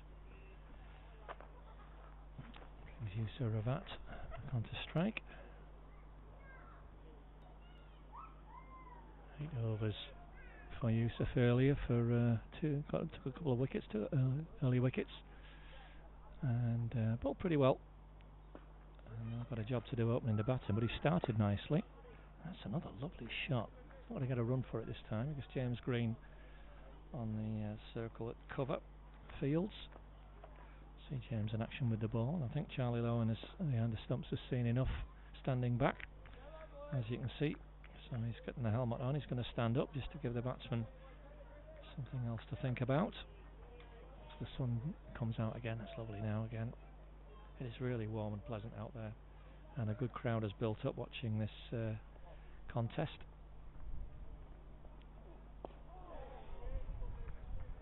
An adjustment from Liam Booth.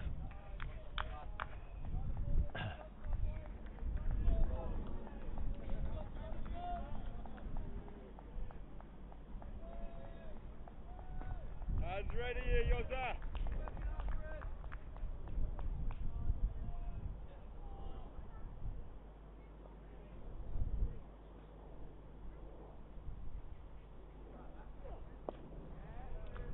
Again, Yusa Ravat very correctly behind the ball.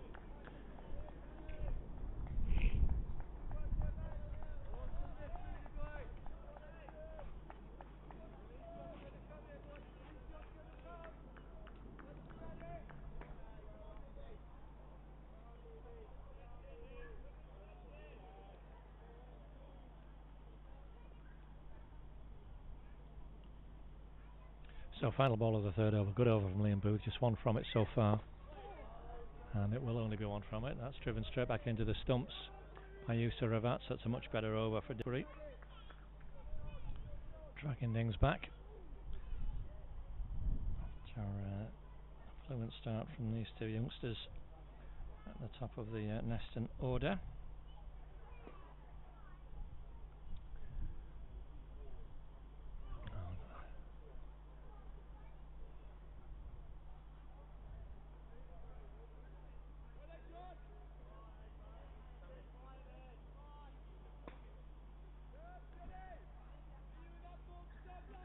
John T. Walker prepares for his second over. To Matthew Strong.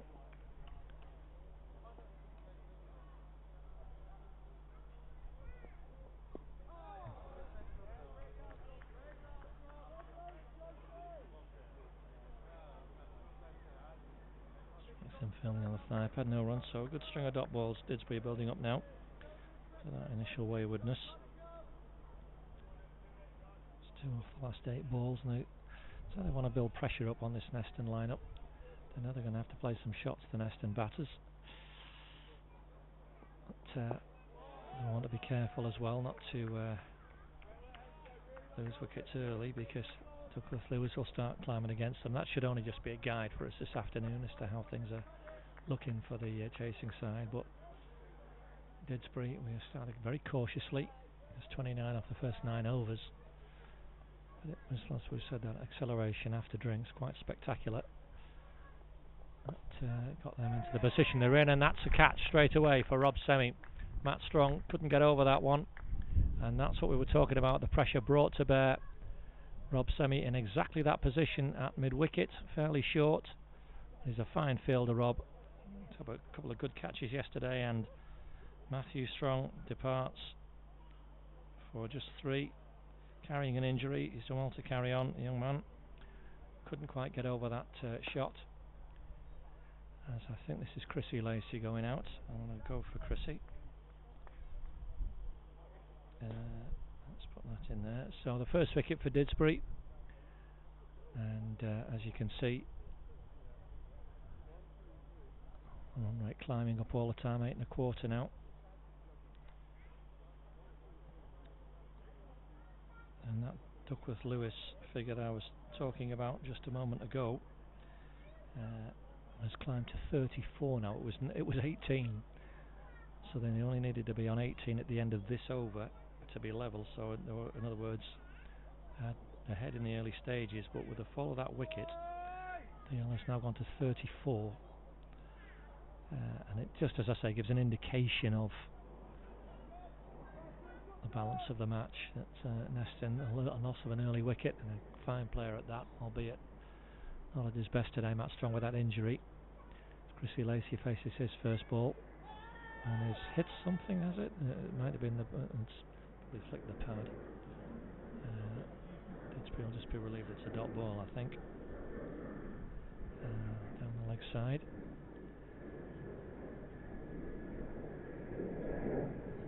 Chrissy Lacey did a job in the field, and primarily to get some runs today, and he's going to need to. Someone's going to need to bat extremely well to get them anywhere close. Oh gosh, and that's a quick ball. John T. Wallaker, that's hit him. That's cracked him on the helmet. Umpire David Gain immediately calling dead ball, as he should be doing. And they just need to check the helmet protocols here, that everything is okay. A concussion check will be in order. And that's quite right by the umpires. They need to check that. That was a quick one from John T. Wallaker, and he's got the pace to do that, John T. And left arm over coming into the body, nasty delivery for a new batsman, just adjusting to the light and the pace and the bowling, and he caught that one on the helmet, but the umpires are satisfied he's okay. They've done their bit correctly. Last ball of this 4th over. Oh, and that's hit him on the pad, and similar to what happened in the previous over, Chrissy Lacey, well, he's got a run there because I've not had a signal, so that will go down for 1 for you, Chrissy. But there was a big shout from the Didsbury fielders to get the ball. Not just all stand appealing while the batsman ran, as they ran 3 in the previous over. 20 for 1 off 4, and you can see the catastrophic effect the last 2 overs have had from a Neston perspective on that run rate. It's declined steeply. 2 runs and a wicket off the last 2 overs. Great stuff from Didsbury. John T. Wallaker right on the money. A wicket. Fine catch from Rob Semi, and then letting the batsman know that he can give him the hurry up.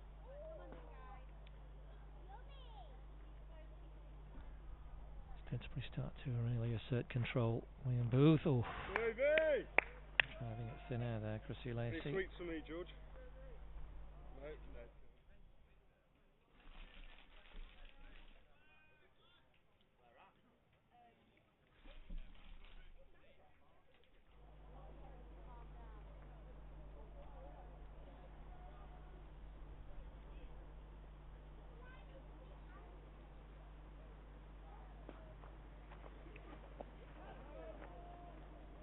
Like a flash, Tracy!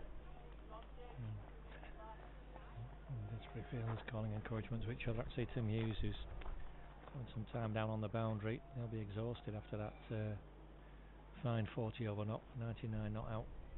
Batted superbly, did Tim. But he'll be wanting to play his part for his team and finish the job off. I know they're halfway there. But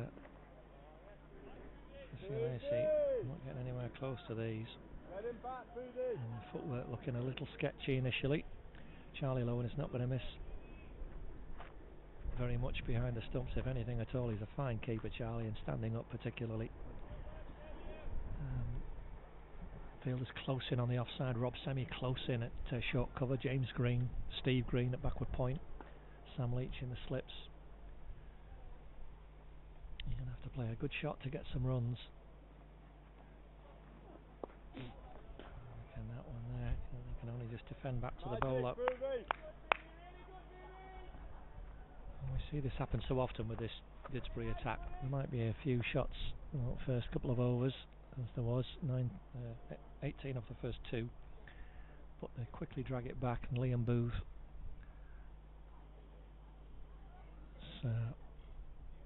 the master at nagging length. It's a bit of a swing. It's going to be a leg by from Chrissy Lacey. Get him off strike. So just one off this over with only a ball remaining, and Yusuf Ravat is not on the ball for a couple of overs. He's asking the umpire, and he's been told there's only one left. It's already whizzed through the over. The general, good for him. And that's gonna out of hit. Oh my goodness, well it didn't hit. And it was a single. It should never have been.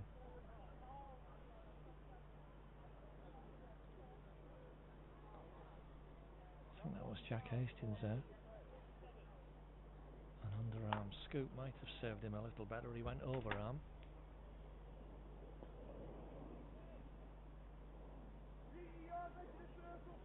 Sam Leach, I beg your pardon, Jack.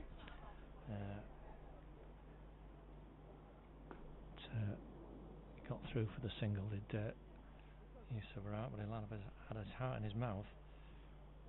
So he realised that Sam was closing in quickly on that ball. 22 for 1 of 5. That's a nice shot, but brilliantly fielded, and that is Tim Hughes at backward point. An anguished yell as he sprawls on the floor trying to get up. That's a terrific effort with the bat earlier.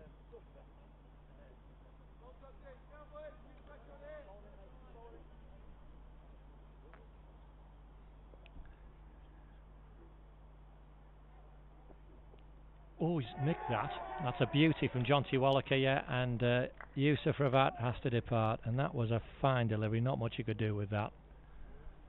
Right on the spot, John T. Wallaker. 2 wickets in 5 balls. 6 balls for him. Excellent delivery. That's Yusuf Ravat nicked, and has to depart for 13. 6 and 4 in the first over, very stylish, but far too brief from his perspective. As I think this is Luke Jones going in. Well, it's going to be for me. I apologise, as I say, to Neston folk watching if I'm getting these batters wrong, but I've nobody here to help. I'm going off the things I noted down in the first innings to identify players. 22 for 2 he comes into anyway. I think it's Luke, hauled his 8 overs earlier, and now has got an absolutely Herculean task to perform with the bat if his side are going to make this long trip worth anything. He's facing a really fired up John T. Wallaker, who's bowling superbly. 2 for 5. He's looking at a DL of 61 at the end of this over, so again it just shows how quickly this game can go away.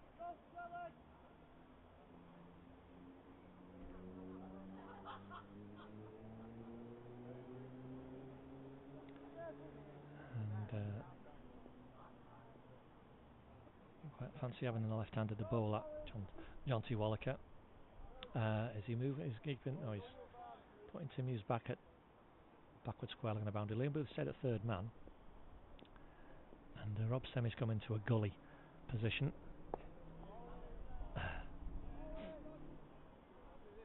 Luke Jones.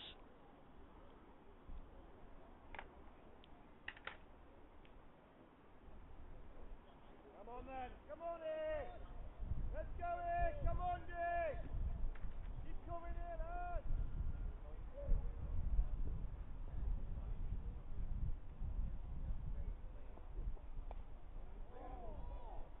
Great effort by Rob Semi. It's just wide of him going down, and the logic of keeping Liam Booth at third man, which I approve of, comes into play there, because it's just a single.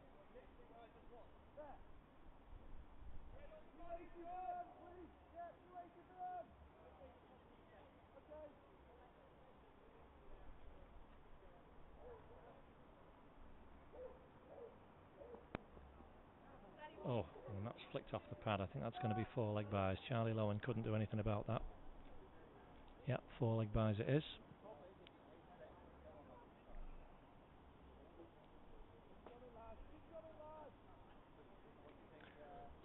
.27 the score. So he's doing it in leg byes is Chrissy at the moment.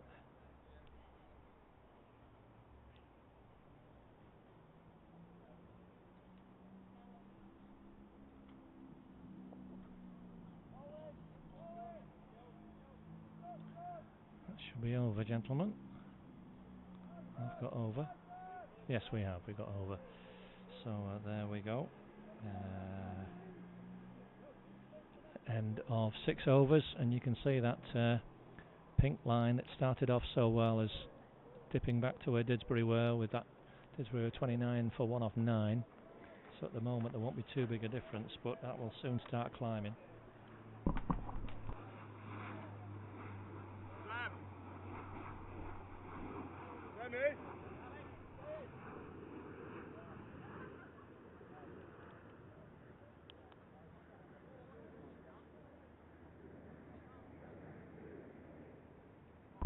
So Liam Booth is going to come around the wicket to a left-hander, as he often does.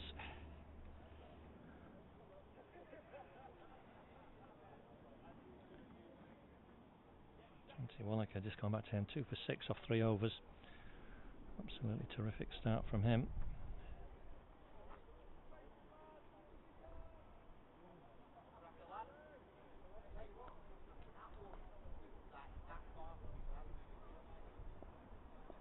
So around the wicket, 2 slips here as well.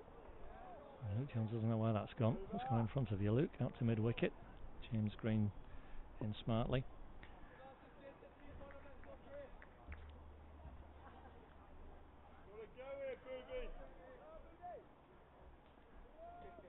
And yes, just, I know I talk about Dale a lot, but as a scorer I would, but it does give you an indication of where they think the side batting need to be in with any chance of a win. And it's to me a little bit more scientific than just run rate, which is climbing towards 9 now anyway, but the fact that they're estimating they need to be 65 at the end of this over shows just what a hole Neston are in. Inevitable with the amount of runs they've conceded. That's a nice shot from Luke Jones though. Got one on his pads there, flicked it away. Big gaps in the outfield still, with just the 2 fielders out. And that's a nice way for Luke Jones to open his boundary account.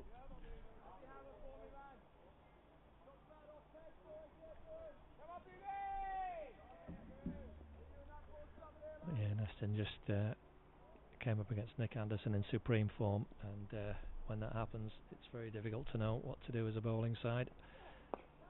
He's done the similar shot again, Luke Jones. He's propped forward, and Liam Booth just a bit too straight, and that's successive force for Luke Jones. Things something to cheer for the his Neston colleagues.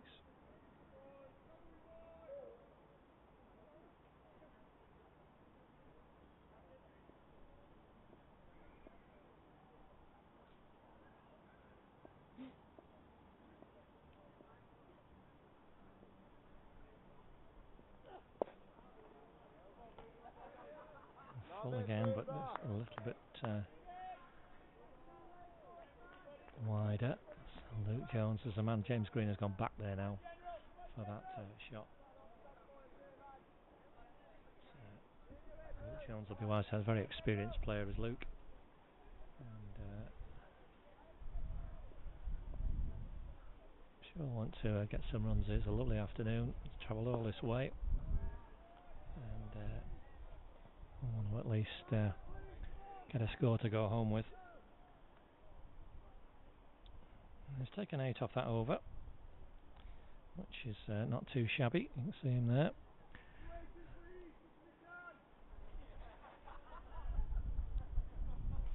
35 for 2 after 7.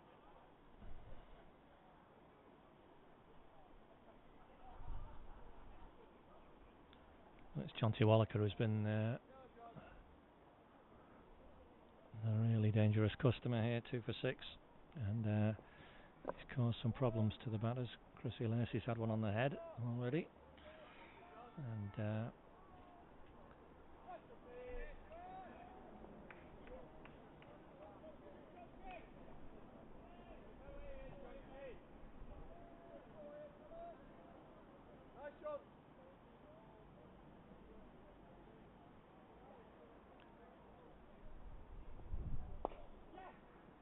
oh, that's a bit of a scoop from Jonty Wallaker. Oh, off Jonty Wallaker, beg your pardon, off by Chrissy Lacey. Kind of shoveled it really out to mid-wicket, straight to the fielder. Jack Hastings, that was, who threw just, well, it hit the bat of Chrissy Lacey as he was getting himself in.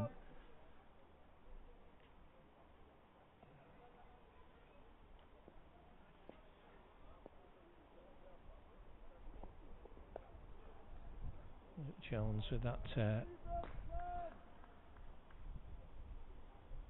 cordon behind him. Sam Leach at slip, Rob Sammy at gully, Steve Green at backward point.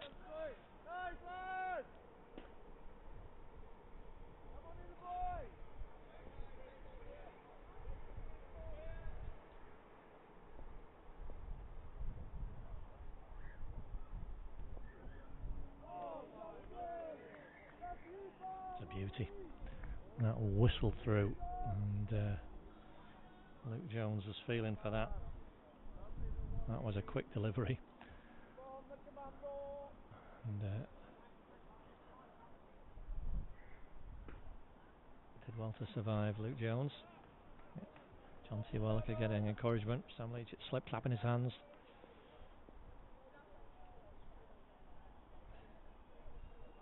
Wallaker getting out short. That's going to be a wide this time now.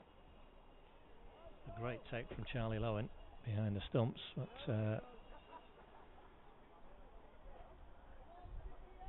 it's misdirected.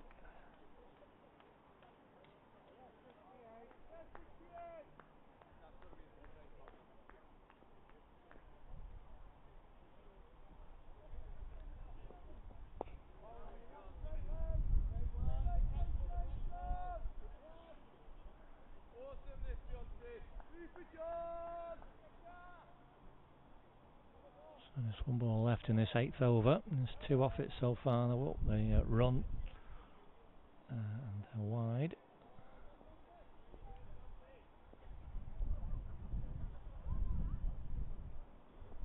And that's full, and and again Luke Jones did a complete 360 in the crease. Didn't know where it had gone, but he jammed down on it, survived. So you can see there Jonty Wallaker 2 for 8 now off his 4 overs. Has been absolutely superb. Liam Booth has asked plenty of questions. He's just been punished when he's got his line slightly wrong. Yeah.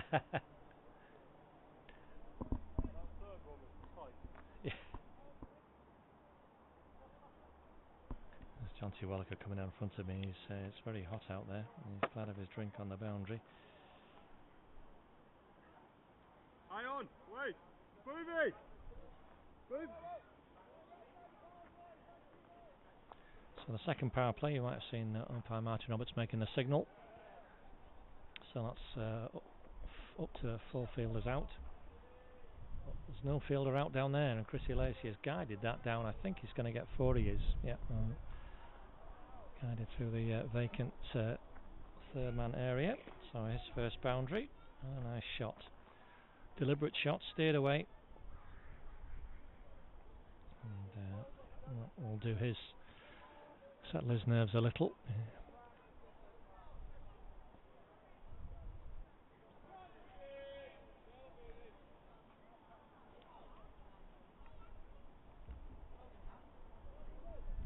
And Sandwich has gone back to third man now. Steve Green very deep at backward point. Cover on the boundary. So a lot of runs on that offside in that gap.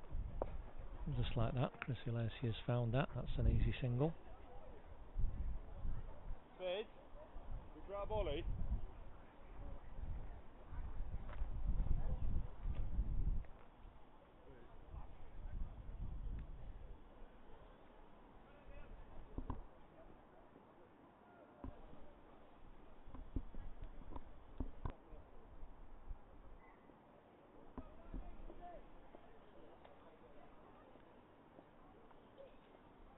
Liam Booth to come round the wicket again to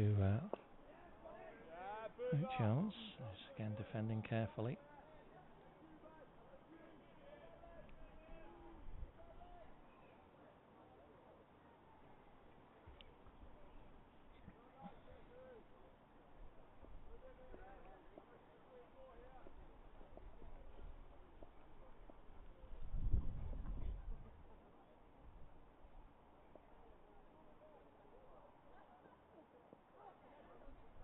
Right. Let me just signal to the ump. 4 runs. Yep, 4 leg byes.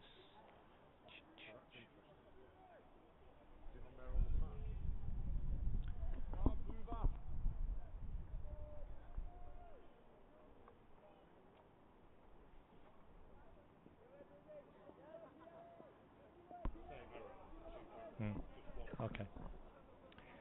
4 leg byes there for. Sorry, I was just talking to someone. 4 leg byes there for Luke Jones.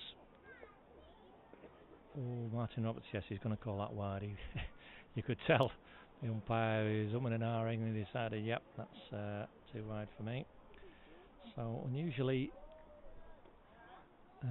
expensive the general today for a bit overs for 27 so far. Still got a couple of balls to go in this over.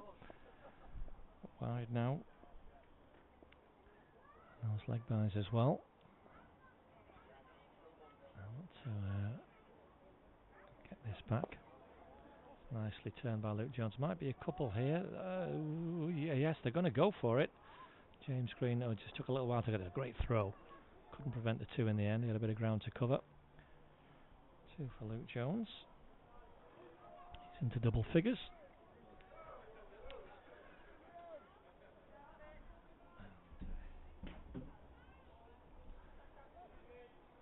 Neston 1 away from 50. But 27 on these 2, so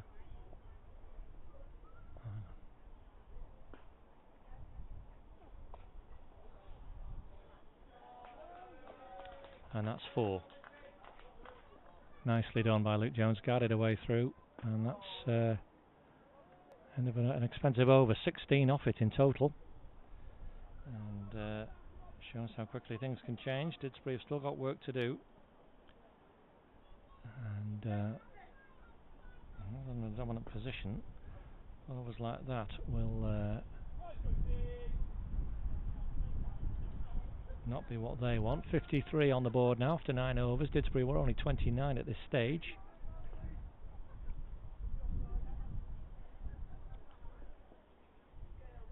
Liam Booth 5 overs for 33. That's very unlike him.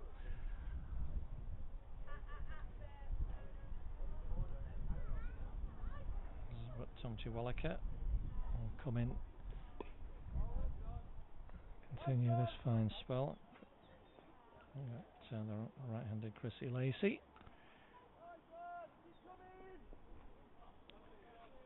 At the end of this over we will have a match, so we'll get a result today regardless.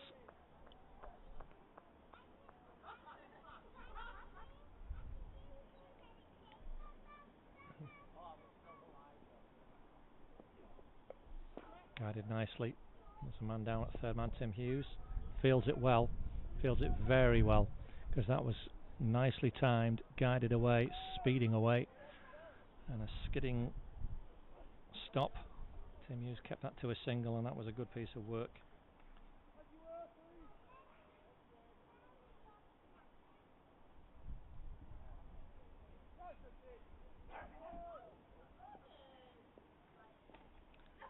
There's Luke Jones on to strike.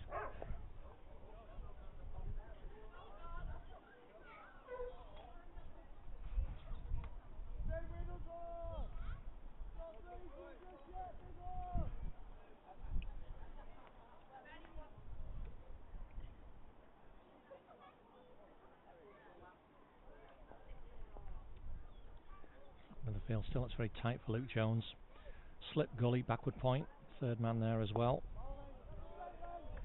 At full length, he's just coming forward to and defending. Good over so far for Didsbury. 1 off 4 balls, and that's more they are wanting. Get that control back.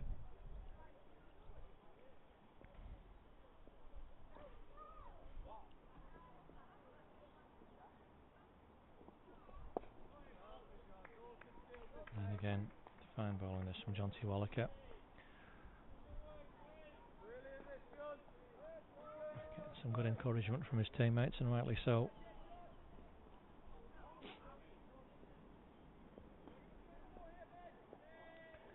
He comes in to complete a 5th over. And that's nicely played, but Steve Green sharp at backward point, and Luke Jones frustrated. So he played that nicely, but just 1 off the over.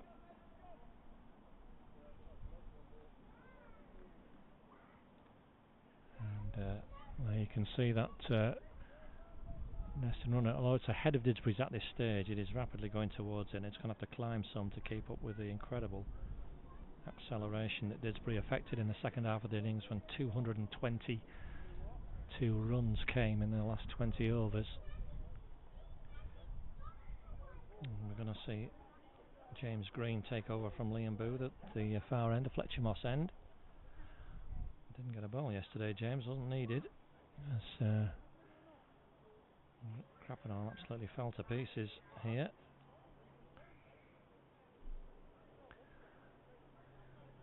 But a chance today with the ball, James. Again, good pace on him, good strong, quick bowler. He's coming into Chrissy Lacey. Oh, that's not a great start though, wide delivery.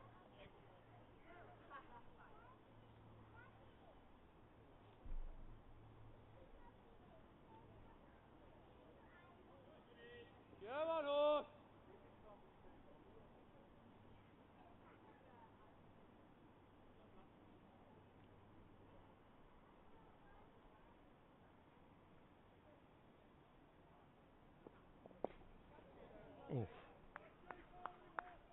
Lovely horse. Upish into that backward point region where Steve Green is.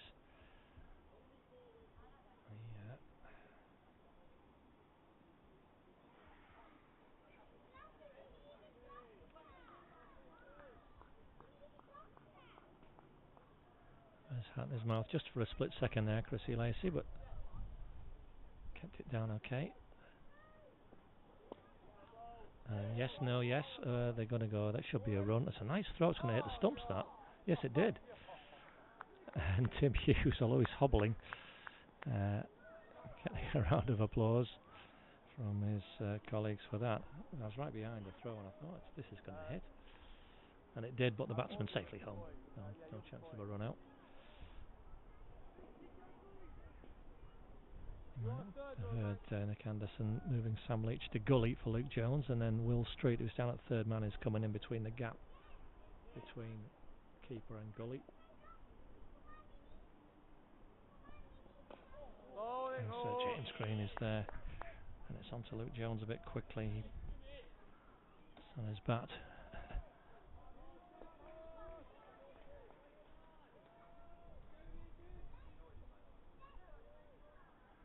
Just looking at the other games in this group, Ida struggling at Hem 8th, 91 for 5, needing 240.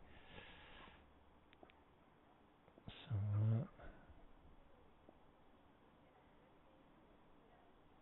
not come across Hem 8th, but it's another wide is bowled, all taken by Charlie Lowen.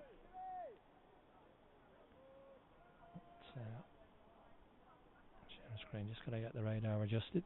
But yes, Hem 8th, and I imagine they're a Midlands based side, but they're in complete control there. Didsbury 3 is 20 for 1, chasing 162 at Marple. Need to bat well to get those. Back here with the firsts. Shout for LB, but umpire Martin Roberts not interested. The reason is because there was an edge. I didn't know if I was going to get a signal there, but 1 run for Luke Jones. It's taken a while. I've still got 2 balls to go in this over, according to me anyway, and 4 off it so far.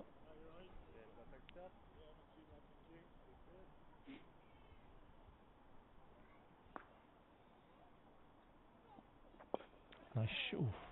Bit of a slap from Chrissy Lacey. They're just going to stay sensible there.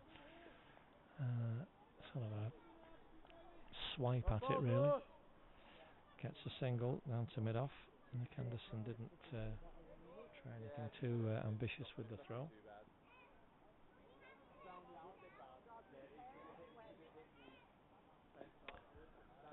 So 59 for 2, last ball of the 11th, and Luke Jones. Has a go at that, misses, whisker away from a nick through there to the keeper. Didsbury will take the dot ball low.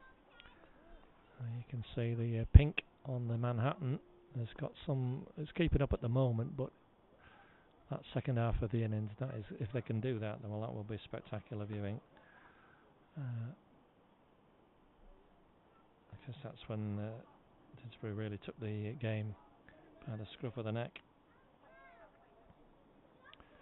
17 extras, they won't be too pleased with Didsbury in 11 overs.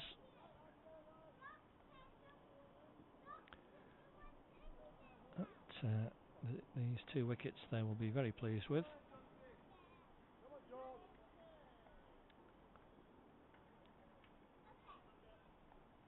Jonty Walker in for a 6th. Oh. And Chrissy Lacey just jabbing down on that at the last moment. Not quite sure where it went.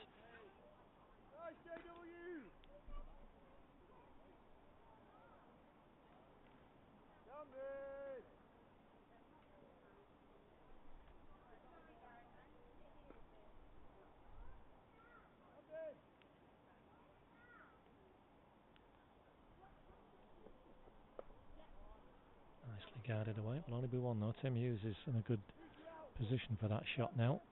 Didsbury have quickly learned. That's an area Chrissy Lacey finds profitable. He's at 1-4 through there. Tim Hughes will be glad to field in the shadows after his marathon effort, 40 overs batting. And it is very warm in that sun, so he'll be delighted to be doing. He's normally at backward point, Tim, but he's out with the firing line at the moment. There's Luke Jones again, nice and solid behind the ball.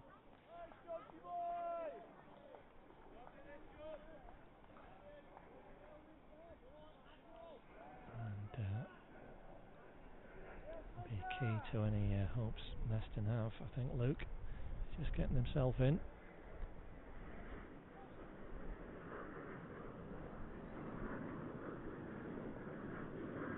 Down softly, but same H position there in the gully. He's moved out of the slip position.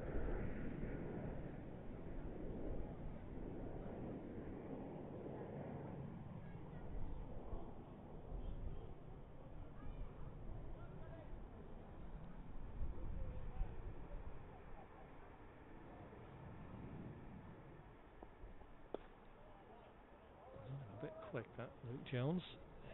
So we got the. It was the right kind of shot for the length, but the splice of the bat really, only one run.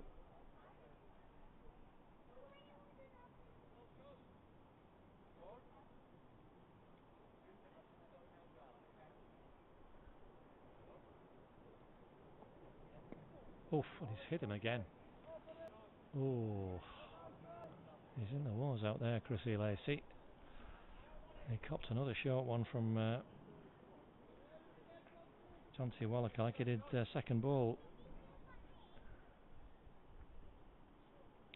61 for 2 off 12.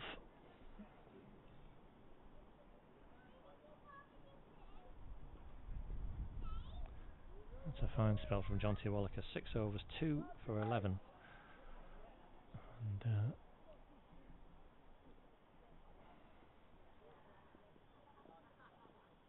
hasn't conceded a boundary. Bowled really well, James Green. Tidy-ish first over, and he's bowled. Luke Jones, he's straight in there with a quick ball. That has ended this third wicket stand of 39.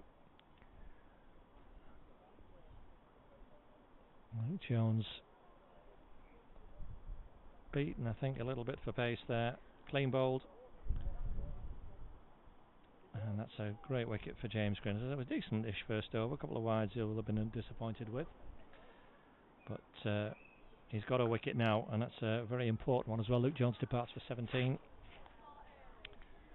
And that third Neston wicket at 61. This is the captain coming in, looks like him. It is indeed David Hurst. There he is, on there. And he comes in to find his side in a absolutely desperate position.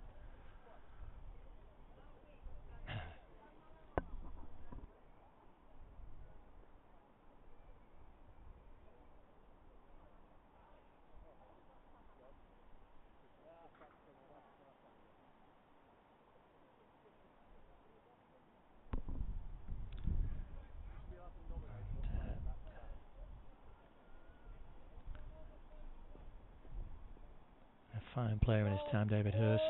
He's been stalwart of Cheshire cricket for many years. Still, to my, although I wasn't there to see it, has played one of the standout innings in all of Cheshire cricket in its recent history. I'll tell you about in a moment. As his first ball from James Green, he's clipped away sweetly for 4. Look at that, you see. That's just a little push, really, off the middle of the bat. I think it was 2017. It was the T20 semi-finals, and if you're watching at Neston, you might well recall an incredible game of T20 cricket. First semi-final up at Hyde. It's a small ground. Hyde batted first and got 243 in their 20 overs, and a massive score. Almost unheard of in those times.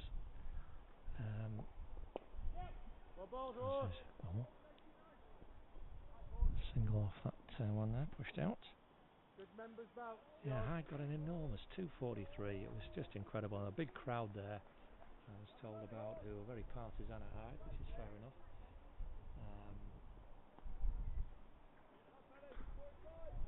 And Neston, who looked for all money, like they had no chance, knocked them off with almost 3 overs unused.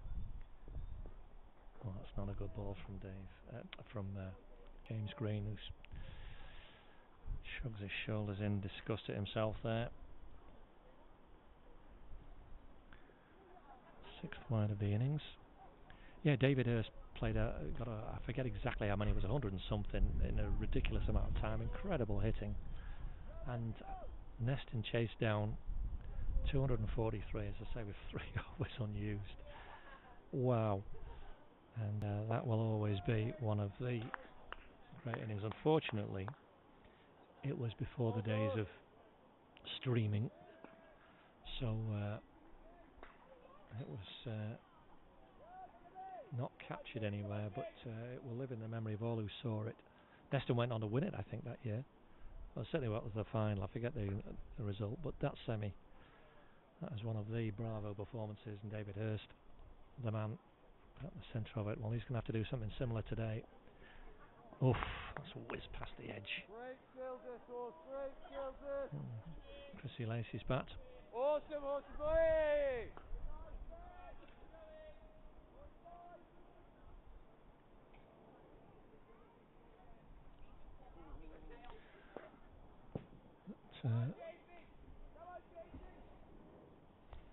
Still ahead of where Didsbury actually physically were. 61 for 1 Didsbury at this stage. Run rates climbing. DL is 110. In comparison, another call from Martin Roberts. No ball from James Green, so this will be a free hit. And just a bit sloppy here from the big Didsbury quickie. An 8-ball over his first over, and this is going to be an 8-baller as well. And although he got that wicket with the first ball, which he'll be delighted with, a boundary, a wide, a no ball, and now a free hit for Chrissy Lacey to climb into. A couple of those in the Didsbury innings. Oh, another no ball, so it's going to be a run, and he would have been. So let's put that on. There we go, 70. So successive no balls from James Green, and this is untidy.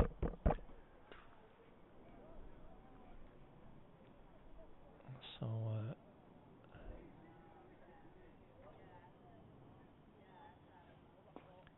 this is a free hit for David Hurst.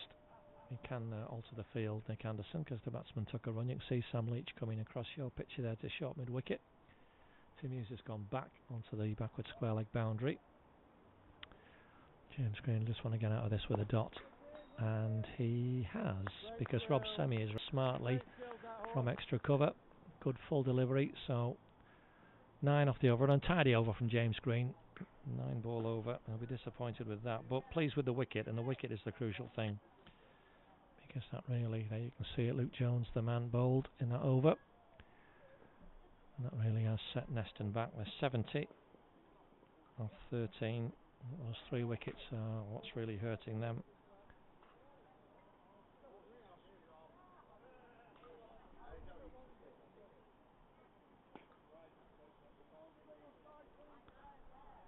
And we're going to see a change at this end. John T. Wallaker, after that superb spell, 6 overs, 2 for 11, has been replaced by Will Street.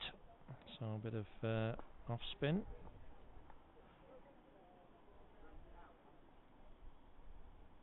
Comes into play, and whoops,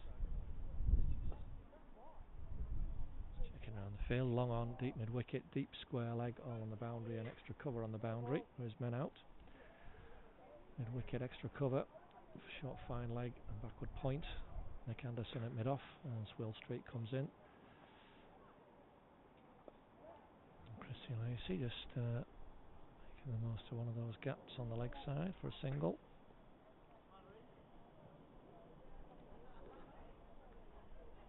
And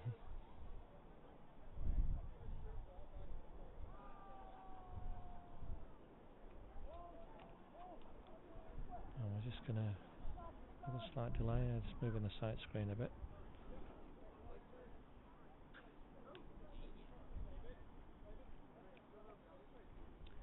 A tough afternoon for David Hurst. Lost the toss and then had to take over keeping wicket. Matt Strong got injured, trying to shuffle his bowlers. Served him really well in the first 20, but then just wilted a little under the onslaught, which is not a criticism, because I defy any attack to bowl to Nick Anderson in that mood. Just trying to get his fielders in the right position. A lot of the time he did, he had them, and they didn't let themselves down in the field, particularly Neston at all. It's just one of those things where every bad ball got punished, and some of the better ones too. The form the batsmen were in. Short boundary on the leg side. Momentum soon shifts, and Nick, with his experience, 120 of 50 or 63 balls in total. His 100 came off 49. An amazing display as Chrissy Lacey tickles away a couple there. Nicely done. On to 15.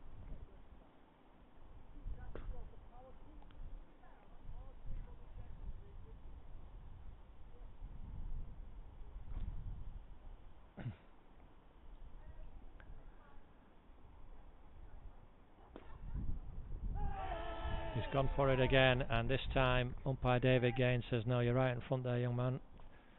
And as he so often does, Will Street strikes in his first over. And a valuable wicket as Chrissy Lacey departs LBW for 15. I'll have to do a bit of detective work to see who this is. I think this is Zach Rogers. So again, I apologise if it's not, but all the descriptions I've written down. I'm going to go for Zach, who's coming in.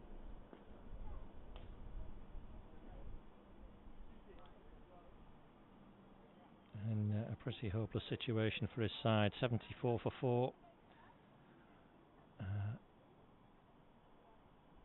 And a dominant bowling attack to face. The DL is now 137. So some 60 odd runs away on parity. So it just gives you an indication, as I say, of how far Neston are drifting. Still ahead of where Didsbury were an actual score comparison. But counting for increasingly little, and Will Street with, as I say, often strikes in his first over. I don't know how he does it, but he does. It's good, accurate bowling.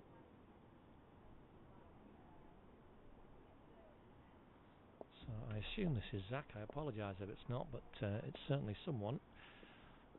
And he survived his first ball. So there we go. Good over from Will Street. 1 for 4. Tidy, typically tidy. Slotted straight into things here at Didsbury as well. And you can see Steve Green still hasn't bowled. Nick Anderson still hasn't bowled. Always in the bag for Wallaker and Booth. And James Green with a wicket. It's been a little loose around the edges, James. I want to tidy up here with a good 6-ball over to follow. He's got the main man, the Neston captain, to bowl at.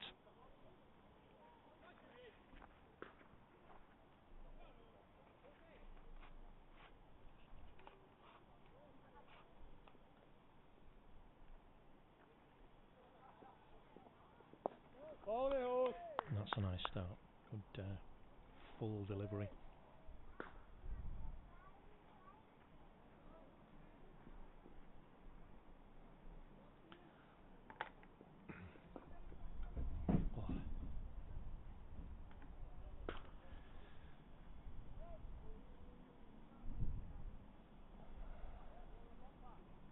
That's it, let him know. Slipping gully in. Sorry, backward point in. So I'm reaching at slip again.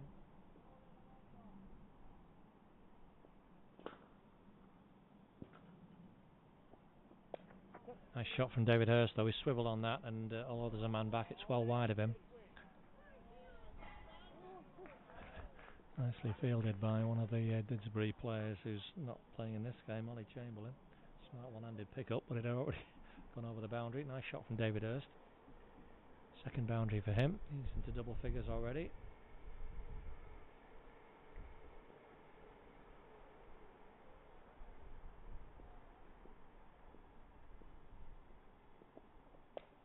And that's 6. So you don't bowl short there, James. Come on. That's a terrific shot. David Hurst, one player you do not want to be banging it into, because he will do that all day long. Tremendous shot. And that's there's going to be a slight delay while we find that one. That would have been 6 on the other side of the ground, I think. That was a big, big hit.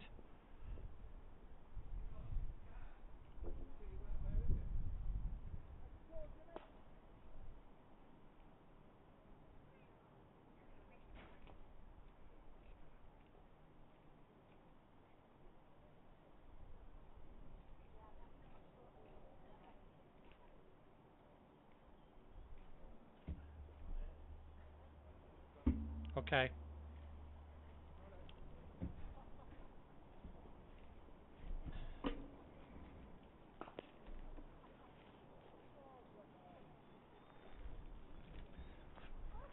Managed to find the ball, so some good news, but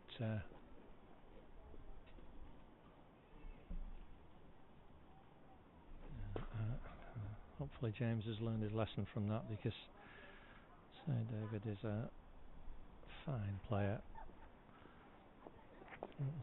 Lovely horse. Having said that, a little bit more Lovely bowling, Sugar. less, well, shall we say, less elegant shot. Still yields on a single. You can see David practicing the shot he wanted to play.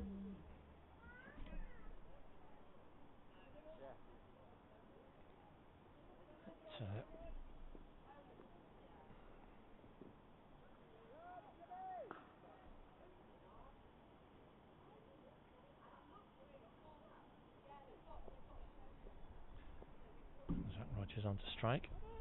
Oh no. Great carry, great James pass, Green, as you can see, head back in disgust. Another no ball. He's clearly having some difficulties out there. His third no ball. We've had an 8 ball and a 9 ball, and now this will be at least a 7 ball. So just needs to get him his rhythm sorted. You can see umpire Martin Roberts signalling the free hit. So here's a chance for Zach Rogers to get off the mark in style.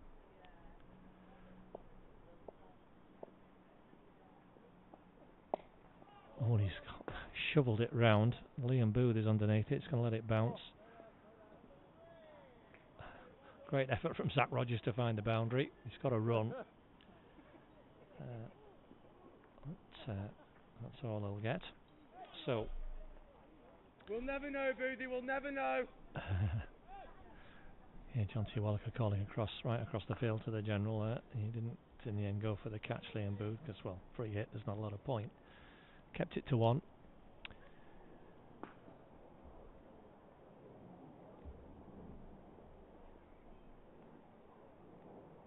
Final ball of the over, and that's nicely done. And this time David Hurst can't get it away, so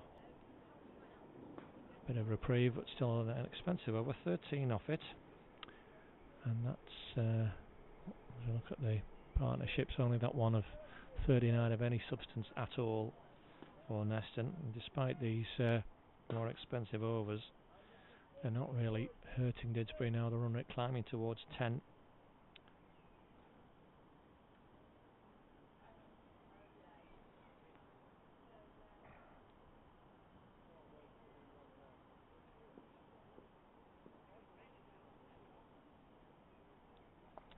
Will Street's going to have a second over.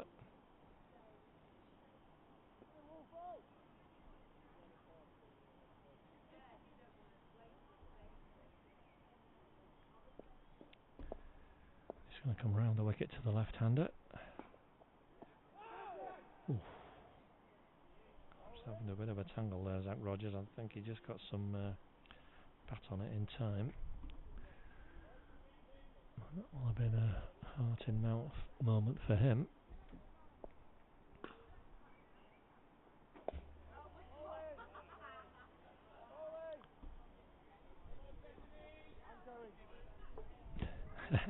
Now we can hear it, yes. I did wonder about the nicknames for Will Street. There are so many that are possible, and somebody's saying, come on, Sesame, that's got to be one of them. That's what they've settled on. There's quite a few you could have, though. Baker, one of the finest singles of all time. Easy, you could have Easy.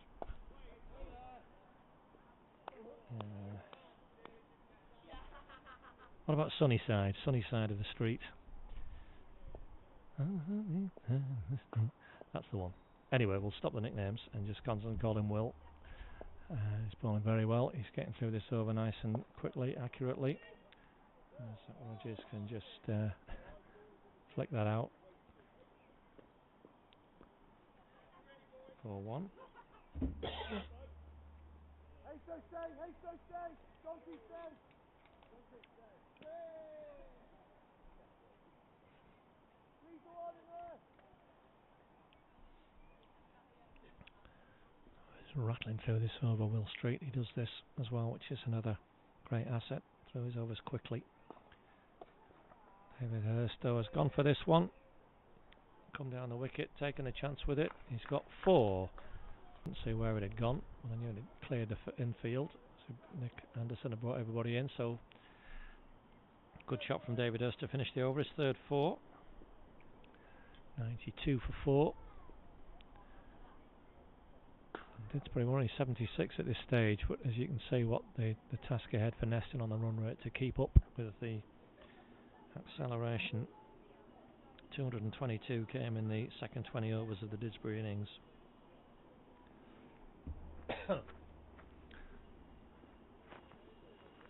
Quite phenomenal. And just going to see James Green on a 4th over. Oh yes, no, oh blimey. David Hurst interested in one, was halfway down, went back. Zach Rogers was not quite sure what to do. Disaster averted for Neston in the end, but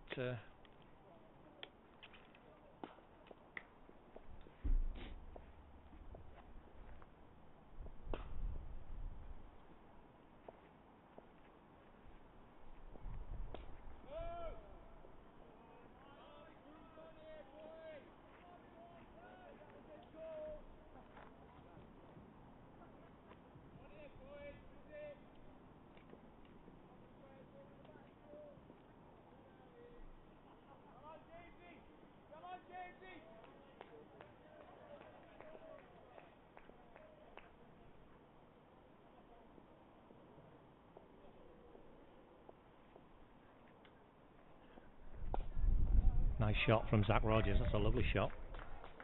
Leaned on that and eased it away through extra cover for 4.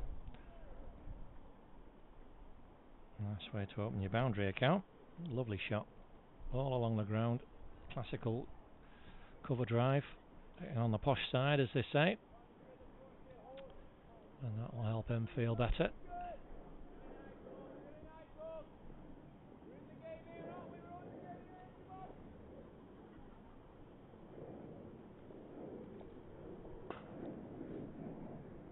Oh, that's a leading edge. Oh, it's just over Tim Hughes' head at backward point. No idea where that would have gone. So that first 4 a classical cover drive. The second one a rather sketchy leading edge. Zach Rogers, I think, trying to turn that on the leg side. It flew out and just over the head of Tim Hughes, who dived upwards at backward point. Tried the one-handed grab, but to no avail.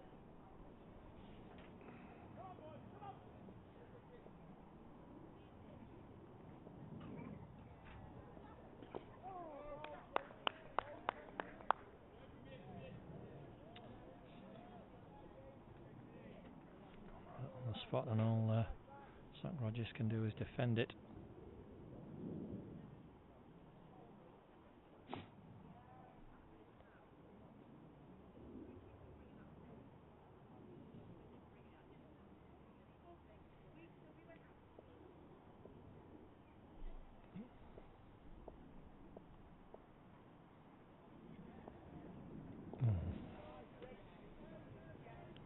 Thought we were going to get a 6-ball over, but I hoped in vain. Down the leg side, and one more wide. This is untidy. 22 extras Didsbury have ceded to Neston. Top scorer in the innings. So Neston 100 that's just come up. See, they've scored at a reasonable rate, 6 and over, but that's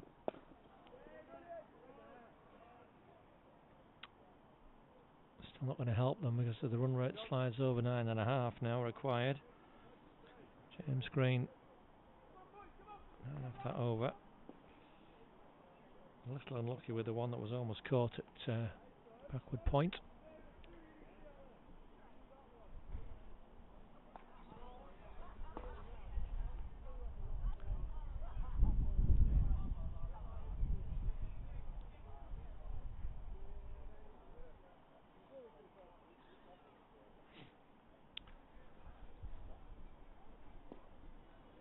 So, Will Street.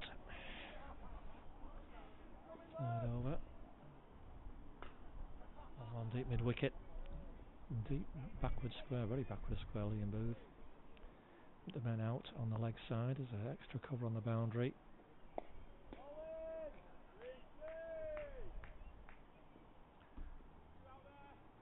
For David Hurst, who is I think we'll just want to get to drinks here and have a look and see what might be possible.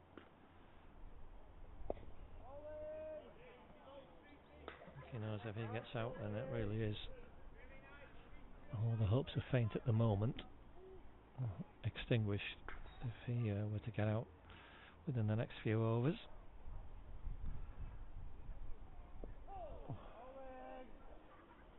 Good stuff from Will Street now. Nothing to hit so far there.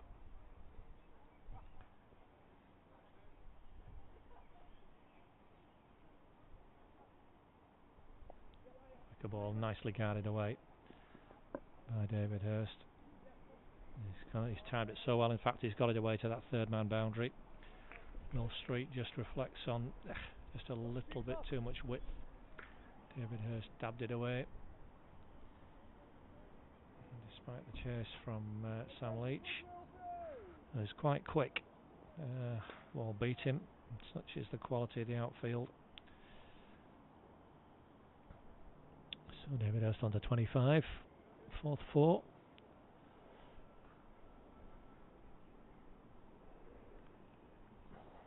And he's down the pitch now and hit that beautifully. Straight, over, long off. There's Stu. And successive 4s for David Hurst. And that was, again, the copybook example of how to play that shot. Down to the pitch of the ball. Picked his gap, hit straight. Lovely sweet stroke off the bat. And he's going to get one there as well. Oh, that's a whistling throw coming in from James Green. He can't prevent the run. David Hurst has pinched the bowling. 9 off the over.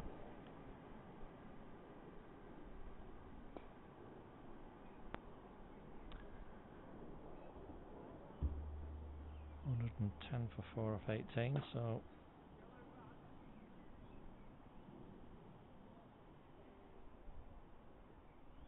they have what they can, these two. 36 they've added off just over 4 overs.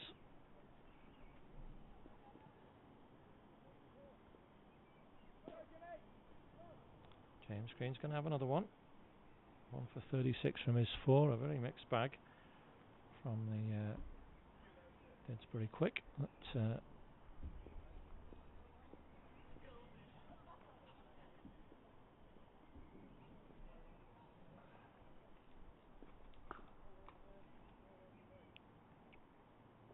we'll still want to have a crack at David Hurst, sorry, will James?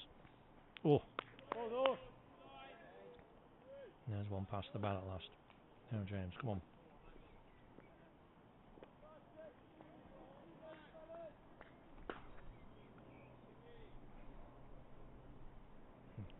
Glad I bought these grapes with me.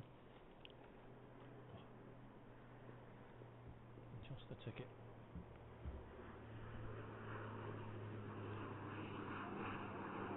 Plane flies over the ground. They've taken off over this way today from the airport. It's not so very far away.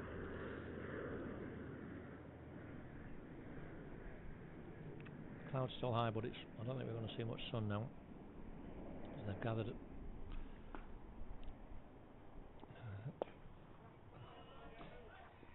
Quite thickly at the far end, as David Hurst has driven that through backward point, and he's got 4. I thought the fielders might have caught up, but seemed to speed up as it neared the boundary. And found the gap, David Hurst. 3 4s in 5 balls now for him. He's on to 34 off 19. And Neston 1 4.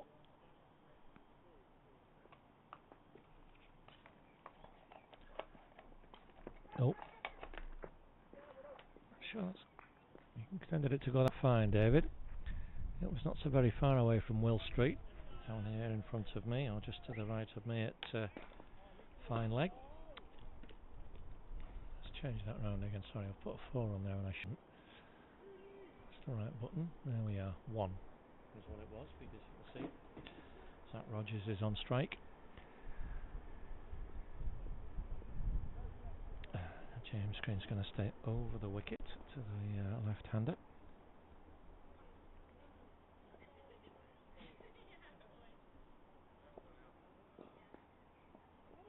Oh. And to his and everyone's disappointment, Didsbury, that's another no ball. 4 of those now, James. Another free hit coming up. So another free opportunity for Zach Rogers to score.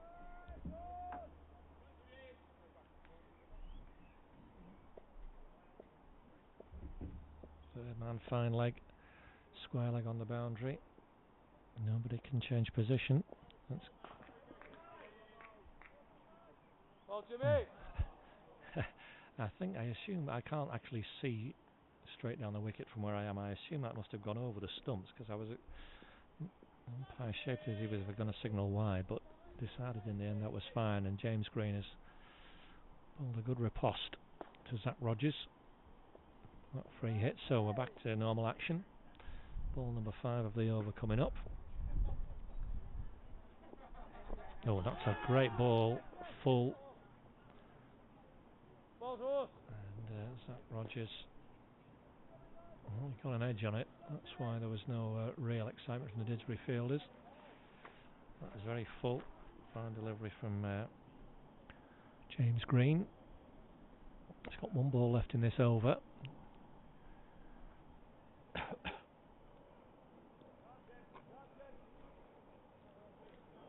Taken 43 off the last 5, these two. It just shows what's possible. But as he's hit that hard, and I think he's cleared the fielder. He has for 6. And David Hurst into another short ball. I thought for a moment, because he'd hit it fairly deep, that the fielder might be in business, but no, Sam Leach would just watch it sail into the netting. 13 in total off that over. 123 for 4, and David Hurst has moved into the 40s, so you can see just 21 balls. That's second 6 to go with 6 4s now.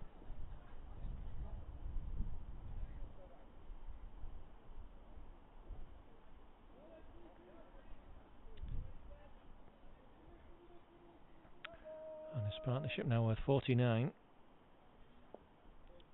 Hang on, Will, hang on.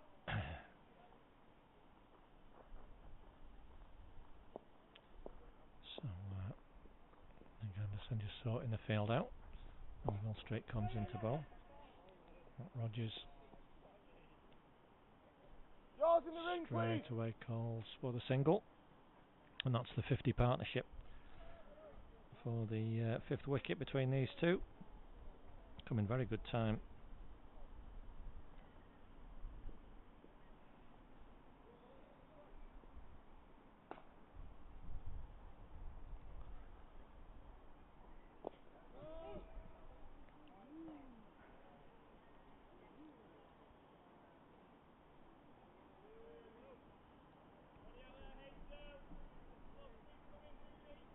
A fine effort from these two.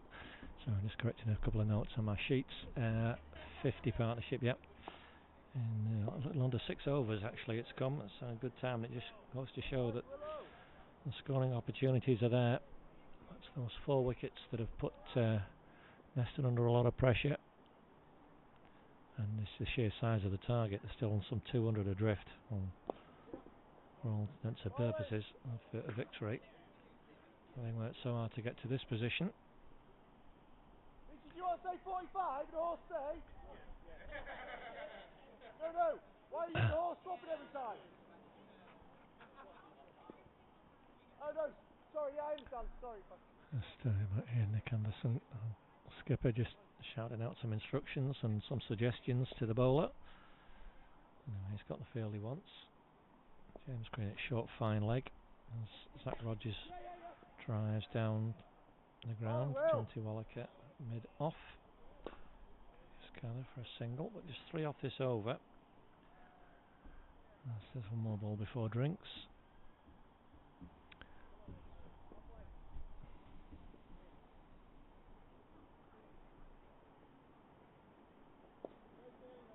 And David Hurst just plays it out quietly, so that's a great over. Didsbury 3 off it. And we get to halfway with Neston 126 for 4. You can see James Green's been expensive, but the other bowlers generally right on the money. Jonty Wallaker particularly, 2 for 11. Will Street, 4 overs for 21. And at drinks, well, these two have fought back well. David Hurst with 42 off 25. Zach Rogers 13 off 19. They've added 52 in just 6.5 overs. But still requiring 194 at almost 10 runs and over. The task ahead of these two and the other batters to come is still a daunting one indeed. We'll be back after the drinks break and some further action.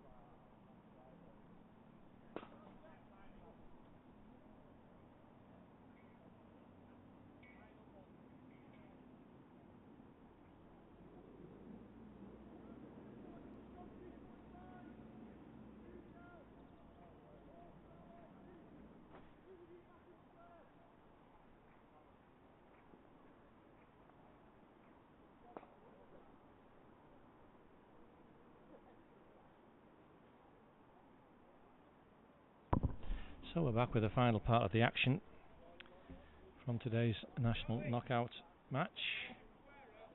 Neston, as you can see there, 194 needed off 20, huge task, and not about to get any easier with Steve Green coming into the attack, replacing his brother James. Not James's day today, unfortunately, but he did get a wicket, useful wicket of Luke Jones. There's the third to fall. I'm just going to have a, you see in the far distance, sorting the sight screens out for Steve Green coming over the wicket to the left, I would imagine, and around to the right. Yep, so Sam Leach. Oh, sorry, Jack. That's Jack Hastings, isn't it? Yeah. Sorry, I was getting signal out there and looking at something else. So there we are. Anyway, we're underway. And straight away, Steve Green. Just put you in there, Steve. Sorry, mate. Fielding off his own bowling. Zach Rogers. There was just a clap of thunder. I was just outside the box for a moment. And I did hear a faint rumble. There have been forecast these storms. But, at the moment, that will count in Didsbury's favour. They are 35 ahead. DLS is 163 at the end of this over, so yeah, and another wicket will push that forward. That figure even further away. Appeal for a stumping. Smart piece of work from Charlie Lowen, but umpire David Gain at square leg, unimpressed.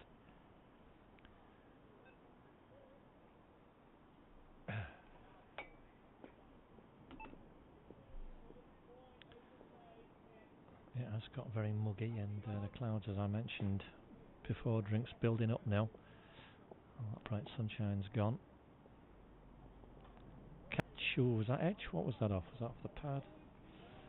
That was all round. Anyway, dot ball is the result. I don't think it must have just flicked the pad. The wicket keeper in the grill. Good tight start from Steve Green.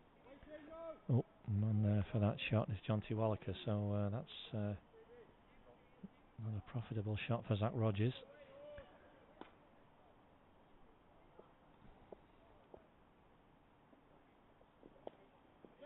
Well, oh, yeah, a slight hesitation from Zach Rogers, but evidence calls him through. Steve Green through the over in a flash, and just 3 off it. See, these two have added 55 in good time. Added well. Added very well. Just a shade over 7 overs. That is thunder.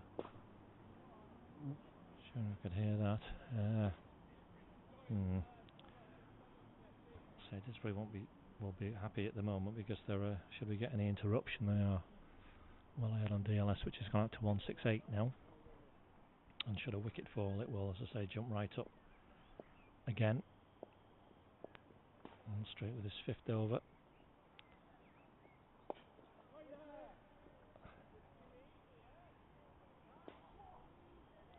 It's right on 6 o'clock.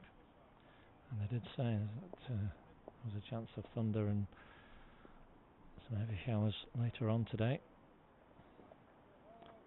Brilliant, GT!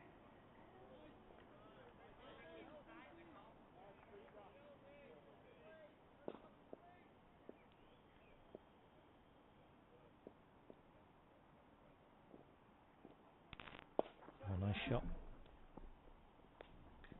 But not good enough. Zach Rogers has picked out Nick Anderson at long on. I just had to check where he was. And a good catch from the Didsbury captain, as there's definitely more thunder there now. And when this wicket goes on, Duckworth Lewis jumps up to 187. So Didsbury in complete control. Not that they weren't before, but it's just underlined it. Good effort from Zach Rogers. 16 off 28, but it was the partnership he helped to add. 55 made well. But he had to try something with the rate climbing above 10, and he departs. So this is now Guy Bradshaw, beg your pardon, Guy. My name's mixed up there, that's my fault.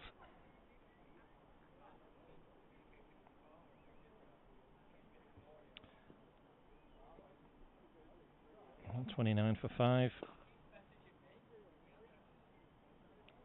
So DLS now 187, so that's a long way away. And that is a oppressive feel to the weather now.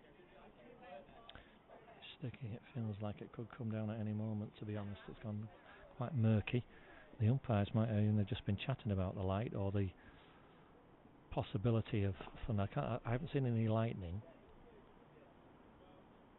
Well, I'm not in the best position to see it in one sense here. I'd say behind me in the box, and umpire Martin Roberts, who's out at square leg on the right of your picture, will be able to see all around. He'll be looking at the sky behind me, which I think, whereas it's all moving up from the south,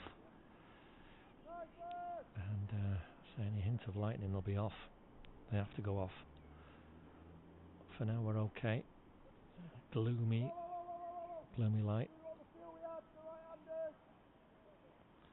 Not quite ready because the skipper's not happy with where people are for the right-hander. Moving Liam Booth at deep backward square.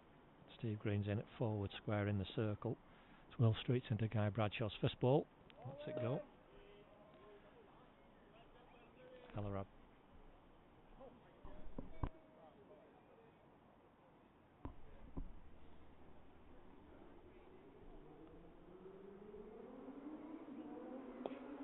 Oh, complete miscue there from the young man.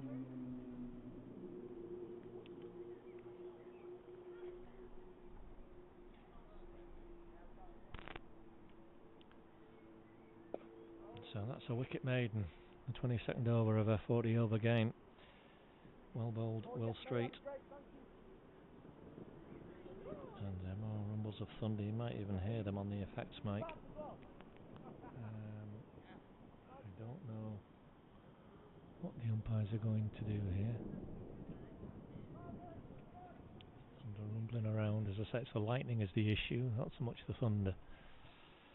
If there is any, I haven't seen any.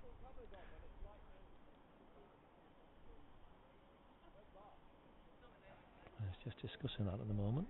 The umpires will be well aware of the situation, I'm sure, and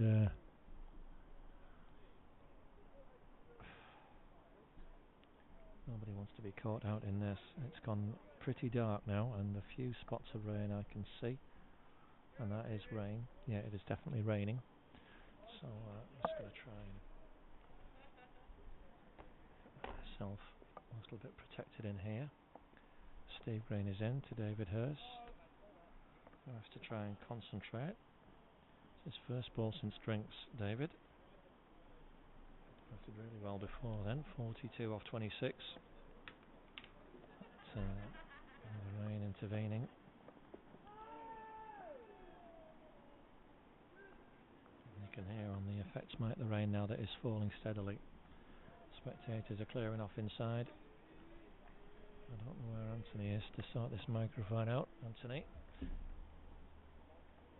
I did.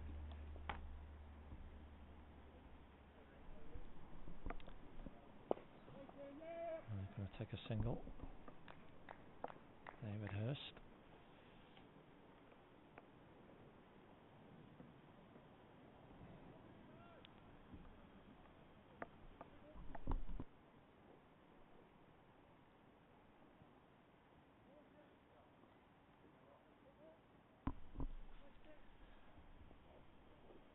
Just going to have to sort the effects mic out, I'm afraid, so that was a little bit of outside sound, but we'll do our best.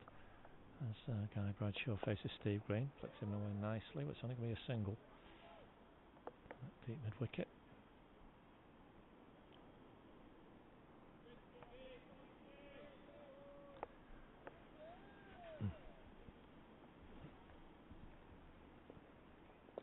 That's a nice shot from David Hurst, who's got hold of that one. onto the roof of the Didsbury clubhouse for 6, his third 6. Nice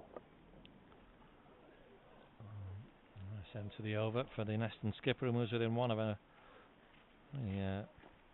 fine half century. We had a captain's innings earlier from Nick Anderson, and at that point, as you can see, though, the umpires have decided that is enough for now, because the threat of the rain is too heavy. Thank you very much, Tom. Brilliant. The threat of rain is, and it's coming down much heavier now. You might be able to see. I'll just try and zoom out a little bit. Let's see if that's going to work. Yes, very heavy rain now. The cover's coming on. Oh well, that is definitely the right time to come off. Well done, umpires. They've timed that perfectly. Come off at the end of an over, so it's nice and easy to do any calculations. Brilliant. Thank you, sir. Thank you so much, Tom. That's great. Thank you. As is always helpful to do. And I think we'll do well to get back on. As it is, Didsbury are miles ahead on Duckworth Lewis. There needed to be 191. Neston to be level, and they are 137.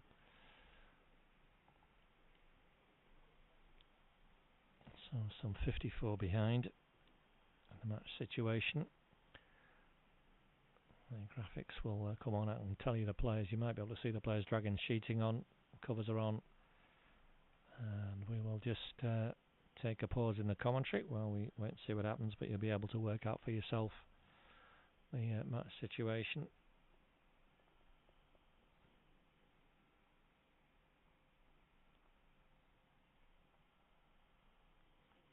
And we'll join you again as and if there are further updates to bring. But at the moment, Didsbury 54 ahead on Duckworth Lewis. So in complete control of the game.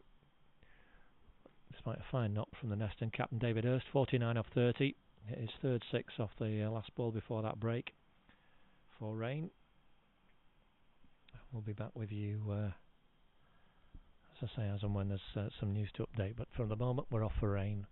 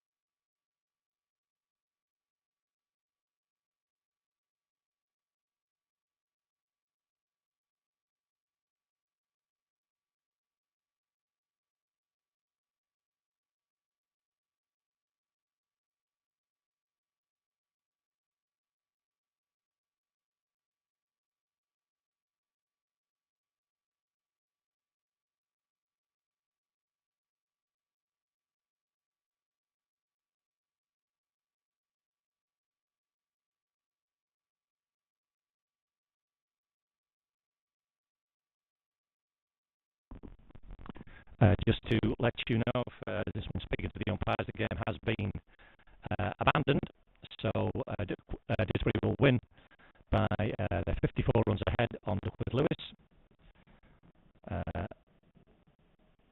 So the game has been concluded.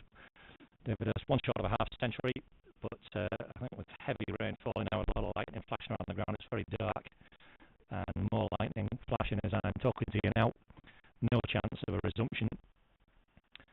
And with Didsbury so far ahead, they progress through to the next round. Congratulations to Neston. Hope they have a safe journey back. Thank you for joining us for our coverage here from Didsbury. I've seen some spectacular cricket, at least. There's some spectacular rain now. You can see it just gathering on the camera lens.